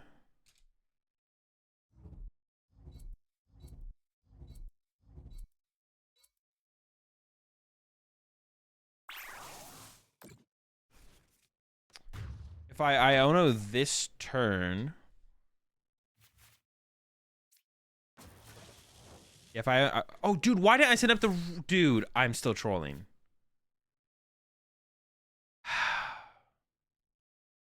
I need to set up the Raikou. Dude, I'm playing like I'm just on autopilot. Well, I need to... Dude, I'm tilting. Well, I need to like get into the Iono itself because I don't have space for Iono and or Luminion and Raichu. I need to draw raw. But then I also need to get a switch card as well. That's pretty cool though. Dude, if I recover from this and win this game, that'll be legendary. All right, no Iono, so we can just concede. This is fine.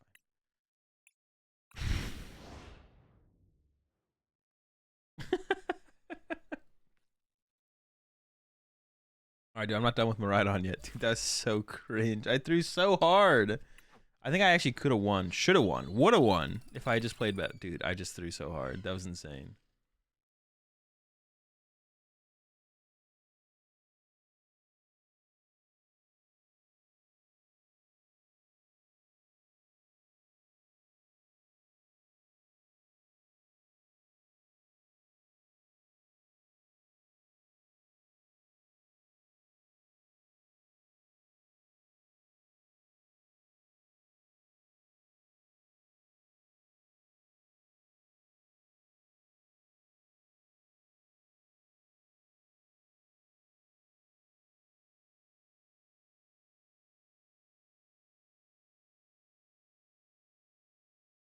All right, chat, give me a second. I'm gonna go pee. And we've got a giveaway to do. We hit our sub goal yesterday.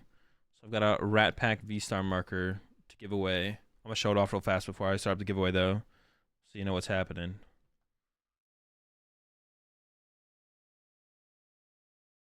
Rat Pack V-Star marker. I'm thinking about doing another run of these with a different emote. Here, I'll start the giveaway. As always, maximum luck for the subs. Exclamation point ticket into the chat. Yeah, I'm thinking about doing another run of these. But what emote should I do? If I did do another run of these V-Star markers, what emote should I put on it instead of the scam one? What do you think? Yeah, put exclamation point ticket to enter the giveaway. And I'll run that when I get back. I'm going to go pee real fast. Azul cringe. Wait, what does the cringe one look like again?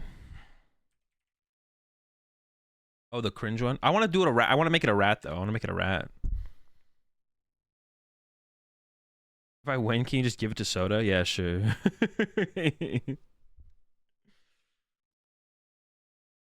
That'd be a good... Well, I don't know if people would... I could probably put that... I could put... If I put that on a V-Star marker, you could use it at a Pokemon tournament, right? Like, I don't think you'd get...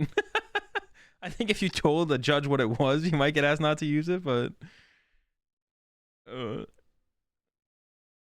are we cooking? We're cooking going pee. I'll be right back.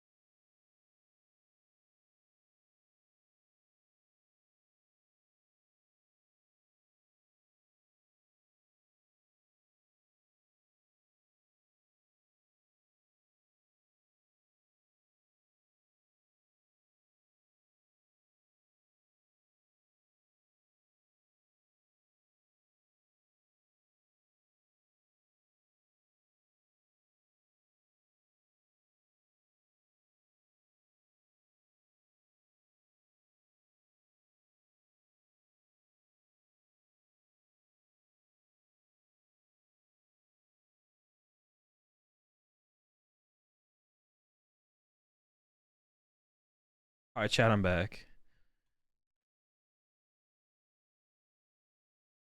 I actually wanted to, while I was in the bathroom, I was perusing Twitter a little bit, and Dario did make a tweet, so we're gonna go ahead and read this. Now listen, I've met Dario before. I like Dario. I do think Dario deserved to be banned. My thought was 3-month ban. It looks like it was a dude. How do I get to this tweet, brother? Wait, dude, I saw Dario made a tweet, and now I can't see the tweet. Why can't I find this tweet? I just saw this tweet from Dario. Dude, am I trolling? Can you refund my YouTube request? I meant to send as a VOD request. I can't do anything. Oh, it's because they added someone. Do people need to learn how to use Twitter? People need to learn how to use Twitter. Okay. Met Dario, like Dario. I don't like him if he's a cheater. But I don't think Dario... I think the way it happened is Dario kind of panicked and didn't try and resolve the situation when the game set was broken.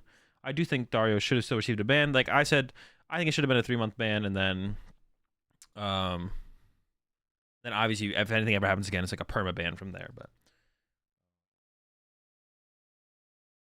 what's Twitter? True. What even is Twitter? Is not a thing anymore. It's not real. But yeah, Dario tweeted at Play Pokemon. So if just so you guys know, a little bit of a Twitter lesson here. If you at someone or if you add an account as the beginning of your tweet, it doesn't send it out as a tweet. Now I don't know if this is on purpose from Dario or not, but that's why when you sometimes see people put a period and then space and then at the account, then it actually sends it as a tweet. This is being sent as a as adding someone or like a reply, so it's a little bit different. Just so you know. You're too nice to me. That's blatant. Yeah, maybe. Like I said, Dario I think should definitely receive a ban. I might be being too nice on this one because I've met Dario before, and maybe my personal interactions are clouding my judgment a little bit on this. I'm willing to admit that for sure. But yeah, Dario tweeted, confirmed my 1 year, at Play Pokemon, confirmed my 1 year ban for unsportsmanlike conduct. Really sad, but it's something not under my control. So it's something out of my control, I think is what he meant. I don't think English is his first language. I think he's Italian, I'm pretty sure. So,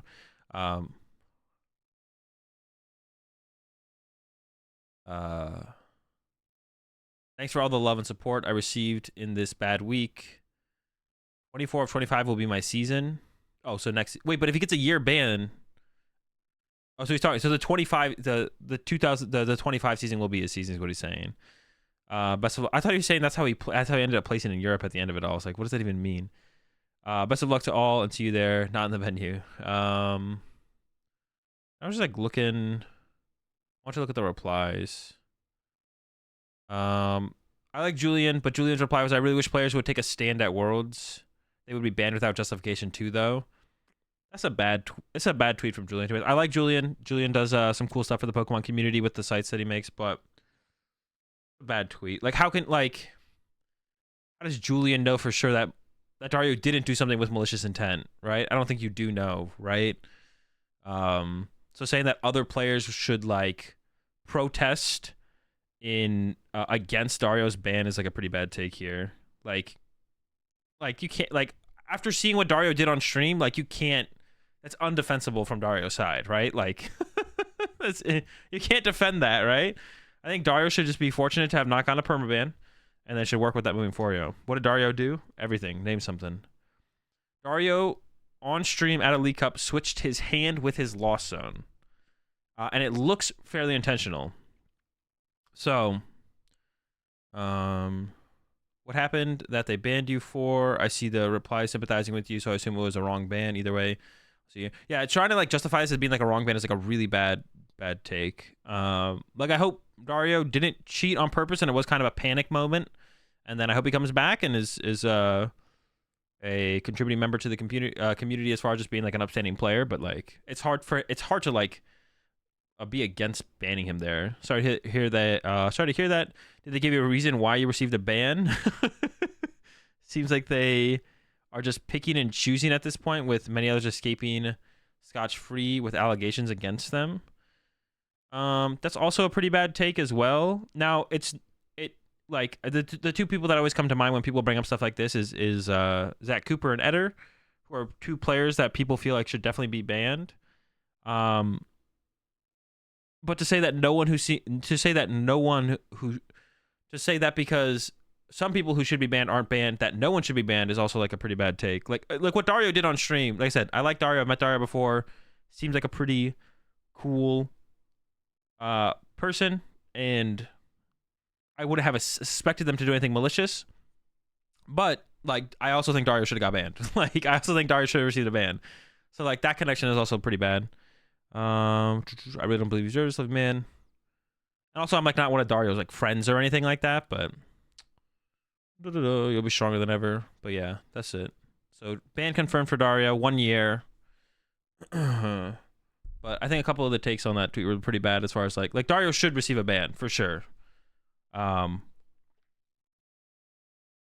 feel like some of these people who are like saying that Dario shouldn't be banned or is unjustified also are people who 100% want people like Eder and Zach Cooper and Oliver banned, right? So it's like you can't look at what Dario did and be like, no, but you shouldn't get a ban. It's like, come on, bro. Like, what? You got to have some... and then people cry all the time in the Pokemon community about the lack of consistency. It's like, bruh. Like, not banning Dario over something like... what? Like, even... like, you can only play so sloppy. You can only... what is it? You can only play so sloppy, non-maliciously, and not receive a penalty. Like, what Eder did on stream was either some egregious sloppy play to an absurd extent, or they cheated. And it sounds like at the end of the day, Eder or Dario did cheat. I said, like, there's two different forms of cheating.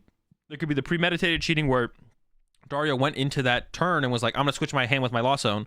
Or there's the other situation where the cheating happened where Dario's hand got swapped with their Lost Zone by accident, but then once they realized that, they chose not to correct it. So it's still cheating one way or the other. So you got to ban. I think Dario getting a ban. You can't just let Dario do that on stream and not ban them. I agree with the same thing about Eder though. You shouldn't be able to do what Eder did on stream and not be banned. Like, that's absurd. But just because Eder's not banned doesn't mean Dario shouldn't be banned. You know what I'm saying? So, and who knows? Maybe Pokemon implemented a new process after what Eder did on stream that has led to, that has now led to Dario. Bans of like Dario and wait, did Oliver's thing happen before or after Eder? I don't even remember. But maybe that's what that's led to now. They maybe have a new system implemented, but they're not backtracking on the system. Who knows? But yeah, I think Eder should be banned, but just because Eder's not banned doesn't mean we shouldn't punish cheating or egregious sloppy play. Like I said, if Dario is like 100% truly didn't do it, we can never know because none of us are Dario. But also, you can only play so sloppy before it's like too far, right? You can only play so sloppily before it's like, all right, you got it. Something's happening here.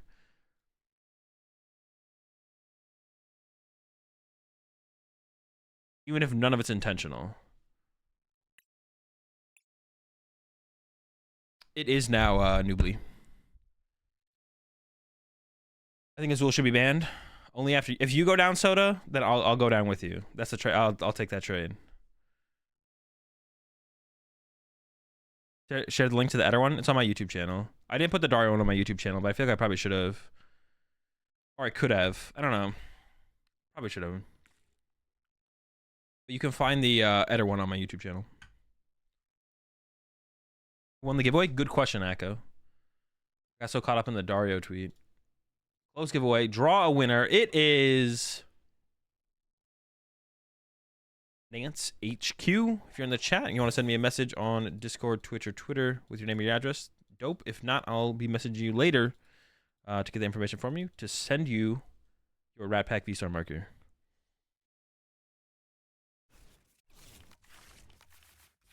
No ban for Eder. How would anyone feel? That's what I'm saying, GT. Like, if you sit across from Eder, that's so just awkward. Like, immediately, it's just awkward. It's so awkward. Like, imagine playing against, because I think Eder has their invite. Imagine playing against Eder at Worlds. You're just like, yep, here we are.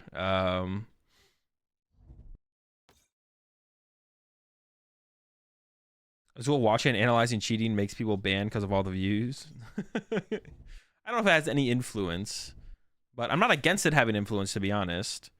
Like, if they take my opinion of my analysis, should that be something they do, though?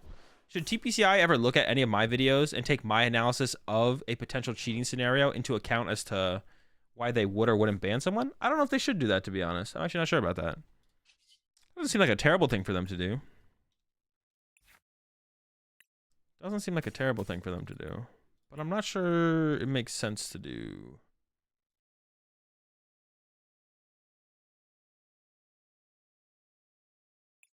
I do have the escape rope in hand. I'm gonna grab Zera. I have to go for the... I don't have to go for the Billy here, actually. I could go for the Luminian, but I probably should go for the Billy. Does Dario get to play at Worlds? No. No, if they were gonna ban him, they wouldn't like be like, "Oh, you can play at Worlds, and then we're gonna ban you." That's like weird.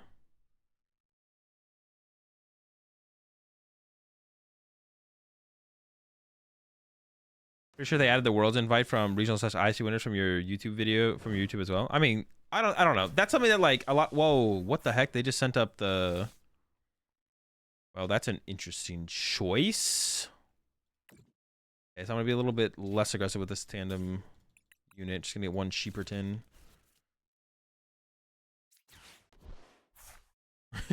Bro, dude, what? I prize Squawkabilly and Luminian? See, I don't even want to play. I don't even want to play. What am I doing? Retreat to fleet-footed for one? Like, I mean, that's why you should check your prize cards for sure. This definitely would have influenced my plays a little bit. That is absurdly... Dude, I'm just... Let's go! The Super Rod makes more sense when you start the game with 5 energy. No, the Super Rod actually never makes sense, Josh.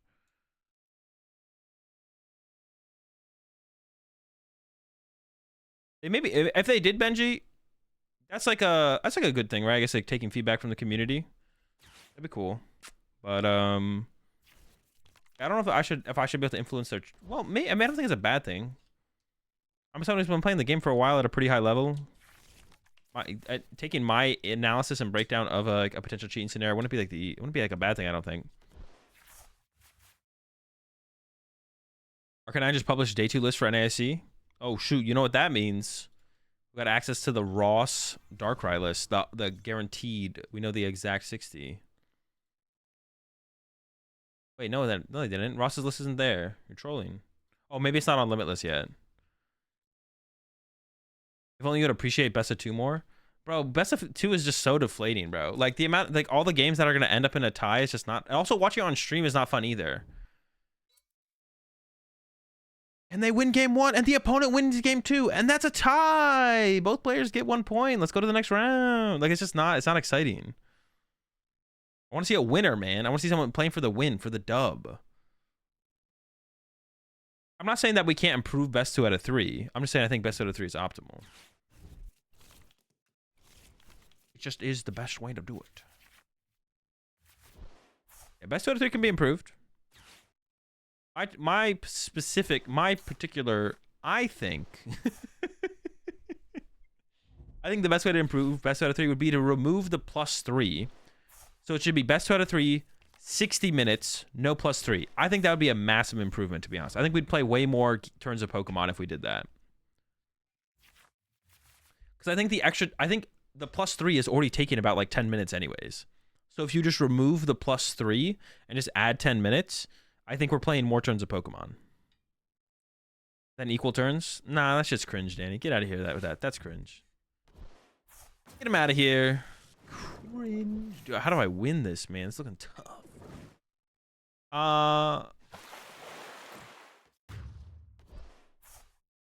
It could be improved, but I don't think it'll ever. But I don't think it. But like, it doesn't extend the time of the tournament. If you remove +3,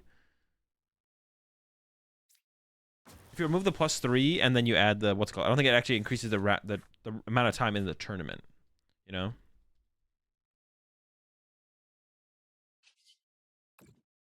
To me. No love, Shane. I guess I'll make some weird things. Oh wait, if I can attack with Miraidons. Miraidons with the bravery charms, right? Where me charms? Me lucky charms. There we go. We got the we got the charms. Yeah, Miraidon with bravery charm. Or actually even a Raikou with a bravery charm would be good too. So if I only put one Pokemon on my bench, I can make that happen. What do I take then? Not a sheep. I don't want any of this. I think I'm just gonna take the Zapdos. I actually don't want any of it. Well, actually, I could get the KO with Zap. No, I can't get the KO with Zapdos. What am I thinking? But actually, all right. Eat-footed. I could have got another Raikou. No, it's got to be bad. Oh no! I can't put this on here and the Bravery Charm. I should have got another Raikou. Fudge. Okay, now I am gonna get another Raikou. But it doesn't really work the same way, to be honest. It might work later on.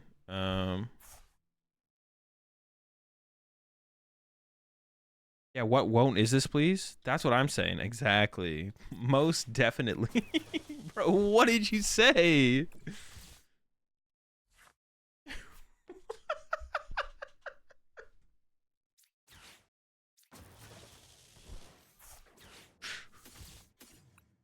All right, we got back. Sorry, what song is this? Just put exclamation point song in the chat. Dude, but the bot is still broke.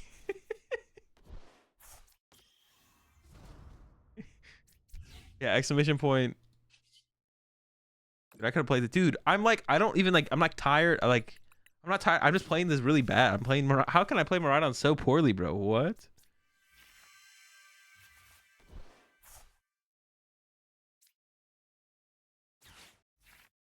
Dude, I'm so good. All right, so we're just gonna take the knockout with this Raikou off the rip here. The rippy. I'm gonna load up Scam Ride on. I want to attach an energy to the Raikou as well. Actually, I'm gonna split them up here. Put this here. We're cooking. We're cooking. I don't think I'm gonna give them access to the beach court. It doesn't really help them that much, but what do you think about Sibling? But so they would give me 1 point for each game won instead of the match.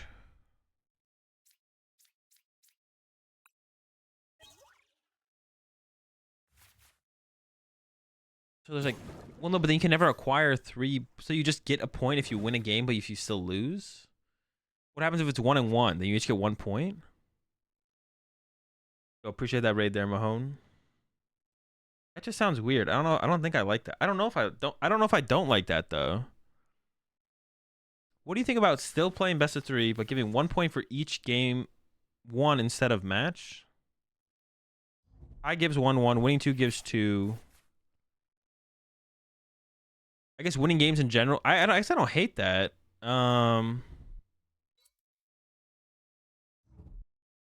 Best of 3, 50 minutes, 1 point for each win, and game 2 such 3 doesn't have to end for it to count. Actually, I don't hate that, to be honest. One was currently a tie as well. Yeah, but like, I guess it's the same thing. You still get a point each. Yeah, I actually don't hate that, to be honest. Would the points ever get weird when 3 games finish though? Would that like ever have like a negative influence on a tournament outcome? Whereas like if some players only play 2 games, but some players play 3 games, does that have like a weird negative outcome on the tournament? Is the only thing I'm thinking. Or would that be like fine? So I get games would matter more. I'm trying to think if that ever ends up negative. It doesn't seem like it should. So I'm not against it. That's like a question I have. Does that like ever end up in a negative way? What happened if a round ended 1-0 then? Well, then that person gets a point. They just get 1 point though. That's just it. You get 1 point. So it would incentivize trying to play as many games as possible because you'd want the possibility to get more points. Yeah, I actually don't hate that, to be honest. It sounds weird, and I'm trying to come up with. It sounds weird, but when I'm thinking about it, it doesn't like I can't come up with a logical reason why it's weird. It just sounds weird. But if I can't logically come up with why it's weird, then it should be fine. I'm in. Yeah, I think it's fine. That seems fine. All right, so I want to attack with Miraidon with a Bravery Charm, but I want 2 Bravery Charms, so I'm going to push up the Raikou here. For once, I'm remembering to send up the Raikou. But it's not a Bravery Charm. But this... Research. How important is it to have access to 2 Bravery Charms here? How likely are they to have a Gust effect on the next turn? This could get 1 Bravery Charm, and then I could attack with Scam Ride on. But do I need both Bravery Charms to really be safe? Kind of. The chance I draw into one of the Bravery Charms is pretty high as well. All right, I think we're going with the research here and hoping to hit both Bravery Charms. We do only end up with one. That's like okay. It's like fine. The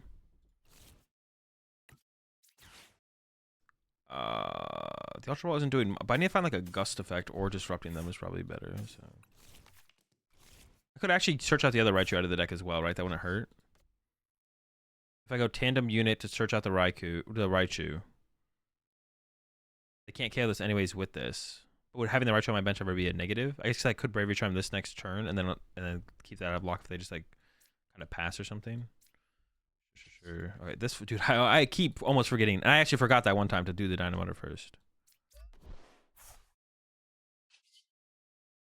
I've got to pull it together, man. I'm freaking losing my mind. Predictable.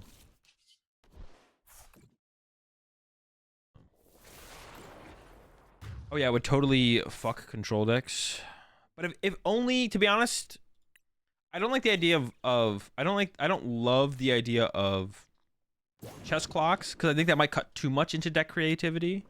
But if only control decks became unplayable, like true control decks, which are never really popular, I would actually probably be fine with that, personally.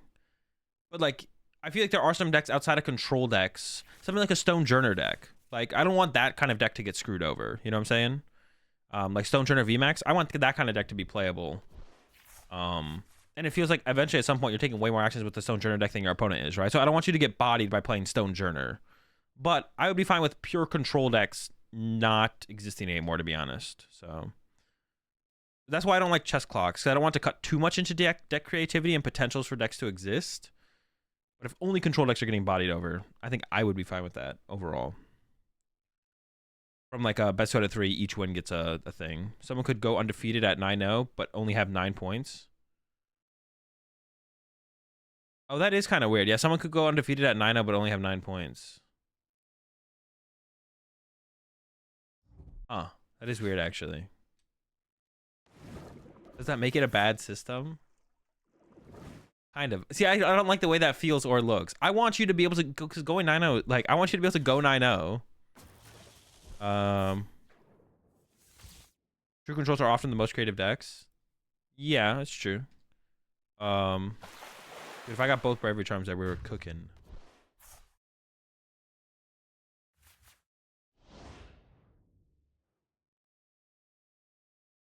The point system isn't the problem, though.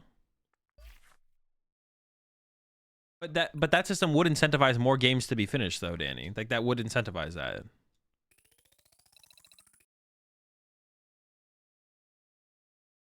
Game should count without it being finished. I mean, yeah, I would be fine with that as well. I honestly just want us to keep playing best out of 3. Whatever they do to best out of 3 to help to improve it, I'm probably fine with, to be honest.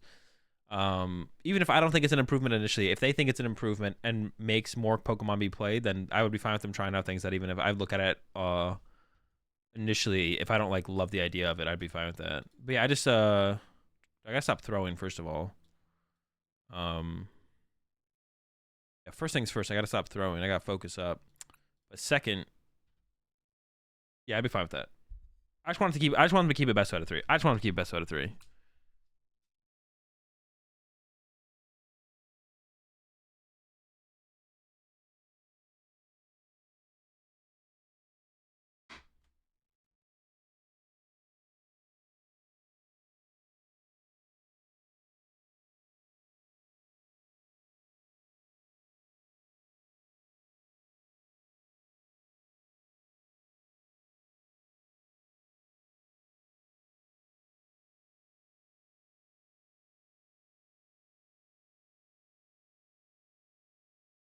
The clock is part of the game, but it doesn't mean it should be part of the game, Danny. Like, I kind of agree with that. I personally agree with that take. It's like, if removing the clock as much of a factor from the game as possible and trying to get people to play as many games of Pokemon as possible, I think is fine. Is like a fine way to view the game and look at the game, and maybe even the best way to look at the game, to be honest. Like, we don't need to be the the NBA where the last 2 minutes of every NBA game takes 10 minutes. In terms of like playing the clock, maximizing clock playing.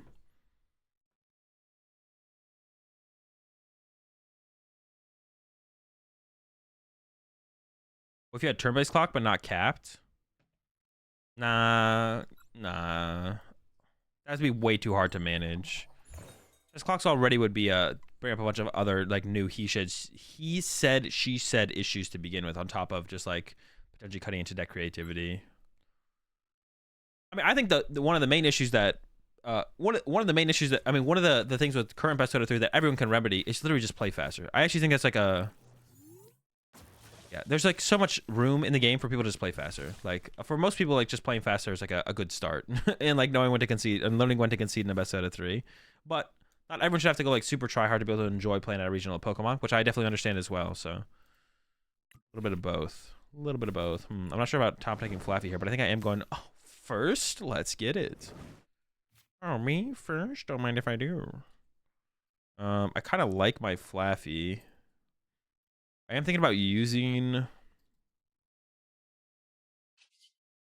I do want to like turn 2 boss is the thing here though. Is my other Flaffy in the deck? It is. But young Billy's in here as well. Oh, and let me do some prize check in action here. The prize of Raichu? Yeah.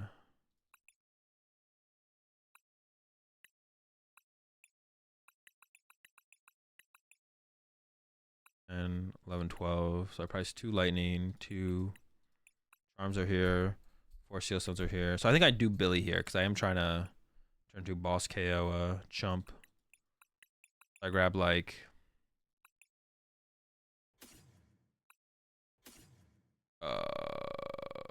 sure.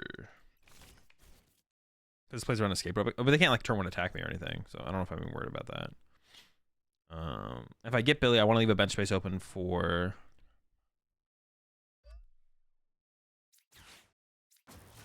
I want to keep my bench space open for... Luminion. That's... Oh, but I could have saved the Ultra Ball for Luminion, right? Wait, am I getting too far ahead of myself here? Because I could have just Ultra Ball for Luminion.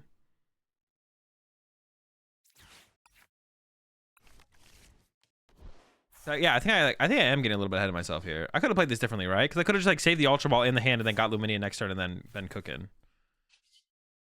Did I overcook? I think I maybe overcooked. Dude, every time I do it. That sucks.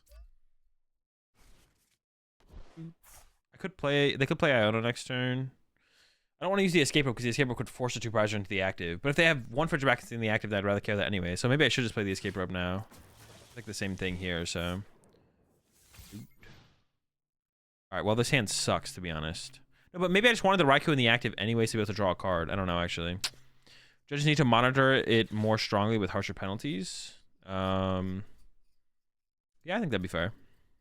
All in all, we are playing a game that we don't get to choose the rules, and you as a player has to learn how to be skilled or how to maximize your success in the current rules. Yeah, but it doesn't mean you can't want better.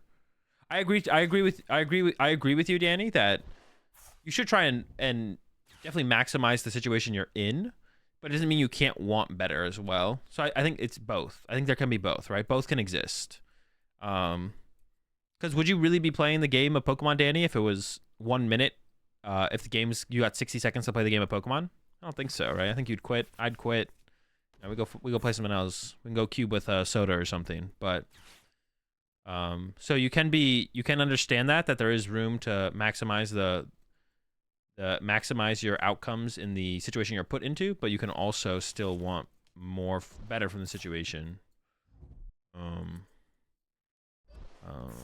But then you can also make the argument that on top of that though, you could make the argument that the current situation is better than anything suggested so far. You don't think there is room for improvement, at least in the ways that you've seen so far, which I guess would also be potentially a fair argument as well, because you could be like, well, I don't know, all these arguments you guys are making are kind of mid.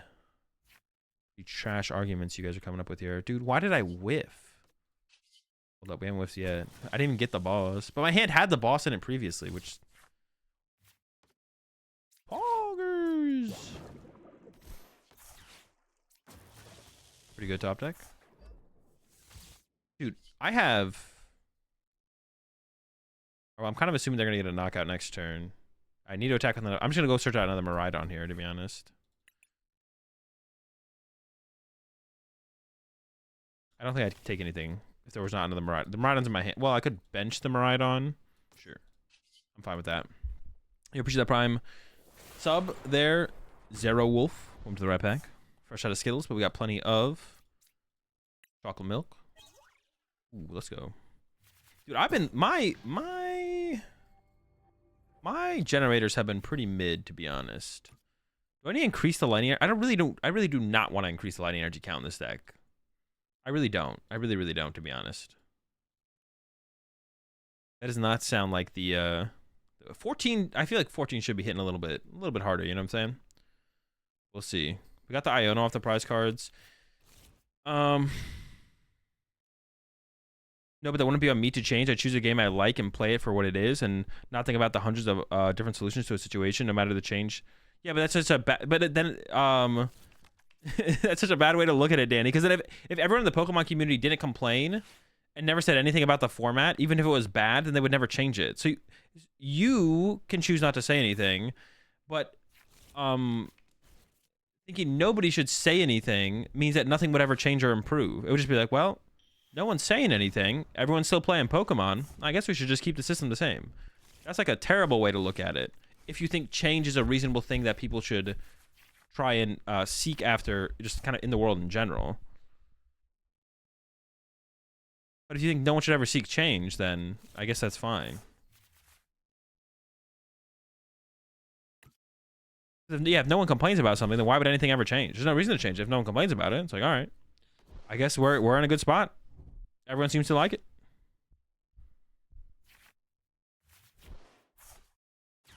But if nobody played it, it means that something needs to improve to get an interest. No, but that's what I'm saying. If everyone is currently playing the Pokemon TCG, everyone's currently playing the Pokemon TCG, and no one complains that the format is bad, even if it is bad, or the tournament structure is bad, then why would they ever change it? They play Azul's stream at meetings and change rules. Yeah, they're sitting there right now taking notes. I'm not seeing why a rod wouldn't help. If you prize a Flaffy or lose one, you're not recovering. I never said a rod couldn't help, Josh. I just don't think a rod is worth the spot over the current cards that are in the list. I never said a rod couldn't help, but also theoretically me playing a Metal Energy and an Aggron V could help in a situation, right? Like situationally, a Metal Energy and an Aggron V could be good, but I'm not going to add a Metal Energy and an Aggron V. You know what I'm saying? I actually went out. You should actually, you know what? Josh, you should go watch the short I just put out on my YouTube video. Because I actually had this discussion the other day on the stream. Like, I'm not saying a Super Rod's terrible in here. Obviously, there's some use cases. But I don't think the use cases for how often you're actually going to see the card. Oh, they're actually going after my sheep. Kind of annoying. I have another sheep, right? I don't disagree with you that the card could be good, but it's not a question of what if the card could be good. It's if the card's worth playing. There's obviously more use cases for that than an Aggron and a Metal, but that's kind of the example I was giving. Boss top deck again? Yeah, but I can't boss here, though. I could do this first. I could Pokestop first. Which I don't hate the idea of Pokestopping here. I guess I would do this first to get the Mareep.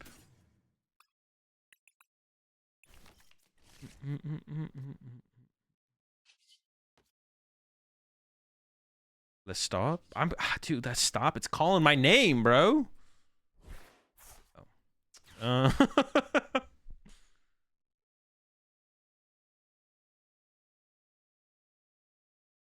I think I'm gonna go with the Arven here. I'm gonna guess. Oh, is there a switch? This is still like a good grab here. Aggron too cool. Aggron too cool, man. I've been saying this for years. Aggron might be the coolest.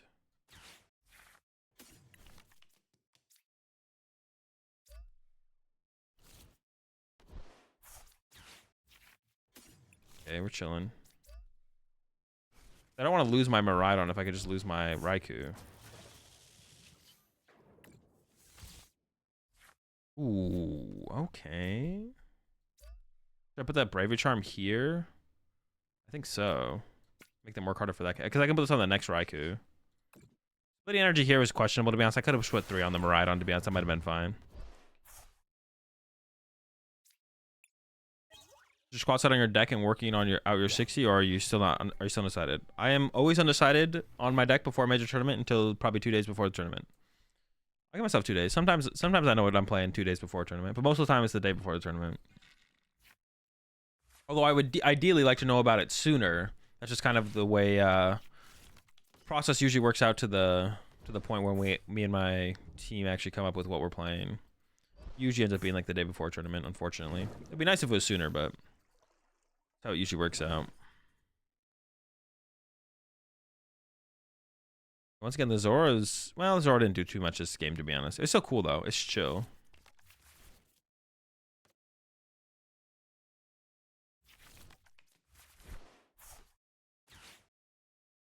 How? How what? Ooh, wait, what are they going after here? Oh, okay. Ooh, wait. No, we're still fine here. You have no clue until Getamier tells you the 60? No, bro. I come up with the 60, bro. Oh, why'd they fill their bench, dude? They're trolling. This was actually a good play from them until they filled their bench, because now the Raikou KOs us the back. How do we end up with Sablezard for UIC? We just thought it was the best deck for the tournament. That's literally how me and my group simply pick a deck that we think is best for the tournament every single time. There's no like, that's it. That's literally just it. We come together with our knowledge of what we think the format is currently like, and then we try and come together with which deck. We always just play the deck that we think is just best for the meta of the tournament we're playing in. That's it. And then repeat the process. Does my whole group play the same 60? Yes. For that one time. Well, they filled their bench for some reason, so kind of chilling. And I'm gonna use this first. I don't think there's anything I want to... Well, I could get another Miraidon. Well, let's show another Miraidon. I could leave the Raichu in the deck, or I could just grab the Raichu. I think I'll leave the Raichu in the deck. I'm gonna bench a second Raikou. It can hold my Forest Sealstone. And I'll attach here, and then this thing knocks out that.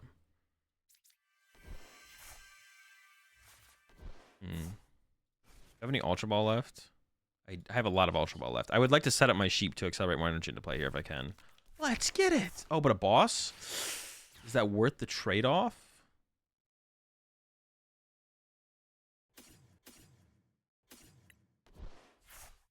What's left?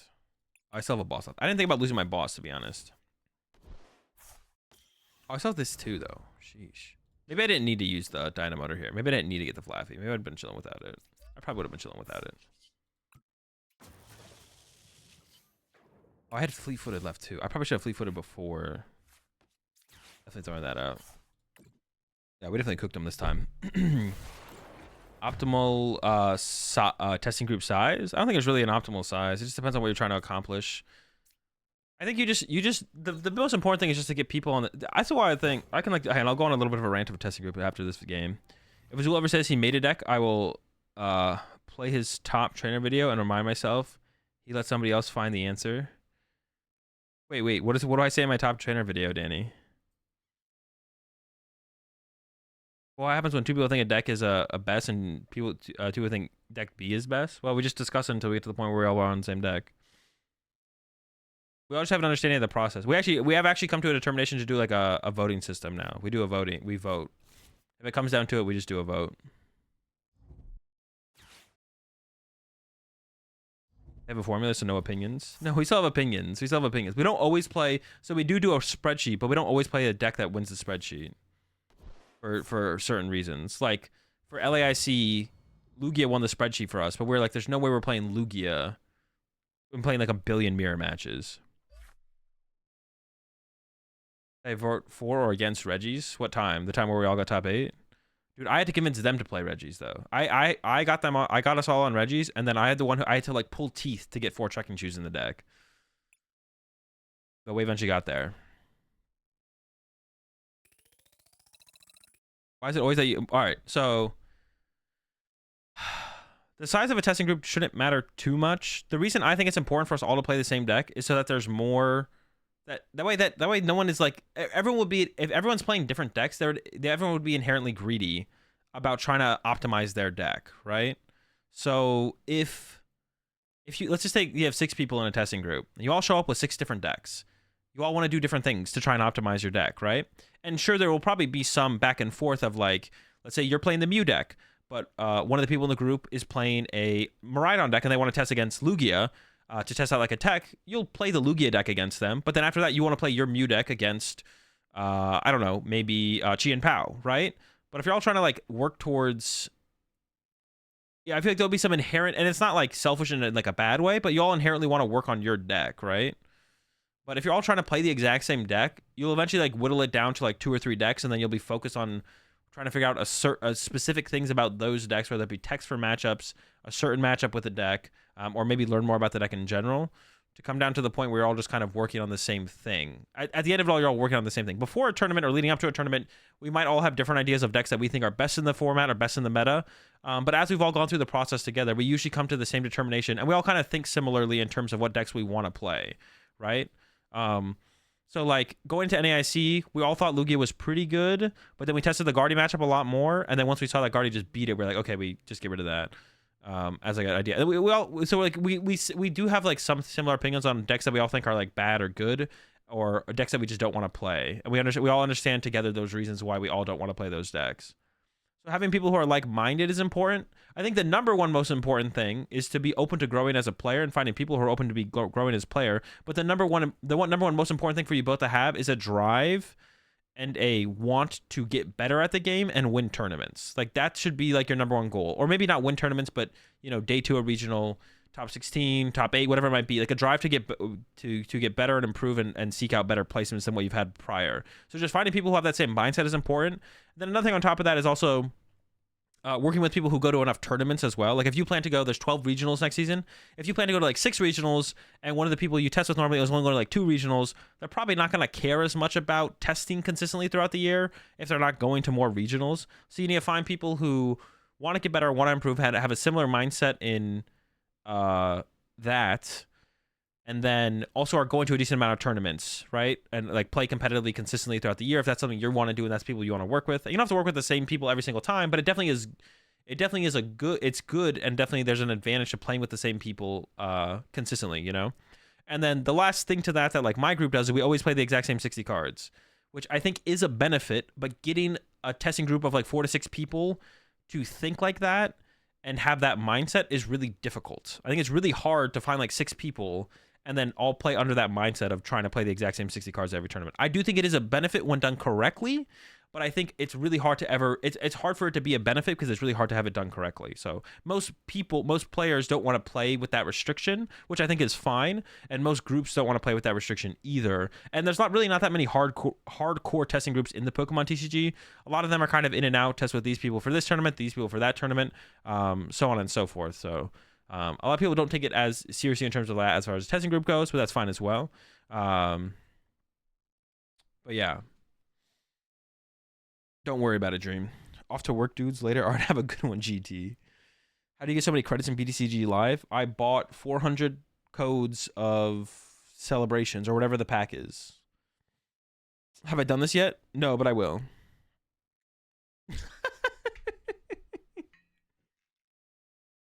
Video? What is the video? I know what the video is. We're rejecting that video. Nice try, Danny.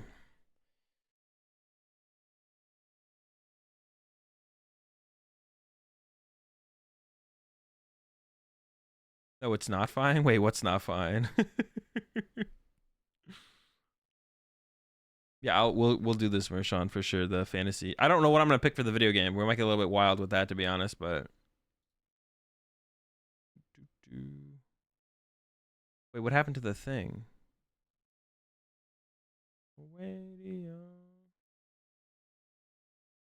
Your link just did not work for me. Oh, fantasy team. I found it. Do it now then? No, I gotta run to the bathroom again. I also need to fill up my water bottle. I'll be back again, chat. Bathroom break, fill up water bottle break, and then we're gonna do the fantasy team builder and probably play a little bit more Miraidon to close out the stream. That's the plan. I want to see Azul do Eeny Miny Mo for VGC picks. Nah, we'll just pick all the Pokemon that look cool. That's where we're gonna go with the Pokemon that look cool for sure. I'll be right back.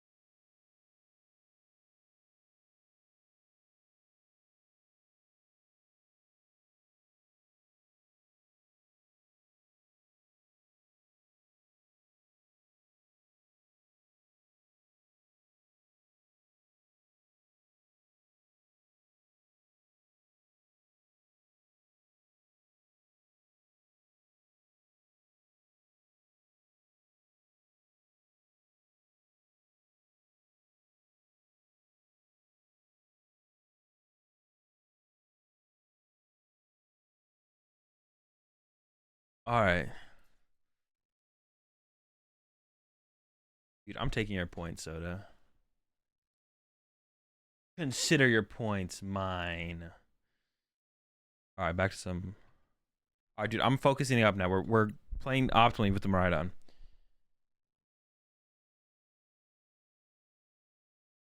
Dude, I'm just gonna answer the same question with the exact same thing I answered the question. Back in NC, why did you and your group test and choose? Because we thought Guardy was the best deck to play for the tournament. That's gonna be my answer for literally every time you guys ask me why I played a deck at any tournament. The answer is literally always gonna be because we thought it was the best deck to play at the tournament. That's literally gonna be the answer every time. The process was testing the deck and then coming down to the fact that we thought Guardy was the best deck in the format. Not just the best deck in the format, but also the best deck to play. Because like we also chose not to play Lugia sometimes at tournaments. When Lugia was the best deck in the format, but favorite Star Wars character? Probably Obi-Wan. Yeah, probably Obi-Wan. Azul thought Guardy was mid, so winning with it was he proved he was the best. True. Yeah. Did I pull the V-Star raffle winner yet? I did, yes. Those are the matches today. Yeah, we've been playing against a lot of Chi and Pao, to be honest. That is true. A lot of Chi and Pao.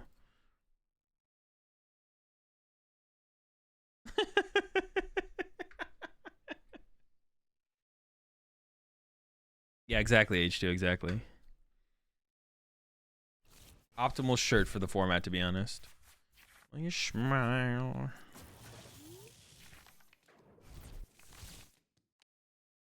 We're up against Mew. Okay, more like free dub. I should change the name of that deck to free dub because it's such a free dub. All right, time to focus up. I need to get a Raikou. Oof. All right, so there's two ways we can win this matchup. We can either go knockout Gust, or we can go knockout Raichu Gust, or we can go knockout Raichu Escape Rope. There's a couple things we can do, yeah. What's your favorite way to roll the heads at the start of a game? 2, 4, or 6? Probably 6, man. 6 looks the coolest. Black shirt's probably not to play for Worlds because of the heat. That's all I've tested. At this point, you're all in. So to just ride it out. Or you could go Raichu. Yeah, Raichu is also a possibility, but I don't think we ever do that route. Because that's like that route like super tunnels us on one. Yeah, just going Raichu super tunnels us on one line. What's the optimal type dice to roll for going first? I mean, there's only one optimal type of dice, but it does not help you go first more often. Shaky hands. Dude, the Genesect for 1? What was their turn? What? If we get the scam Miraidon Escape Rope KO, we're in business. Oh, in the business. Got my finger cause I forgot I let it. I'm just getting a KO on the active would be good enough, to be honest. Yeah, I'm gonna go ahead and I want to grab the other Miraidon and Mareep, but I want to keep open the option to use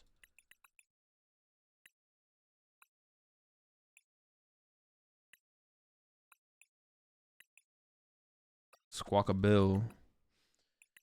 Actually, should I have played this different? I mean, Escape Rope with Arvin doesn't really do anything on the current board state, though. I'm not gonna get unless I get a.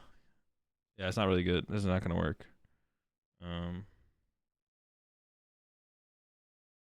That's not how it works. Alright, I guess I get these two. Do I even use this one though? Because I want to put the other sheep down. So I think the answer is no. And then we just go into the yeet footed. I mean, that's the young Billy. So I Billy first. But if I Billy, I would maybe want the option of. I guess we do this. So we grab this and this. I'm gonna Ultra Ball for young Bill.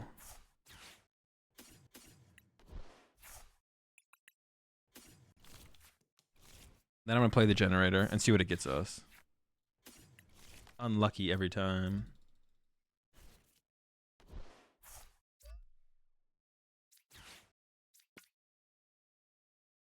If I get this turn 1 attack, losing a Raichu is not a big deal. If I don't get the turn 1 attack, then I might. Holy smokes! Should I just like play this to go get the escape rope then at this point? Sure. I may as well increase the odds of that happening to pull off this escape rope attack. What if I whiff? What if I whiff? Oh, dude, I'm about to be tilted. Oh my gosh, thank goodness, dude. I was about to. All right, we're good. About to be raging. It's about to happen. All right, now they should just concede. I don't. Yeah, okay, there we go.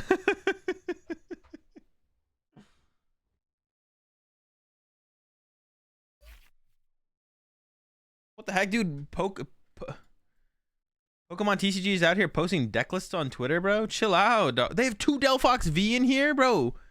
What? Oh my god.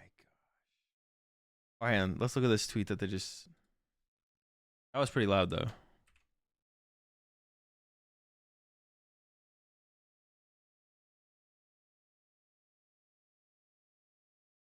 All right, hold on. What is it? Let's build a spicy Pokemon deck. Support Pokemon. Pidgeot EX. All right. The Billy. It's bird time.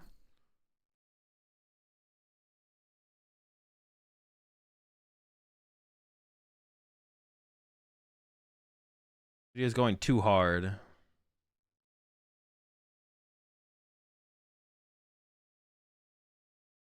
Oh, chill. Let's build a spicy Terra deck. Dude, why are they saying spicy, bro? Why are they using the term spicy? That's so cringe. And now they're posting the deck list on the Twitter. 3 comments long. I don't like that, bro. I don't like them using the term spicy. Like it's like the what's that actor's name? Hello Fellow Kids. It gives big Hello Fellow Kids energy for sure. What's that actor's name? Something Buscemi, right? Steve Buscemi? Is it Steve? Play it? I can't. Yeah, it gives big Hello Fellow Kids Steve Buscemi energy for sure.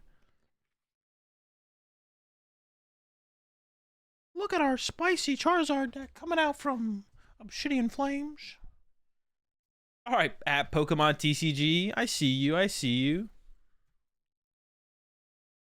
Wish I didn't, but play it. I can't, bro. None of the cards are on PTCG Live. What do you want me to do?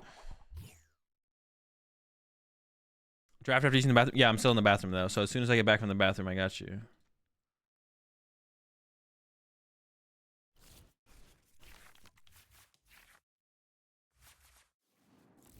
Going to Mars. We're going to Mars.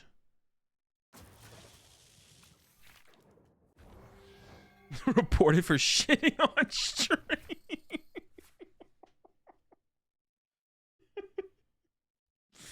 All right, recover. All right, so this matchup, I'm actually not sure.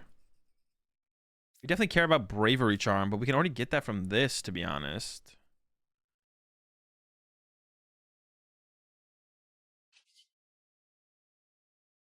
I really don't want like little Billies in play and stuff too. Get your Billies out of play, man. What are you doing? Zeraora's good in this matchup.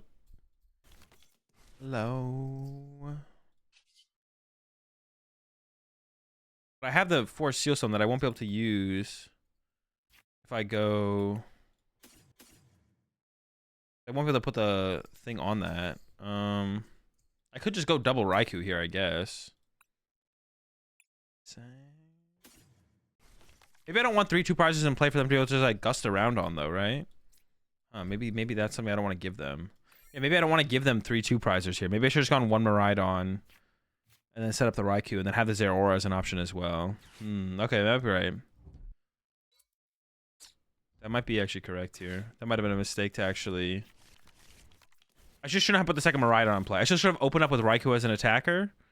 Got the Zeraora in play. I mean, this hand is absolutely filthy. But then I should have like chilled out on the. I should have chilled out a little bit, and like not got. I didn't need to get everything this aggressively either. Can I say this as a dude on behalf of the PTCG Twitter cloud in a couple weeks? Yeah, go for it, Lock. I'll allow it.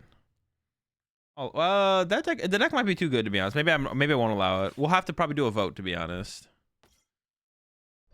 Yeah, I definitely should have. I just definitely should have 3/2 prize Pokemon in play because my opponent might be able to take advantage of that, which would be not good for me. Not good, not good at all.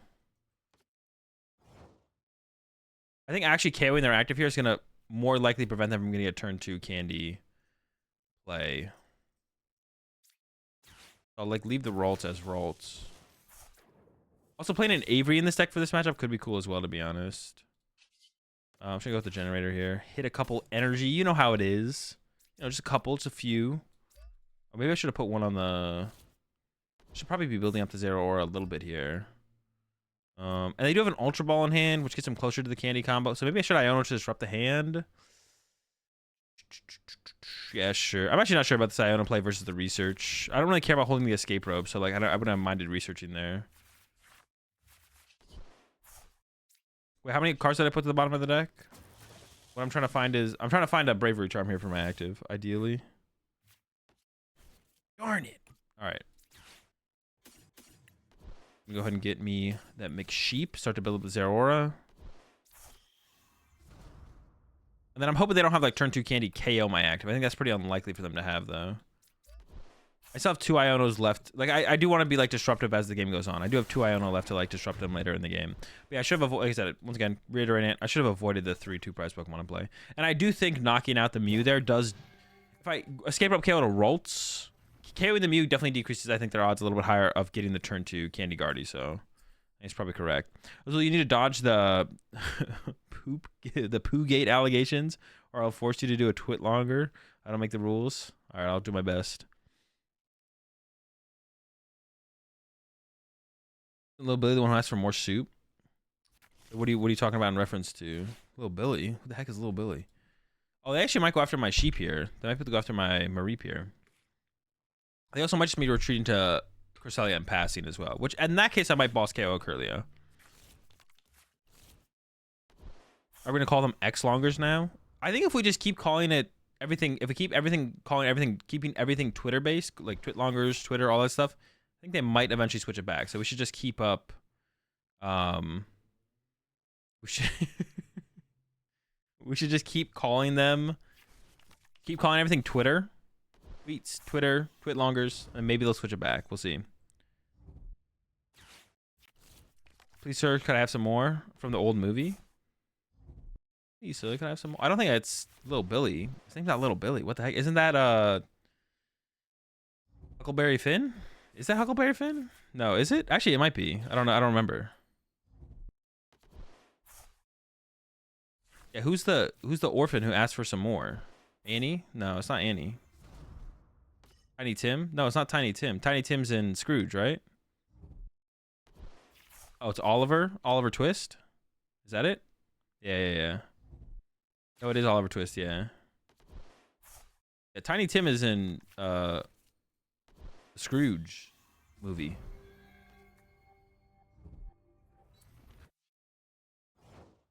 They didn't even use this active Curlia, did they? How much does boss KOing this one matter? They have 2 energy in there. I almost feel like just getting myself this matters more. Oh, I haven't used my... Oh, I knew I didn't use that yet, though.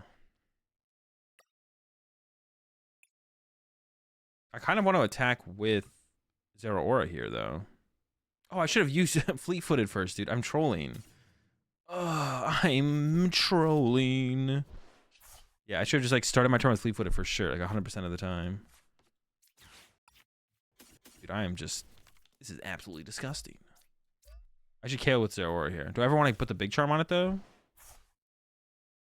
Probably not. How much is in threat? How much threat was on my Raikou, though? Maybe I should have still just attacked with Raikou again. Is my Raikou really under that much threat here? Probably not. I could put the Bravery Charm on this so this thing can't KO, but I don't think I care if that thing KOs it, actually, to be honest. I'm gonna hold the Bravery Charm here. Scrooge movie? Wait, what is it called, though? It is a movie with Scrooge in it, but what is it actually called? Out of Lunar Blast range? Yeah, the thing is just, do I care about getting Lunar Blasted, I think is the question, I guess. I actually don't know if I do or don't. Yeah, Christmas Carol. Bro, Scrooge is the most iconic part of that movie. How would you not remember the movie as the Scrooge movie? Everyone remembers that as the Scrooge movie. You're the only one who remembers it as a Christmas Carol. I don't know. Sure. Yeah, I maybe should have played a couple more cards out of hand there, to be honest. I have a lot of stuff. Ooh. Pretty good. And nobody knows it as a Christmas Carol, but everyone knows it as the Scrooge movie. Remember it as Christmas Carol 2? No, you don't. You're just saying that. You're just on, what was I arguing with? You're just on Mershon's side here. I was going to go boss KO the Guardi EX if they put it down, but they didn't. That's fine, though.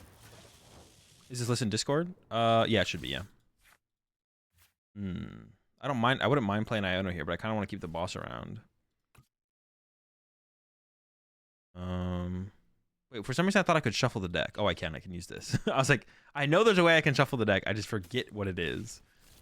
Dude, what the heck? I want to find... We'll do this first. Ooh, okay. Yeah, I do kind of want to play the Iono here, to be honest. Well, I want to find the Bravery Charm. Mainly... Well, I should play this. Hold up.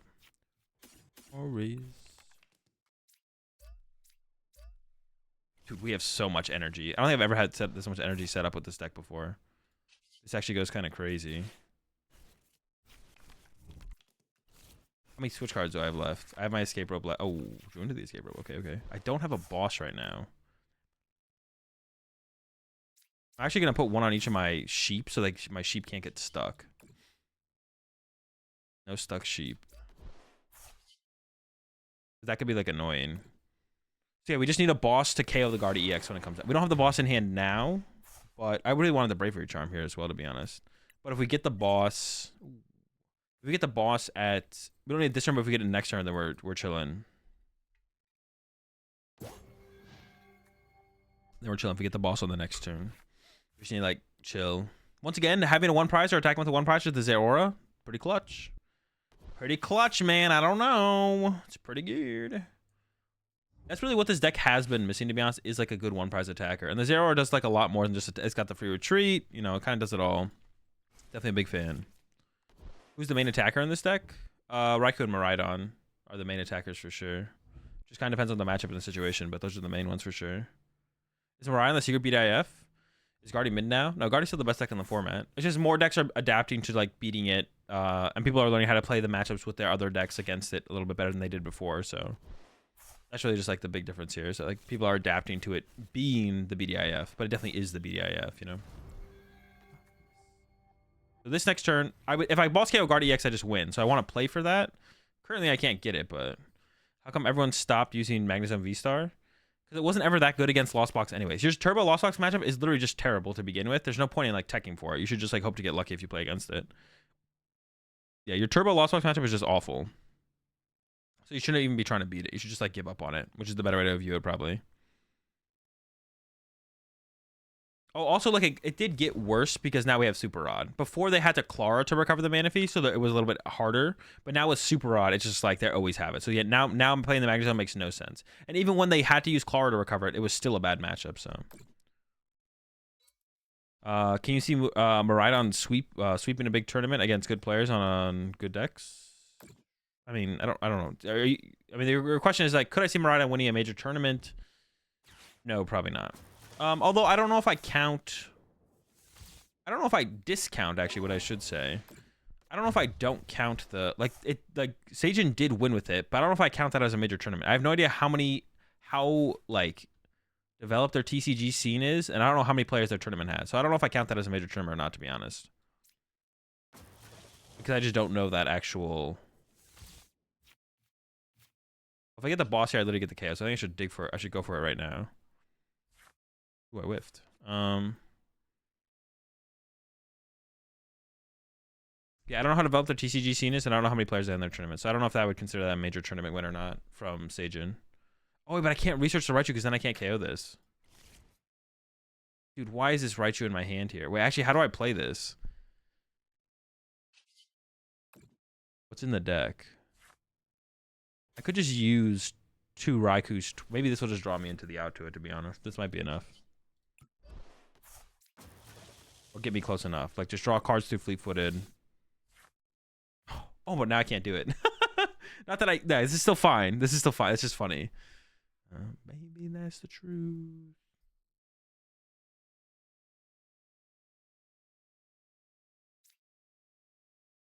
Switch card. Fine.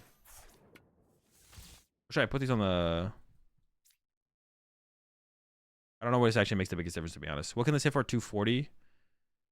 Or they put 6 on it. 240. Yeah, it doesn't really matter too much, to be honest, I don't think. Oh, can they do like some weird Cresselia thing now, though, where they boss up a Flaffy and then KO my other Flaffy? They could. I don't actually know where these should go, to be honest. We have like a excess energy to work with here, so I should just keep this energy in hand. Because if they go KO a Flaffy next turn with Cresselia, then I would need to go bench Raichu, Flaffy over to the Tat. I mean, this is like fine here. Yes, it's fine. Yeah, the way this one developed is like, okay, what's your draw engine? And there really isn't one. I mean, I wouldn't consider Raikou a draw engine. It just does draw a card. I guess we don't have really a draw engine in this deck. Raikou does just draw a card. I guess that's the closest thing we have to a draw engine in the deck. I guess that's fair to say. But like the power of the deck is that Miraidon consistently searches out all of our Pokemon consistently throughout the game, so we never have to look for Pokemon. So it's like one less thing we have to worry about turn to turn to find, because Miraidon always just finds our basic Pokemon. And then Raikou like draws us +1 card sometimes, but like there really is no draw engine in the deck. The power of the deck just comes from hitting hard fast. And then like the power of Miraidon. There really is just the power of Miraidon. You can hit hard with Miraidon, it finds all your basic Pokemon. Once we get set up, we're a pretty low maintenance deck. The only thing that we ever need to like dig for is boss's orders. Yeah, once we set up, we're a pretty low maintenance deck for sure.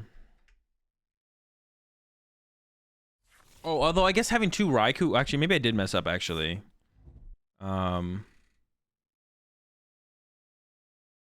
Maybe I did mess up by putting the second Raikou in play, because even though I did draw the extra card right now, I don't have room for Luminion V, so I can't go Raichu Luminion next turn if they Iona me. That might have been a mistake. Yep. Yay! Alright, that kind of sucks. Maybe I should have done that differently. Because now what do I do? Oh no. Wait, I think I'm gonna lose now. Dude, that sucks. Yeah, I should have... Well, I mean, I didn't get it anyways, but... I should have definitely left 2 bench spaces open. I should have left 2 bench spaces open, actually. Or left a bench space open. I should have left a bench space open there. Now they're going to split up all their energy on all their bench Pokemon and take a knockout with Cresselia on my Flaffy. I mean, if I top deck boss, I win, but...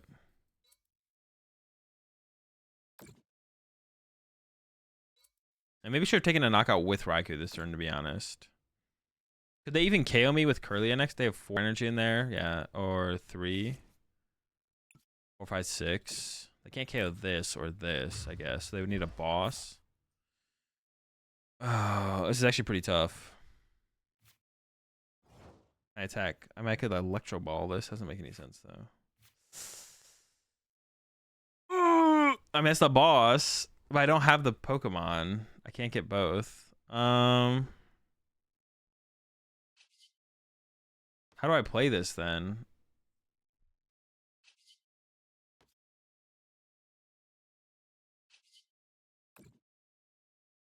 I mean, I think we just lose. Damn, that sucks. Oh, Iono and Prey? I mean, all they need is a Shiny Arcana, but yeah, dude, they only have 7 cards left in their deck.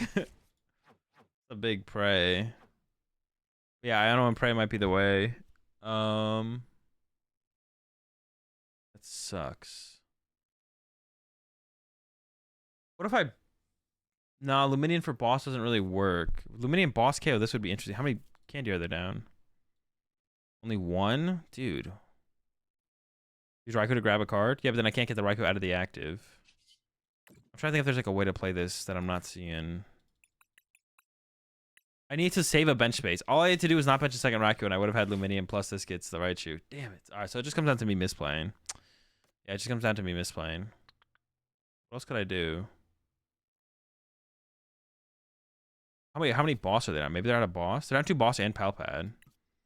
So if I go Raikou KO the Curlia, they might not be able to get Candy Guard for, actually. Okay. All right, we'll go with that. I probably should have Flappy to this first, though, actually. Oops.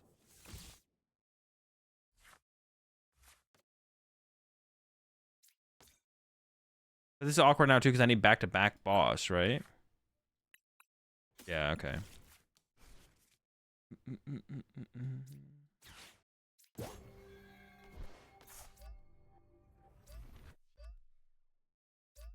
Dude, let me use Wait, did I already use Dynamotor? Am I trolling? What did I Dynamotor to? The Raikou? Wait, did I? I swear I didn't use this. You used it? I did? Really? Interesting. I don't remember using it at all.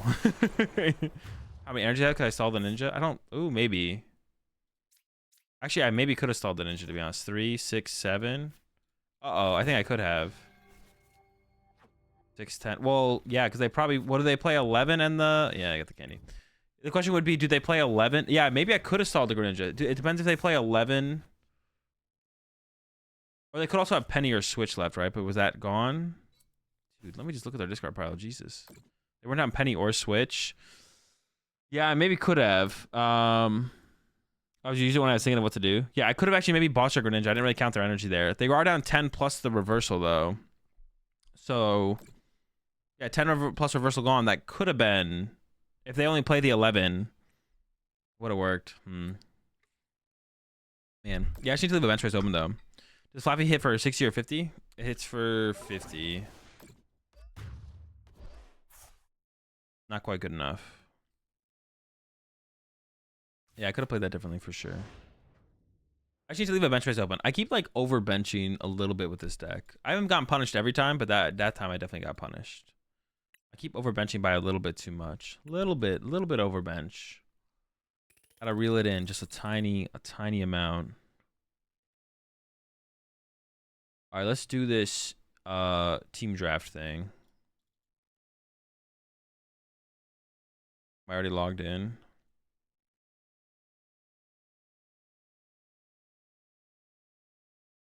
Oh, no, I wasn't logged in. I swear I logged into this thing already. All right, so we have to pick, we have to create a PokemonTCG team. So first I have to pick a Pokemon V-Star. Let's see. I got Arceus. And then Pokemon V Max.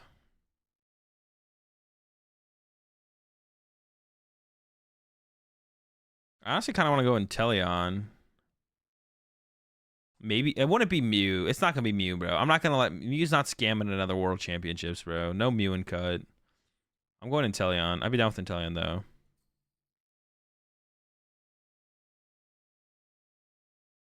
Big Greeting Coward. Radiant Pokemon. I mean, that one's like too easy, right? How do you earn the points though? It's like for as many are in cut. Select a Pokemon EX.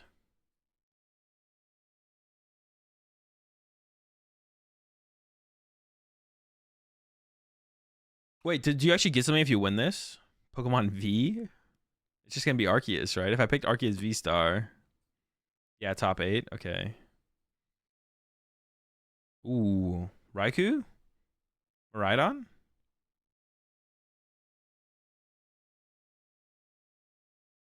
Select a wild card. Wait, can I pick literally any Pokemon ever? Oh no, I have to pick from these Pokemon.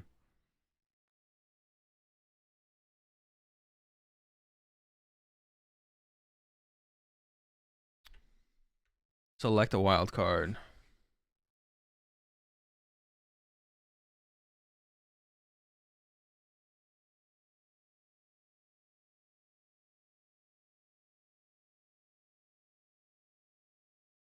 The Obsidian Flames update for Pokemon TCG Live releases on Tuesday, August 8th. After 8 hours of maintenance. No new features, said Ninja and Orangaroo. Fixed and expanded, who cares? Code cards will work properly. Unions can be crafted. Is that new? Cheryl fixed. No more max volume metal sound. Oh my gosh. It has taken them so long.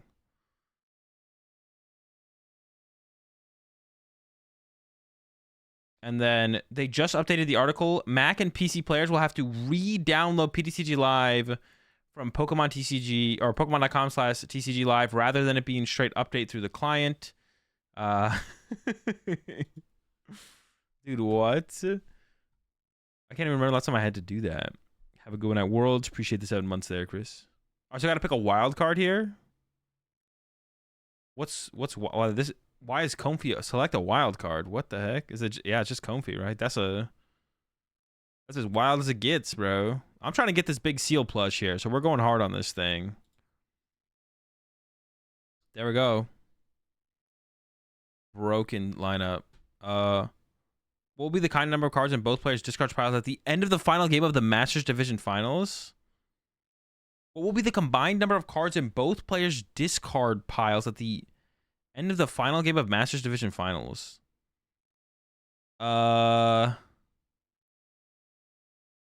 Dude.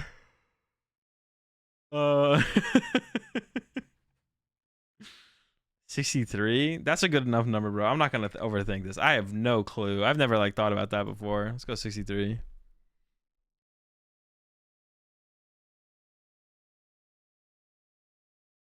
Manaphy is better, right? Because all Comfy decks play Manaphy. Yeah, but isn't it per of the card that are in the thing?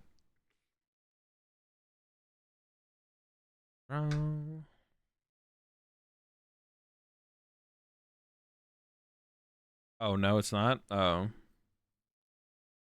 I thought it was for each card of that card in the top 8. It's just if that card appears in top 8.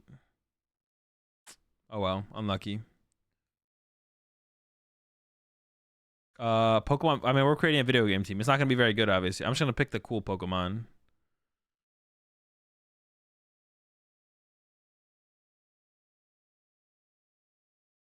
It's gonna be epic on stream. Player celebrates Worlds win. Guy swoops in, count the discard pile. You can edit? Oh, I can edit? Okay.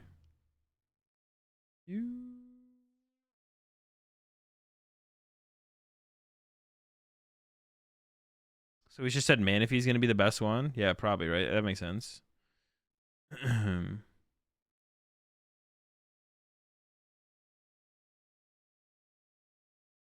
All right, let's create our video game team. I don't really know very much about the video game, but I know enough to create a team.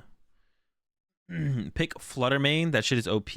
Nah, that shit is cringe. We're picking Belly Bolt. And then, oh wait, I had to, hang on, let me check that again, actually. I thought I got to pick more from that section, but apparently not. Let me see.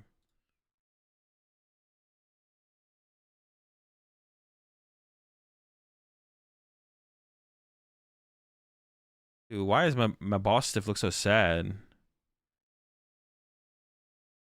Dude, there's a lot to pick from here. Okay, it stopped. Dude, I do not like the way that Wattrell's looking at me, bro. This guy's a creep. What the fuck? I don't like Wattrell. Now one of my least favorite Pokemon. I didn't know it was going to categorize. I thought we were just going to get any Pokemon we want. He's dying? Wattrell is? Might be for the best.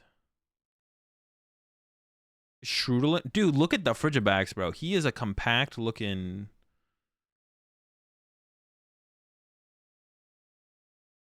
Alright, we're going Bellibolt. My Bostiff is dying? Oh, my Bostiff is... Wait, why is my Bostiff dying? So now I have to pick a... what are these called again? A Paradox Pokemon? This Pokemon's name is Iron Bundle?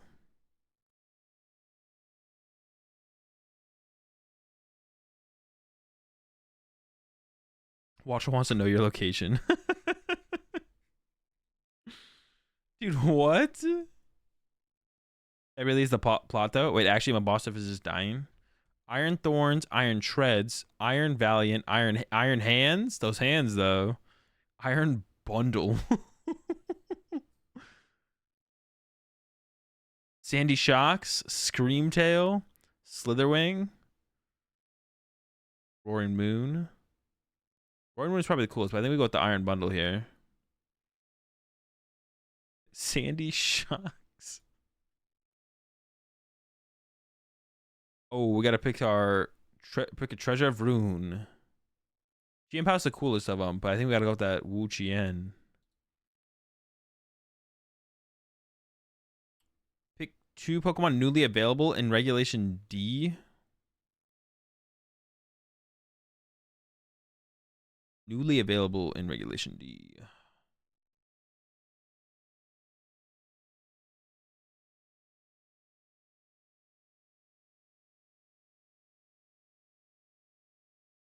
How often in the video game, how often in like competitive video game, do you actually use previous evolution Pokemon instead of the final evolution to battle with? Like, how often would something like a Charmander be used over Charizard, as like an example? Like, how often do you use the non-final evolution? Basically, never. Never. Has there ever been an instance of it happening? All right, make up your mind, chat. Rarely. Pretty rare. It's pretty rare. Okay, I was just curious.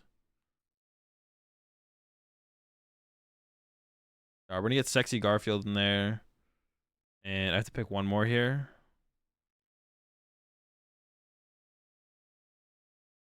Suyunzark. Murkrow was used for his ability.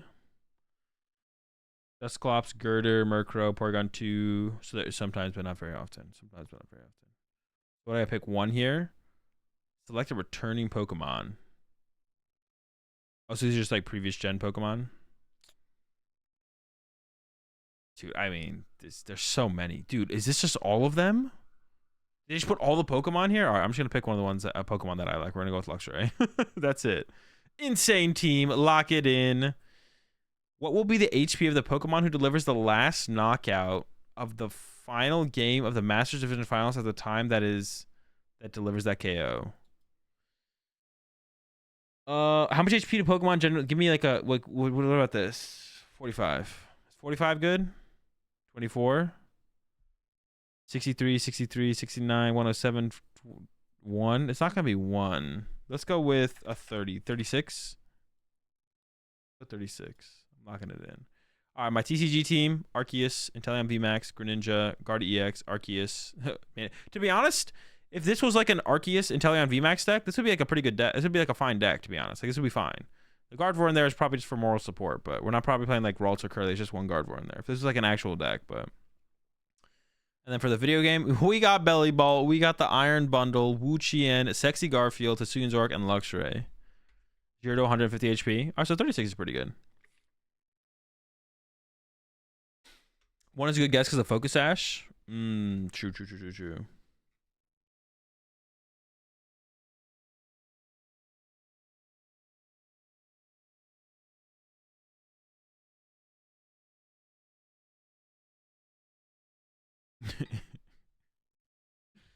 All right, chat. That's gonna do it for me. I'm gonna head off. What site is this? I think V6 has a link in chat. Can link it one more time. V6. All right, chat. I'll be streaming tomorrow and Saturday, and I'm headed to Worlds on Sunday. So content's gonna be a little bit slower, but if you want more from me today, check out the YouTube channel and check out the podcast that I do with Chip, Richie. I'm gonna go ahead and raid Trust Your Pilot before I head off here. Why is the bot? Dude, I gotta figure out what the problem is with the bot. It's freaking pissing me off. All right, I'm gonna go ahead and raid Pilot. Have a good one, chat. I'll see y'all tomorrow and Saturday for 2 more streams before I head off to Worlds on Sunday. And then I'll be back to good old content grind when I get back. Check out the podcast. Check out the YouTube channel if you want more content from me. And I have no idea what I just clicked, but I'll catch y'all tomorrow. Have a good one, chat. See ya.